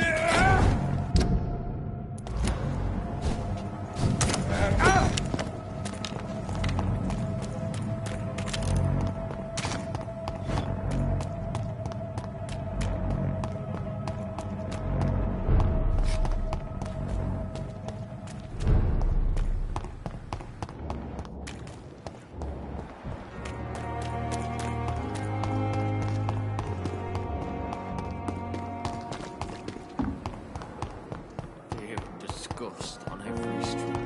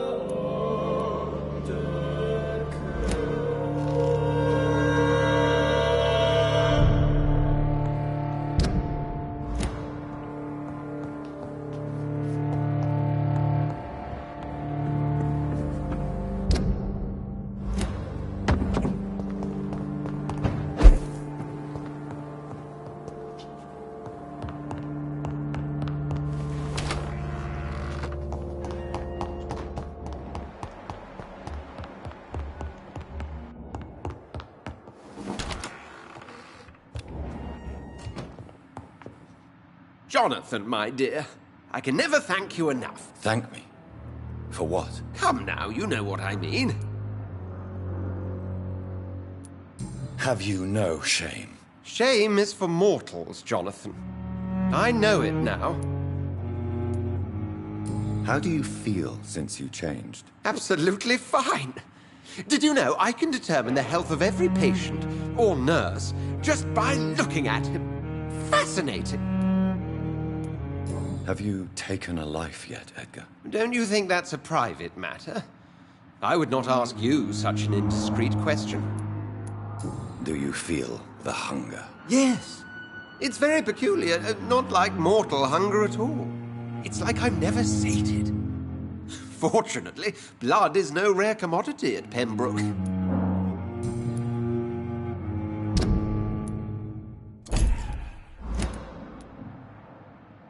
Have you news of Geoffrey McCullum? I'm sure both of you would have quite an interesting discussion after recent events. He left the hospital without being treated for the severe beating you gave him. We'll meet again soon enough. Do you not think he will kill you where you stand? Funny you should mention it. I asked him once what he would do if I were a vampire. He said he would give me an hour for old time's sake. What will you do now that you are immortal? Experiment, my dear colleague. I have an eternity to make scientific progress. I could be the only scientist able to undertake extreme experiments upon himself. My God, Edgar. Did you learn nothing from your forays into folly? I have, I swear. No more experiments on mortals. See? I said mortals. How quickly the mind adapts. What kind of experiments? Who knows? Nervous shock, brain damage, pain and recovery. There's almost no limit to what my body can now endure. I could be the next Henry Head. Will you continue as Pembroke's administrator? Of course. I can help more than ever. And since I'm already dead, I can't get sick. Are you not afraid Priwen will find you? Next time, they will do more than abduct and torture you. I remain a man of peace. If things were to go awry, I would flee rather than slice them up as you would, my friend. Have you seen Elizabeth? Has she passed this way since you returned? No.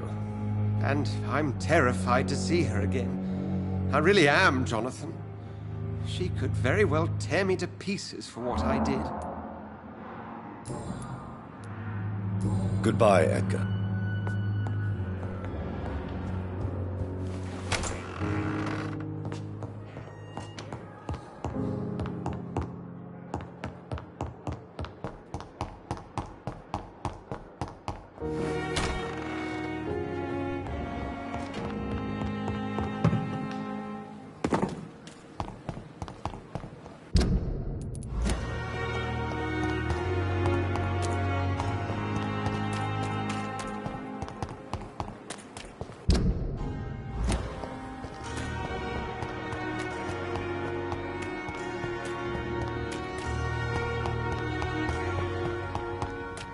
I cannot use garlic, but there may be a substitute in the Pembroke Hospital drug storage.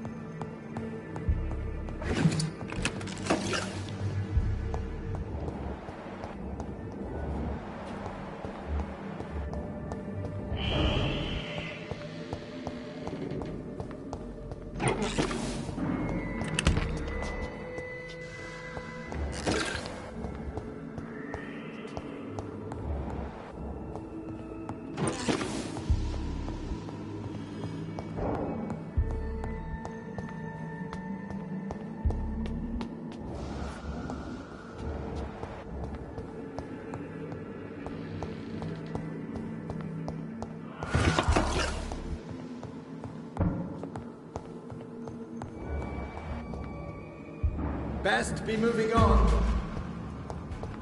It's one of them!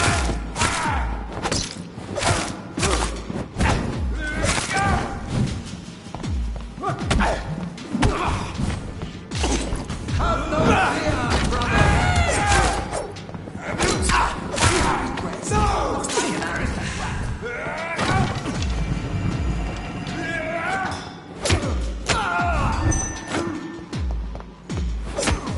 Lord, give us strength!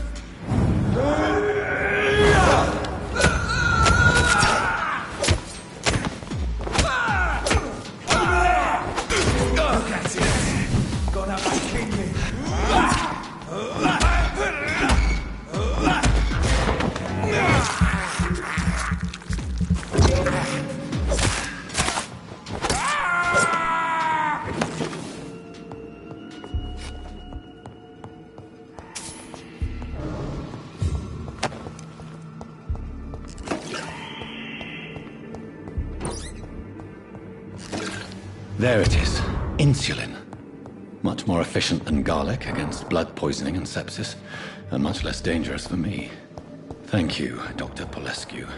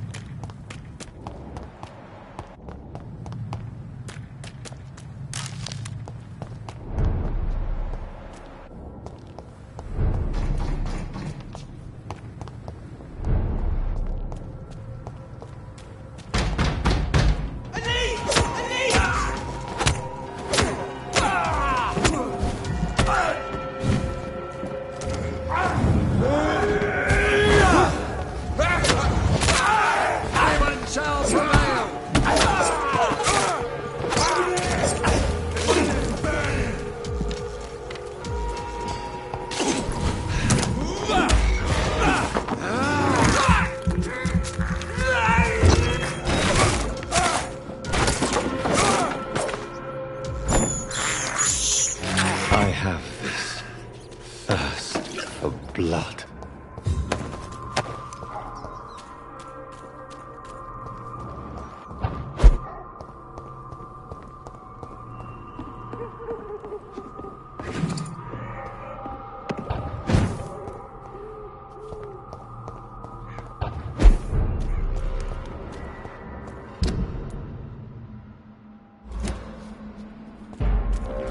I'd step back, sir. Over there! There's one of them.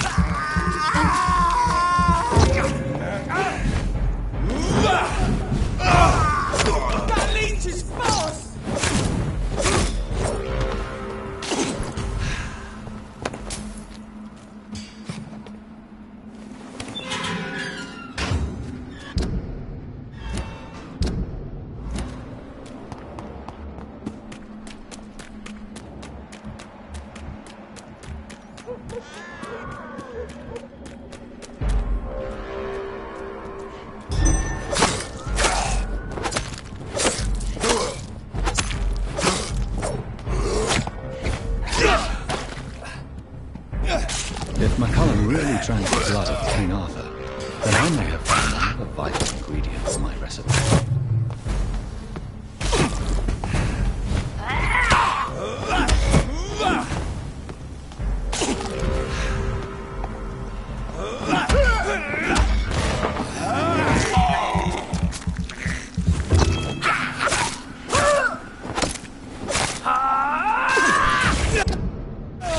Steady, boys! We've got one of them here!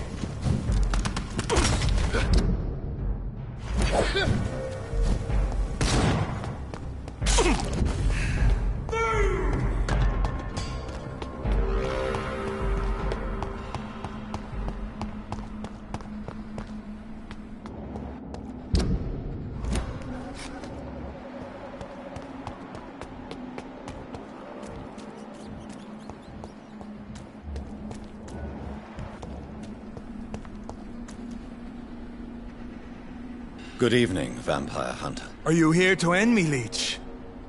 You'll find I will not be killed easily. Not at all, McCullum. I am here because I need you. Really? I'm intrigued. Speak up, then. I need the blood of a king. The blood of Arthur.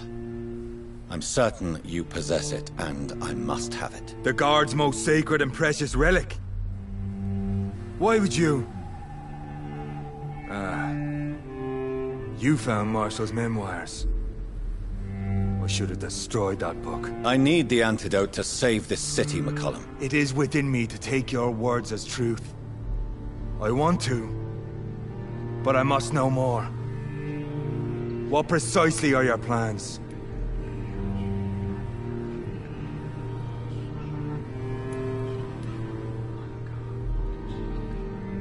I have found the carrier, McCullum. The infection's source. It may be science or some supernatural power that's responsible for all this. But I will harness either or both to end the epidemic. A vampire doctor. My God, you're a terrifying creature. Jonathan Emmett Reed. Do you not understand? We wanted the same thing from the outset. A means to end this vampire epidemic. Not enemies. Maybe that is so. Take it then. I see no other hope for this city. If this is some trick, you will be damned, Dr. Reed. Thank you. Indeed. Why are you here? The man who raised me after the brutal murder of my parents. He's buried here. Were both your parents killed by vampires? Yes. And yet worse. My father returned to Dublin a vampire and tore out my mother's throat. And who was this man? Carl Eldritch. One-time leader of Prewin. He killed my father in front of me. Helped me hunt my brother Ain after teaching me how to kill leeches. What will the Guard of Prewin do now? Will you stop the Great Hunt? Yes. But we shall continue to protect innocents from beasts like you and your red-headed friend. Like me? I am indebted to you for sparing me at Pembroke. But this won't always be the case. I'm no coward like those St. Paul Stowe brothers. How long have you known Lady Ashbury? Where is she? And what will you do to her? We saw you meeting her, so of course we investigated. But she is gone. Our scouts reported she has sold some paintings and departed for an unknown destination. Adieu, vampire hunter. Until we meet again, blood drinker.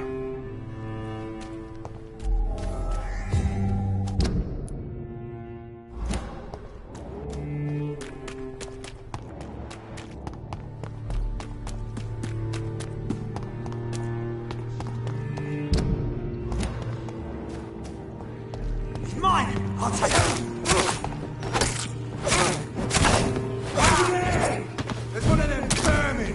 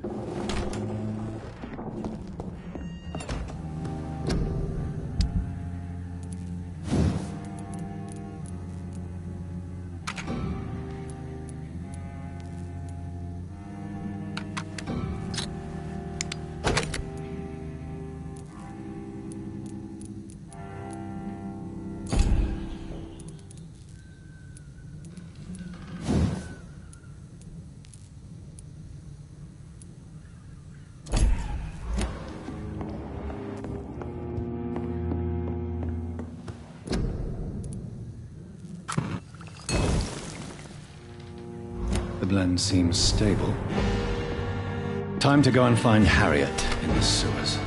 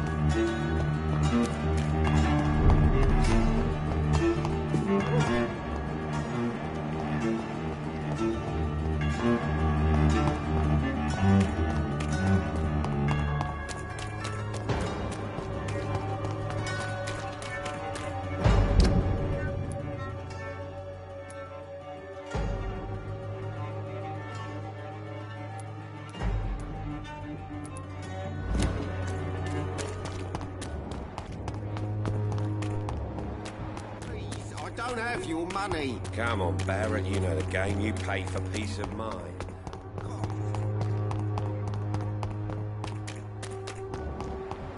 This district seems to get uglier every year. As long as you have the money.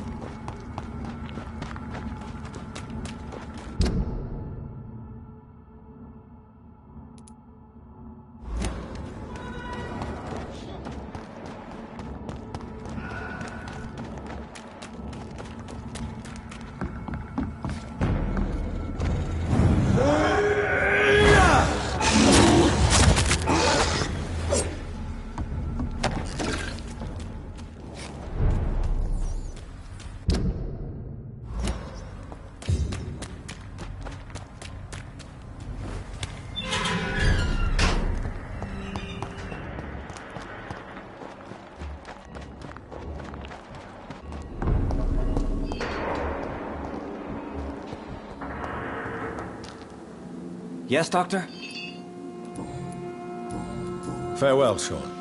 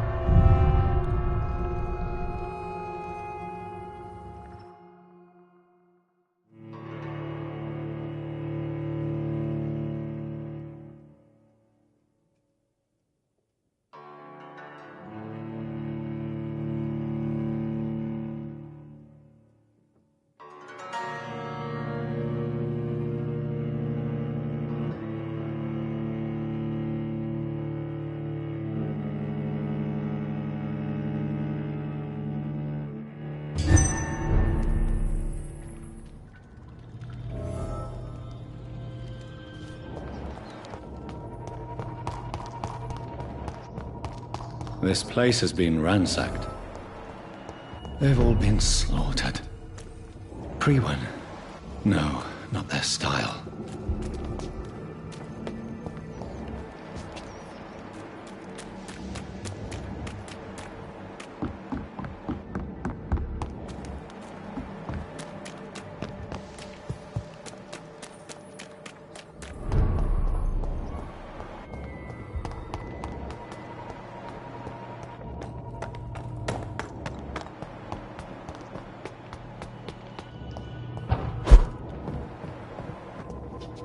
Where is old Bridget?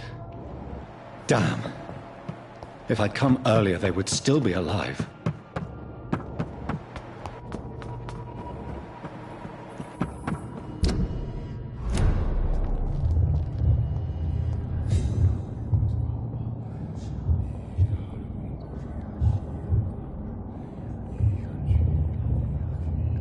Take not a step further, child, for you are unprepared. You, at last. I wondered when you would show your face again. Step away. We have nothing to discuss. Desist, child. You cannot confront the monstrosity unleashed upon this land without due preparation. I shall not allow it. All right. But no more riddles. Enough of the obscure songs and prophecies. I ask questions, and you answer them. My words have been as clear as crystal lakes, my child. You seem unwilling to drink, to listen, to learn. What is your true appearance? I do not understand. This is who I am. Blood? You are made of blood. Surely you are joking. Why would I? And no, I'm not made of blood. I am blood. Blood is what I am since my birth and for eternity. But who are you really? Tell me your name. I am your maker. I am the servant of the Red Goddess and protector of this land. I have many names. Just give me one, then. There are those who call me Merdin Wild, the Wild Horned Man. But I never was a man. I was born out of blood.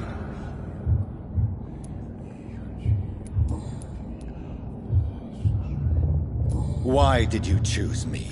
Only you could provide a modern, scientific answer to this ancient, mystical threat.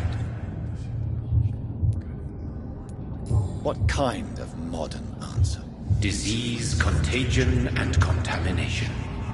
How they course through veins is your dominion, my child. Your choices have made you. Only you can save this land. Speak to me of this ancient threat. The blood of hate. Vessel of the wrath of the goddess. When she awakens, a disaster will be born into this world, for she is hunger and anger. I'm here to stop Harriet Jones. She is the original carrier. The well from which this corruption flows. I have heard you, but be wary. Harriet Jones's mind is no more. She has metamorphosed into an apocalypse. Born from, drenched in, and driven by the blood of hate.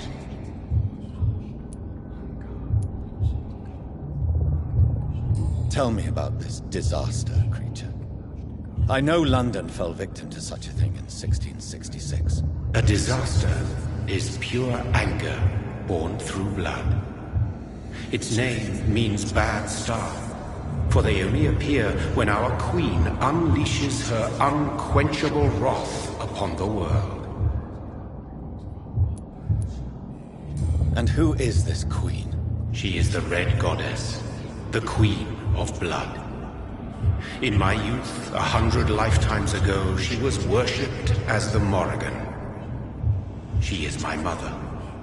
She is yours, too. The Morrigan? The Celtic goddess of war? Is this a ruse of some kind?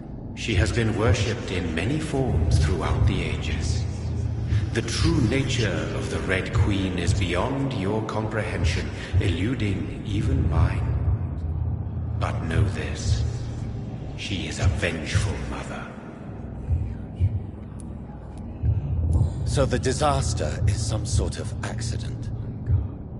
A disease vampires carry dormant in their blood, waiting to emerge. That's your modern answer. But a disaster is at the same time both less and more. Tell me what it is then, in your own words. A disaster is the pure will of our queen. Whenever she dreams of walking this earth, she awakes in this putrid vessel.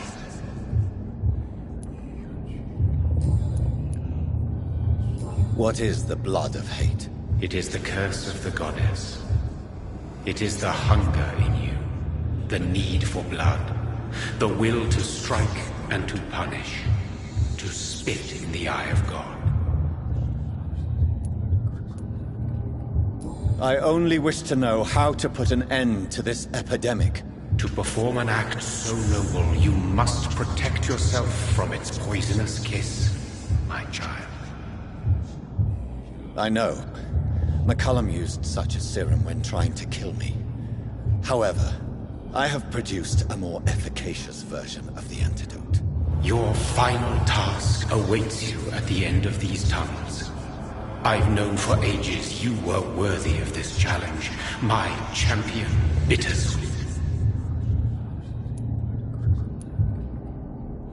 Will it be over then? Once I've defeated this creature? Yes. The threat will dissipate like so much smoke, for you will have purified its source. And then what? What will become of me? How would I know? I am no god, and your fate is in your own hands. For you are our champion. What will happen thereafter? What future awaits me beyond these dark tunnels? Your fate, my child, and the fate of this land. A disaster is about to enter this world to smite us all and teach us humility. You are our final hope. You tricked me. My sister died for your schemes. I have brought suffering and tragedy into this world. I am not, nor will I ever be your champion. Very soon you'll come to know that sacrifice is sometimes necessary. I understand the grudge a child bears towards his father and mother. Be brave, my child.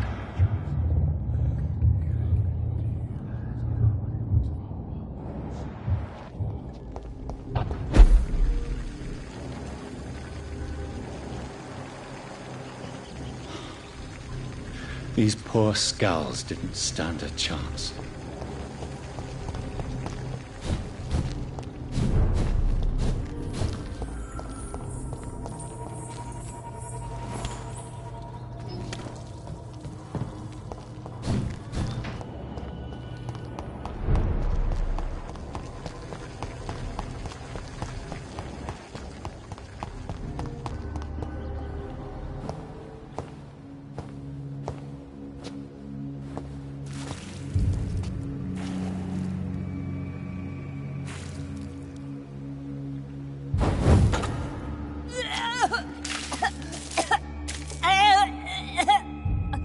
Oh, I'm sick. So sick. Doctor, help me, please. I'm in such pain. I'll be glad to be of assistance. Ah, like your help, Doris. Liars! All of you!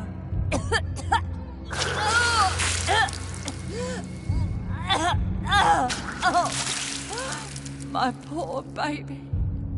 I've been such a bad mother. But the Queen herself forgave me. Gave me another chance. Harriet, You must stop all of this. I can't let you infect anyone else. How dare you interfere with the Red Queen's plans, Doctor? How can you stop the course of nature?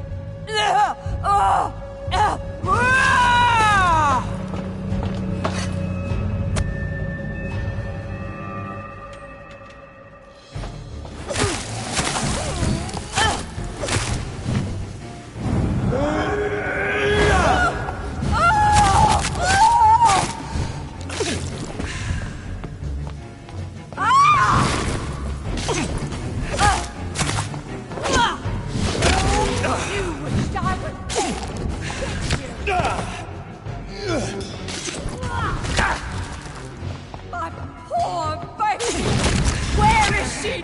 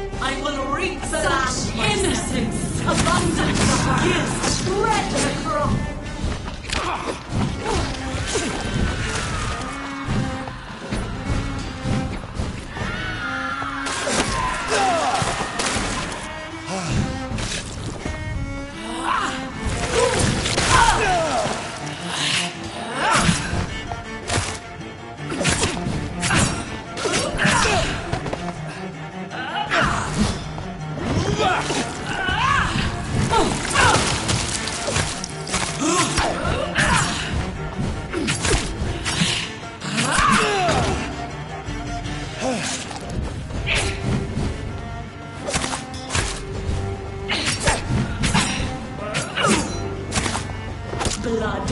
Feed me. Give me their lives.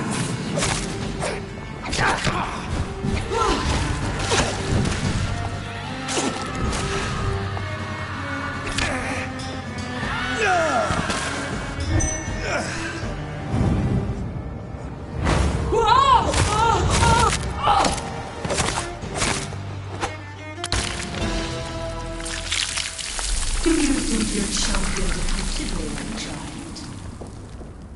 No one could ever defeat you, mother of us all, for you are our every root and leaf. You've always been my most amusing son. Then go back to sleep, my queen, and smile at us from your dreams. Did they feel my wrath? Have they suffered enough? More than ever, mother of us all. Until the next time. Until the next time.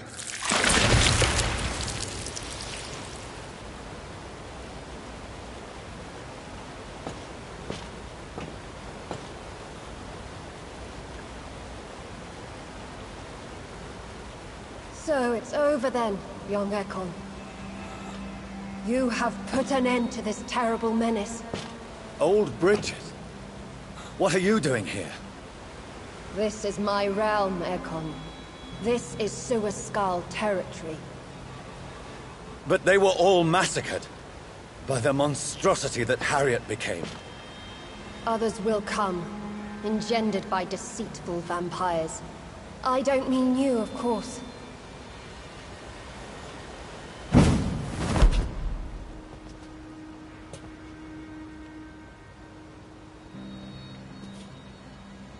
I thought you'd been slaughtered, with all the other Suascals. I was up above, in search of help when Harriet suddenly turned into that thing.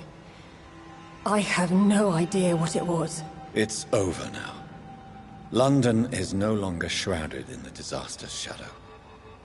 We're all safe. Yes, you prevailed in the end. I hope you'll forgive me for the way I treated you when first you presented yourself at our gate. No need to apologize, really. Perhaps there will be no stories told or songs sung of what happened here today. But I'll know the truth. Jonathan Reed, newborn vampire, stepped forward and saved us all. I'm honored to be part of this city's legend. Thank you, old Bridget. May I ask you just one question? How could I refuse you anything now? I'll answer just as I answered Lady Ashbury when we met a few nights ago. Who are you? Really? I was born with the name Bridget Eleanor Wellington. In 1738, my beloved and immortal husband decided to preserve my beauty and youth forever by making me drink his blood. You were Lord Redgrave's wife. Then the pompous fool rejected you, did he not? It was about 200 years ago. Peace found me in time. And I sincerely hope it will find you too, now that all is over. No, it's not over. I may have ended the vampire epidemic, but I still need answers from the woman I love. I feared you would say that. Go then, young Ekon, and face your fate.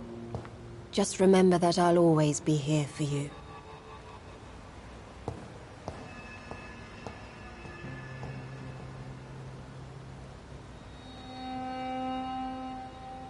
London has been cleansed. This catastrophe came about when an ancient, malignant will crossed paths with mortal imprudence. For now, we are safe. For now. My craving for blood remains.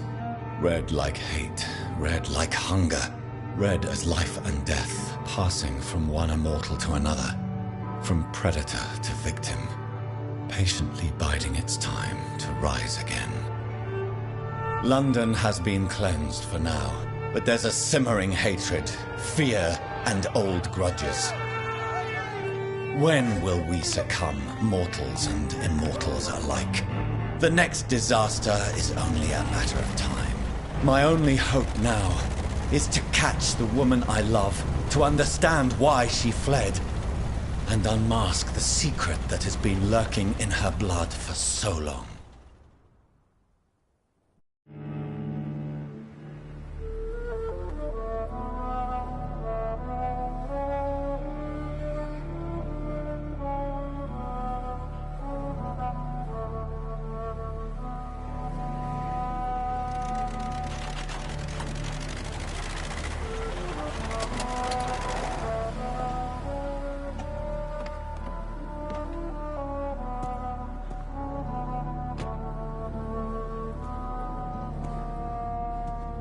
Well, this is it.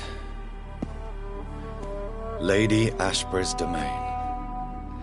Why am I not surprised it's not on any maps? I'd better hurry.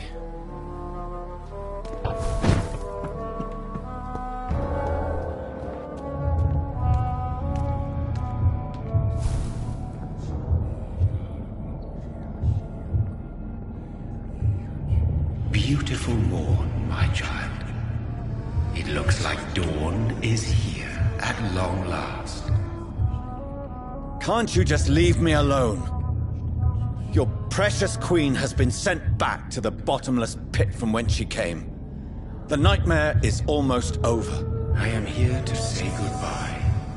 The sun's warmth exhausts me. Soon I will rejoin my queen in her endless sleep.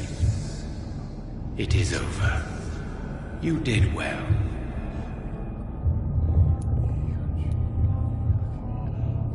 Why did Harriet Jones become a disaster?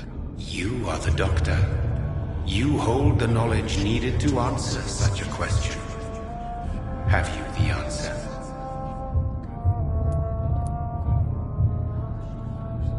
I noticed that all the Icors were female, as if a male couldn't endure the metamorphosis.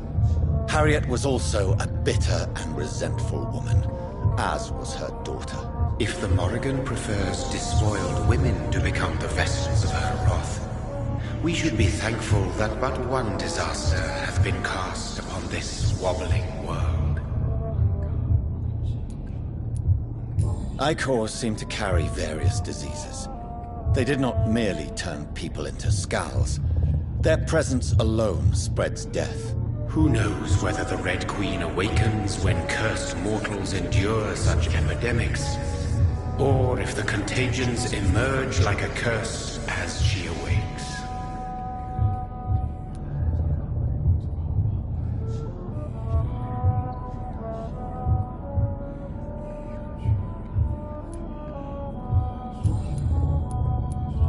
So our beloved mother will just go back to sleep, now that enough people have suffered. Is that it? No, Jonathan. The Morrigan has been appeased because you dared confront her. You have prevailed, my bittersweet champion. And what are you to her? Her counterpart? Her opponent in some timeless game? She is my mother. My dreadful and sour-tempered mother. She is yours too, in a way, but you are not born from her terrible womb like me. You are but a distant child.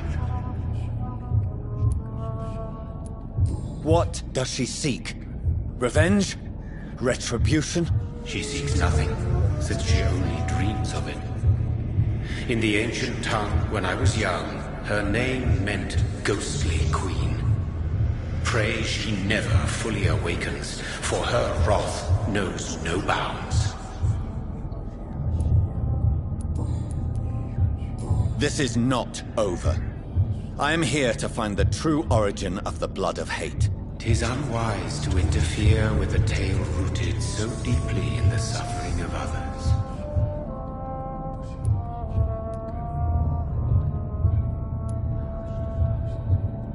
What will become of the Brotherhood? I foresee trouble for them now that your progeny considers becoming the new primate. But I'm certain the current primate has no wish to resign. Exactly. And I am not fully convinced your progeny truly understands what dreadful power he is about to defy.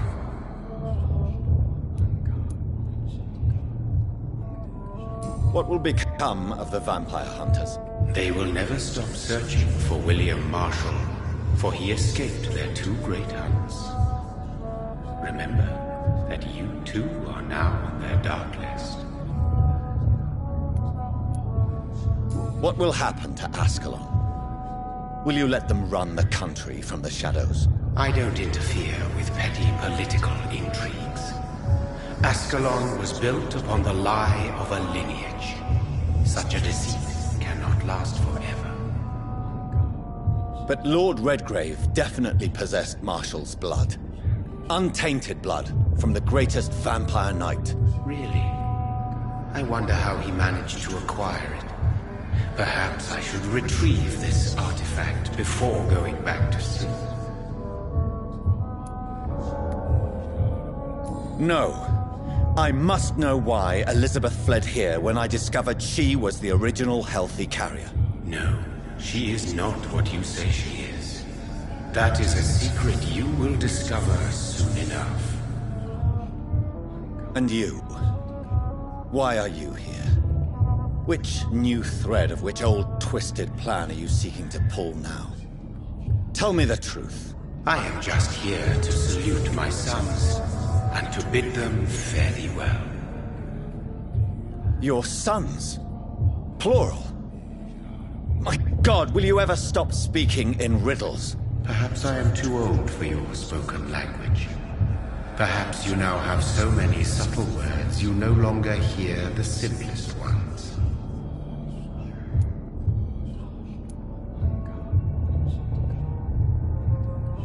Who are your sons? Why do you bid them farewell now? You are my son, as is William Marshall. This is madness. How many have you created? Who else? Shakespeare? Isaac Newton? Alfred the Great? Francis Drake? Thomas More? Guy Fawkes? My progeny is scarce, for I rarely feel the urge to protect this land anymore. But yes, one of those you named is your immortal brother. Maybe you should meet one night. So that is all we are to you? Puppets you create to defeat some threat born from a dreaming devil? No. You are my sons. I am proud of you. I mourn when you fail.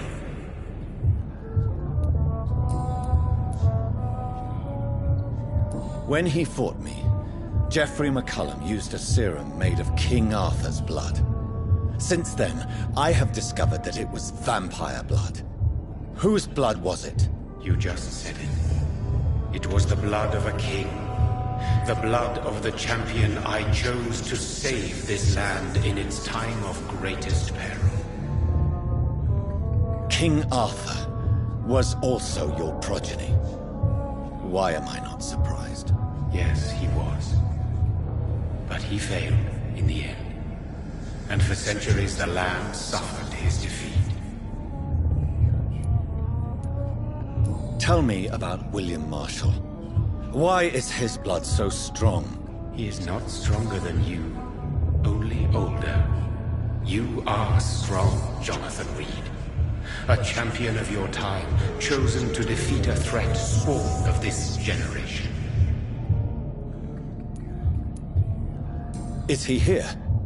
Is William Marshall here? Is that why you're here now, too? Have I not already answered that question? His blood was not tainted. The blood Lord Redgrave possessed. That which I used in the serum. But what if it had been? Then you would have failed, I suppose. For the blood of hate would have corrupted you too. Speak clearly, then. And answer my last question. What is it? Did I defeat the epidemic? Now you've found the castle, Jonathan Reed. Only you can answer that. Farewell, my child. I shall dream about you soon.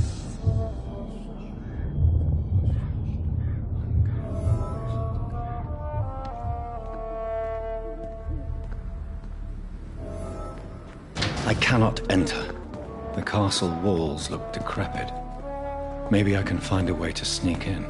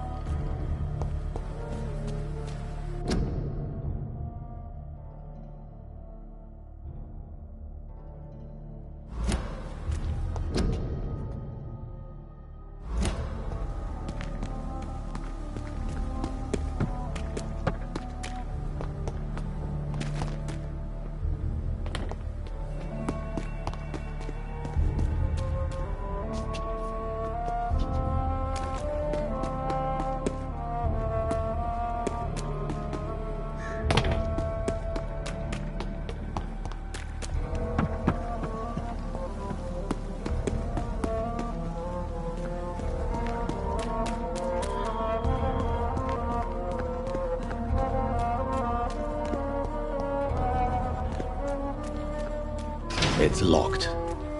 The lady of the manor isn't expecting visitors.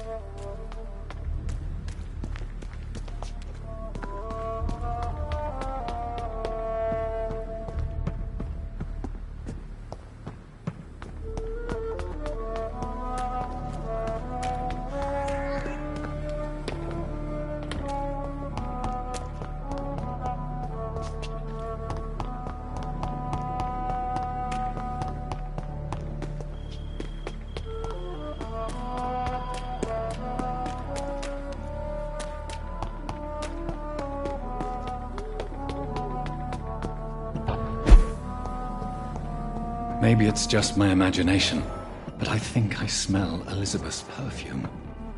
She must be here somewhere.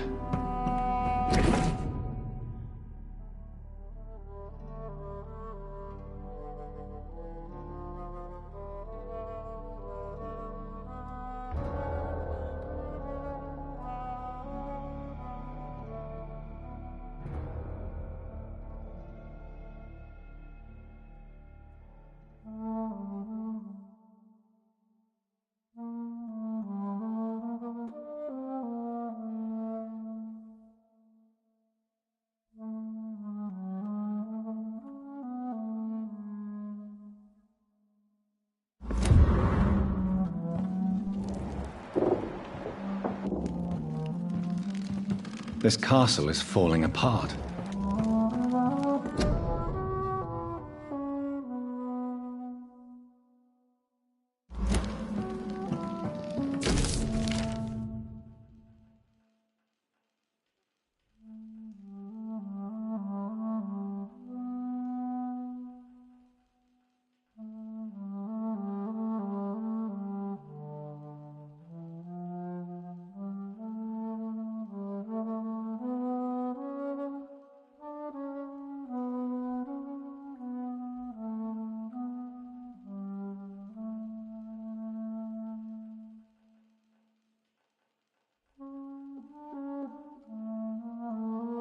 Like most castles, this one has a crypt, and it holds something special inside.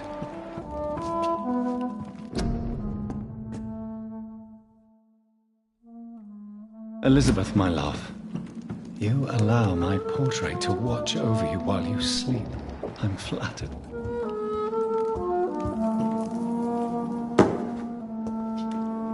That sweet fragrance, Elizabeth's perfume.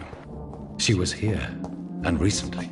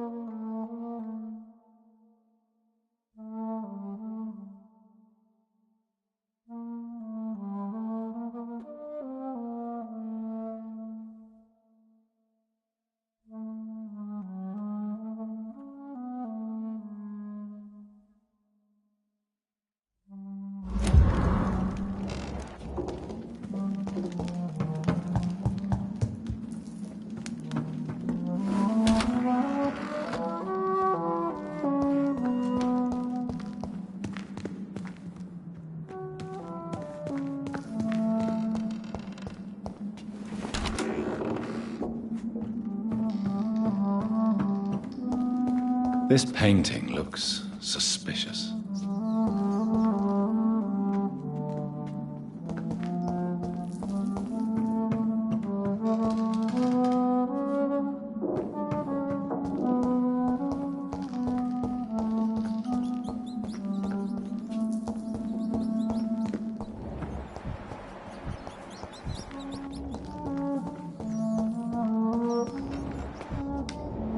A sword and a moon are the symbols I should look for.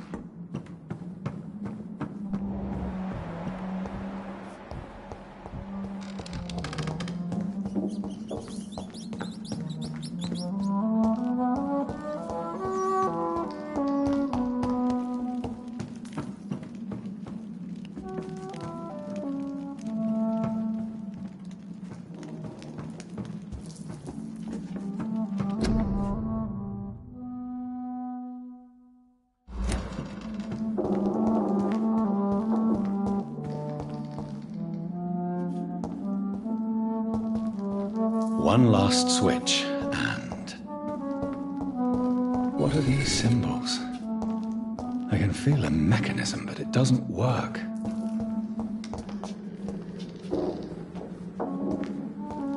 One last switch, and...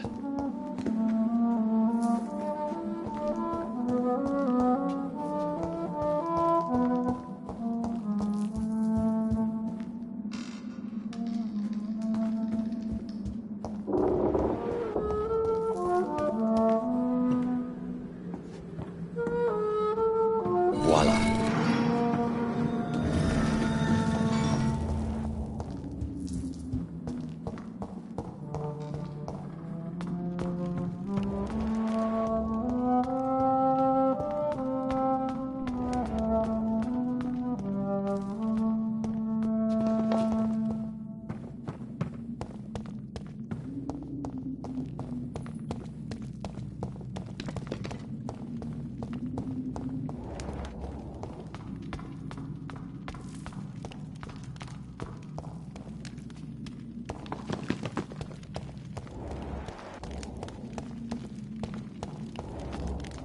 Drop your sword, Father. You have nothing to be afraid of.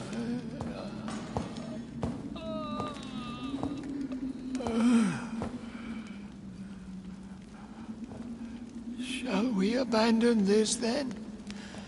Shall we lower our heads? No. Never. You taught me that. Blood is approaching. Old but young. How strange. Shall I drink it? Smite it? No, Father. He is a friend. Please, rest. I'll take care of it. Caution, Elizabeth. Deceit runs through these veins. I know, Father. What took you so long, Jonathan?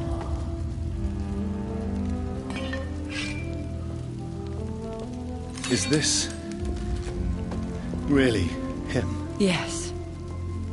This is William Marshall, 1st Earl of Pembroke, servant of 5 mortal kings, former regent and saviour of England. The greatest knight who ever lived, according to some, And you called him father. For he gave me eternal life, and much more. I have so many questions, Elizabeth. You always had questions, Dr. Reed. Now that I stand before you both, in this vault, I know not where to begin. We still have a few minutes left. Will you go back to London? No, Jonathan. I do not intend to. And what of your daughter? Charlotte is a strong, independent woman who's about to come into money. I took care of everything. Now it's time for her to shape her future. Why did you flee here? When you told me I was the healthy carrier, I had nowhere else to go. You mean you had to return to the real source of this scourge? Yes. To end it, once and for all. Where are we? What is this place? This is the Ashbury estate. I inherited the title when I purchased the castle. Is this your retreat? Something of a secret place? It's more of a sanctuary, really. This is where I take care of my father. Ever since he became unwell. Are you not afraid someone might discover you here? It's not that hard to find. Do not assume that I would hesitate to silence anyone who tried to reveal my secret. Fortunately, it has rarely come to that. I have destroyed the disaster, this creature that Harriet Jones had become. The epidemic is no more, and London will recover. In time. Yes. You did well, Jonathan. You truly saved the city. Yes, we did. Despite all obstacles.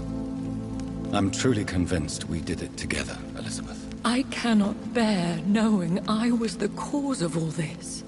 Through the use of my own blood. No. This catastrophe was the result of unethical experimentation. And the will of a creature so inexplicably evil, she exceeds all the terrible wonders I have seen since my death. But it was my blood all along. My corrupted blood of hate. The poisoned blood of my father. A healthy carrier. That's all I am.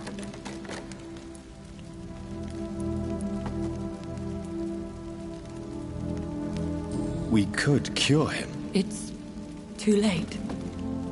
The blood of hate has run for too long. The antidote would not work on him. I tried. Believe me, I tried.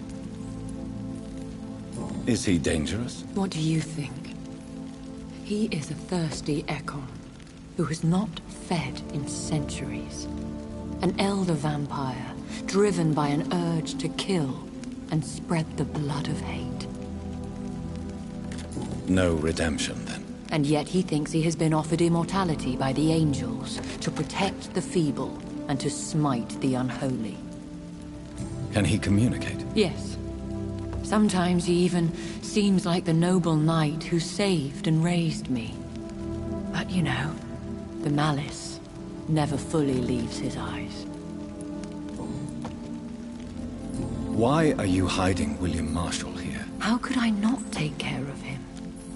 He sacrificed himself by giving me the only dose of antidote he had. He gave you the antidote? Yes. And in doing so, he knew he'd have to be confined here.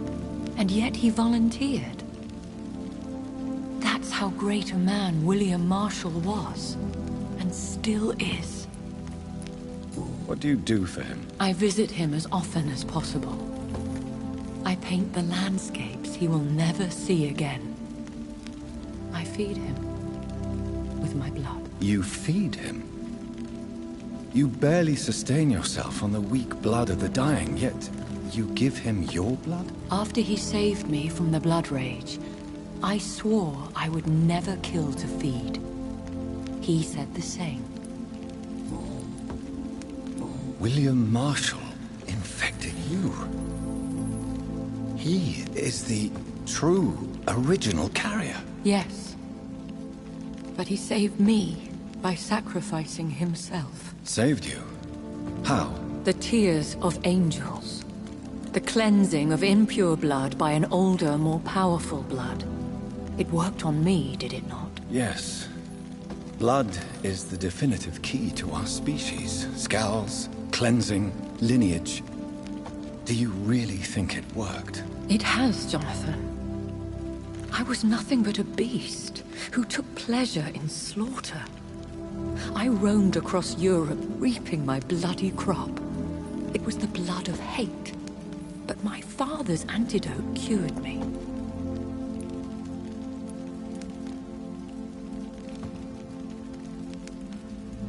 Who are you, really?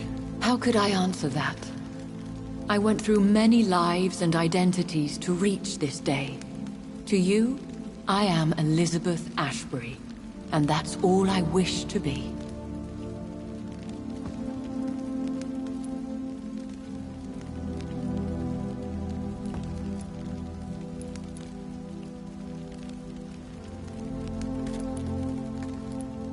I understand.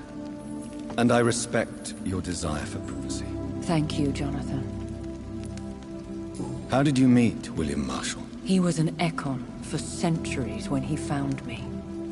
He saved me from certain death by making me his progeny. Why did he choose you? You should ask him that. Did you ever blame him? Not even when he was infected and bit me. He is my father. He raised me. He taught me how to behave. What about us? What do you mean? You know my feelings towards you, Elizabeth. But you left without a word. So I'm worried about your feelings towards me. I love you, Jonathan. I've loved you since the moment I saw you rescue poor Mr. Hampton in that filthy slaughterhouse. Forgetting the danger as you turned your back, like the newborn fool you were. You should have told me. No, Jonathan. The William Marshall myth lies at the heart of so many hostile plans. I could not risk jeopardizing his safety. So why did you come here? You knew I would follow you. I can't let you go. Because I know now the blood of hate is still in my veins. No one but I can put an end to this tragedy. I can help you. You can trust me, Elizabeth. I know, Jonathan. You have been the most loyal ally these last few weeks. But this is my duty. Would your protege agree to speak with me? I have so many questions for him. Go on, Jonathan. But be careful.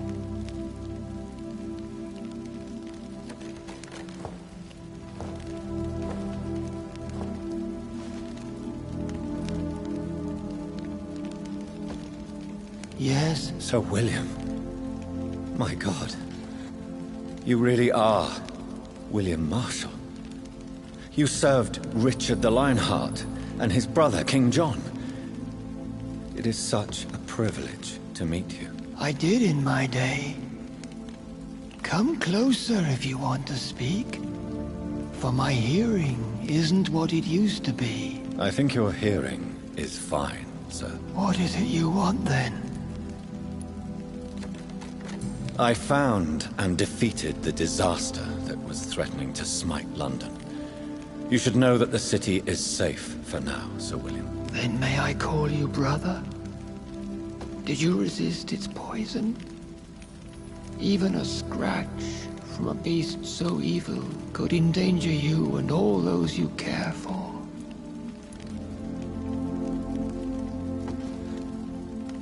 You also defeated one in 1666.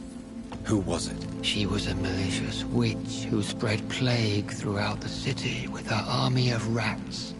She had been hiding in a bakery in Pudding Lane for months when I finally found her. How did you defeat it? We fought for hours. In the end, I had to lock her in St. Paul's Cathedral and burn the building down. I wanted to be sure she was destroyed. I found your research on the antidote. The tears of the angels. What ingredients did you use? Once I understood what the ingredients were, I used the tears of King Richard and the pure blood of the valiant Boadicea. King Richard and Boadicea? How did you find such relics? It took me many years to locate their hiding place. Then I had to learn the formula. If I recall, it belonged to an ancient brotherhood. The Order of St. Paul, I believe. And did it work? Yes. The tears cleansed my poor Elizabeth's blackened heart. It was such a blessing to see her smile again. The blood of hate. How does it affect you?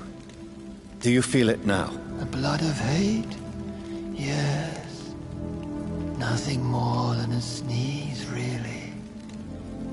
A sneeze held for so long, you could blow a fortress down if you released it. Can we speak about the Morrigan? The Red Queen? What of her? You met her, did you not? Just once. But she never ceased to sing to me. I love her song. It is a song of blood and war. I only wish she would sometimes let me rest. Do you know who she is? I don't want to discuss this in front of my sweet Elizabeth. Why? For a time, she too could hear the Red Song. The steps she danced to its melody brought pain upon the world. I would like to ask you about vampires. Vampires? What about them? Considering your experience, please tell me what you know. They are terrible creatures. I have seen and fought many in my time. Foul temptresses with sharp claws and shrieking beaks. I have never seen such a creature. What are you talking about? Of course you've never seen a creature like them. Vampires are deadly, swift and implacable. Where did you encounter such creatures? The last time I saw one was in a Celtic temple near Salisbury. A terrible and god-forsaken place full of ghosts and pestilence. Do you remember Myrddin, your maker? Only God is my maker, for he created everything on this earth. He blessed me with eternal life through his archangel, Michael. But Myrddin, Michael, is a vampire. He made you a blood-sucking creature of the night. Blood, yes. I used to drink it from the throats of the unworthy. Then I was punished for my deceit. During my penance, I rely entirely upon my sweet Elizabeth.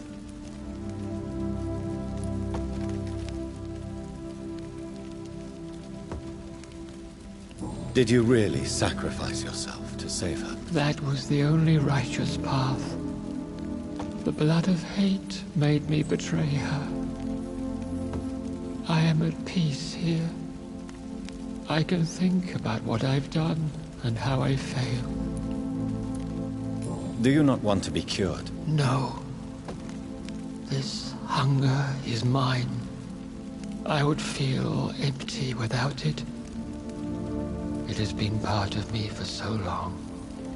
All I want is quiet. Silence. You agreed to be confined here, then? Yes. Once I was sure she was cured, I asked to be locked down here. I deserve it. The world needs it. How did you meet Elizabeth? Times were tough. I had awakened to protect the land from a new plague. I heard her sing for her dead family. Singing for her death to come. I chose to save her. When was that? It was so long ago. A few years after Elizabeth of England and Catherine of France established their alliance against Spain. What did you do? I raised her as my progeny. After she left to see the world, I rebuilt her deceased parents' inn. Owned it as William Thorne for a time. Those were good years.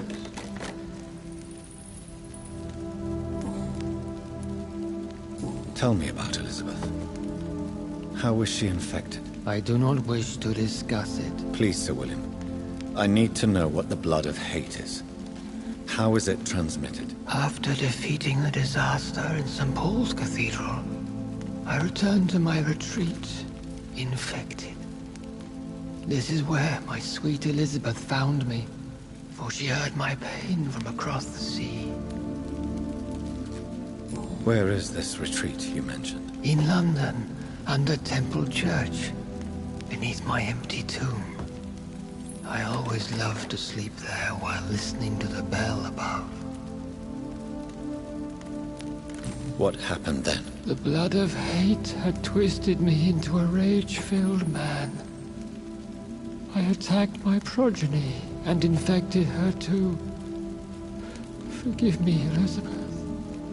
I failed you. You bit her again? Is that how she was infected with the disaster's blood? I think I understand now. Elizabeth fled, and I fell to my knees, begging for forgiveness.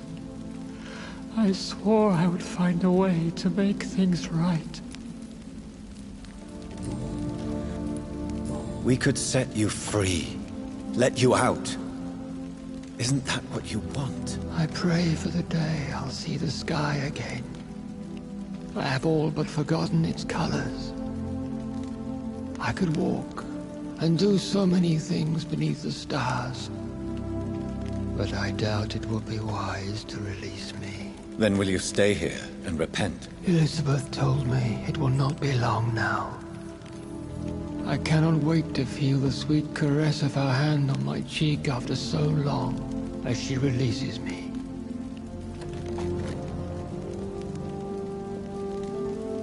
Has the time come? Yes, Father. Why not unleash me then?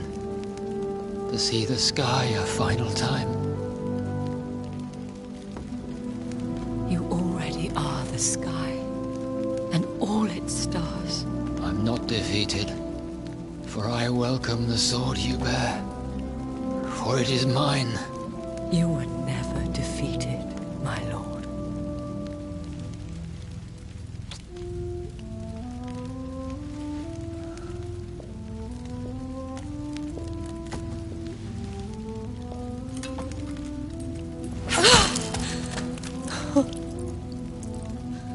Farewell, Father.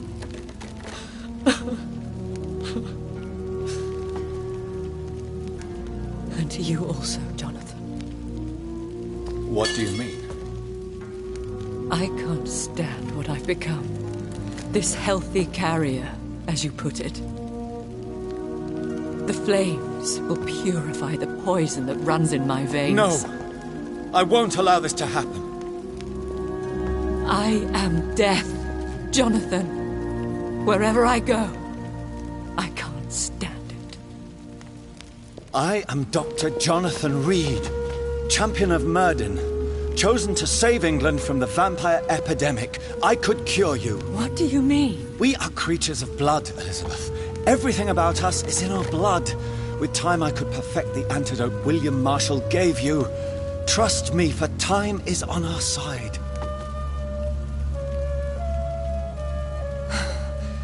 That is a risk I cannot take, Jonathan. I won't bring another such disaster into this world. Elizabeth, no. Trust me. I can save you. How could I trust you, Jonathan? How could I take such a chance? I'll stay here with you then. As long as we must, until I find a cure. You have no idea what you're talking about, Jonathan. Despite his madness, William was strong enough to start the centuries. I doubt we can do the same. That's where you're wrong, Elizabeth. Since I murdered my poor Mary after my rebirth, I vowed to never take a life again, and I've succeeded. I'm not sure I have the strength of character. I'm not like William. I'm not like you. Let me teach you then. Come with me, my love. Oh, Jonathan, if only this could be true. I really don't know. We'll run away. Go to the deepest forests, the highest mountains. Untouched by man, we'll hide in solitude until I find a cure. Do you trust me then? Until the end of the world, my love.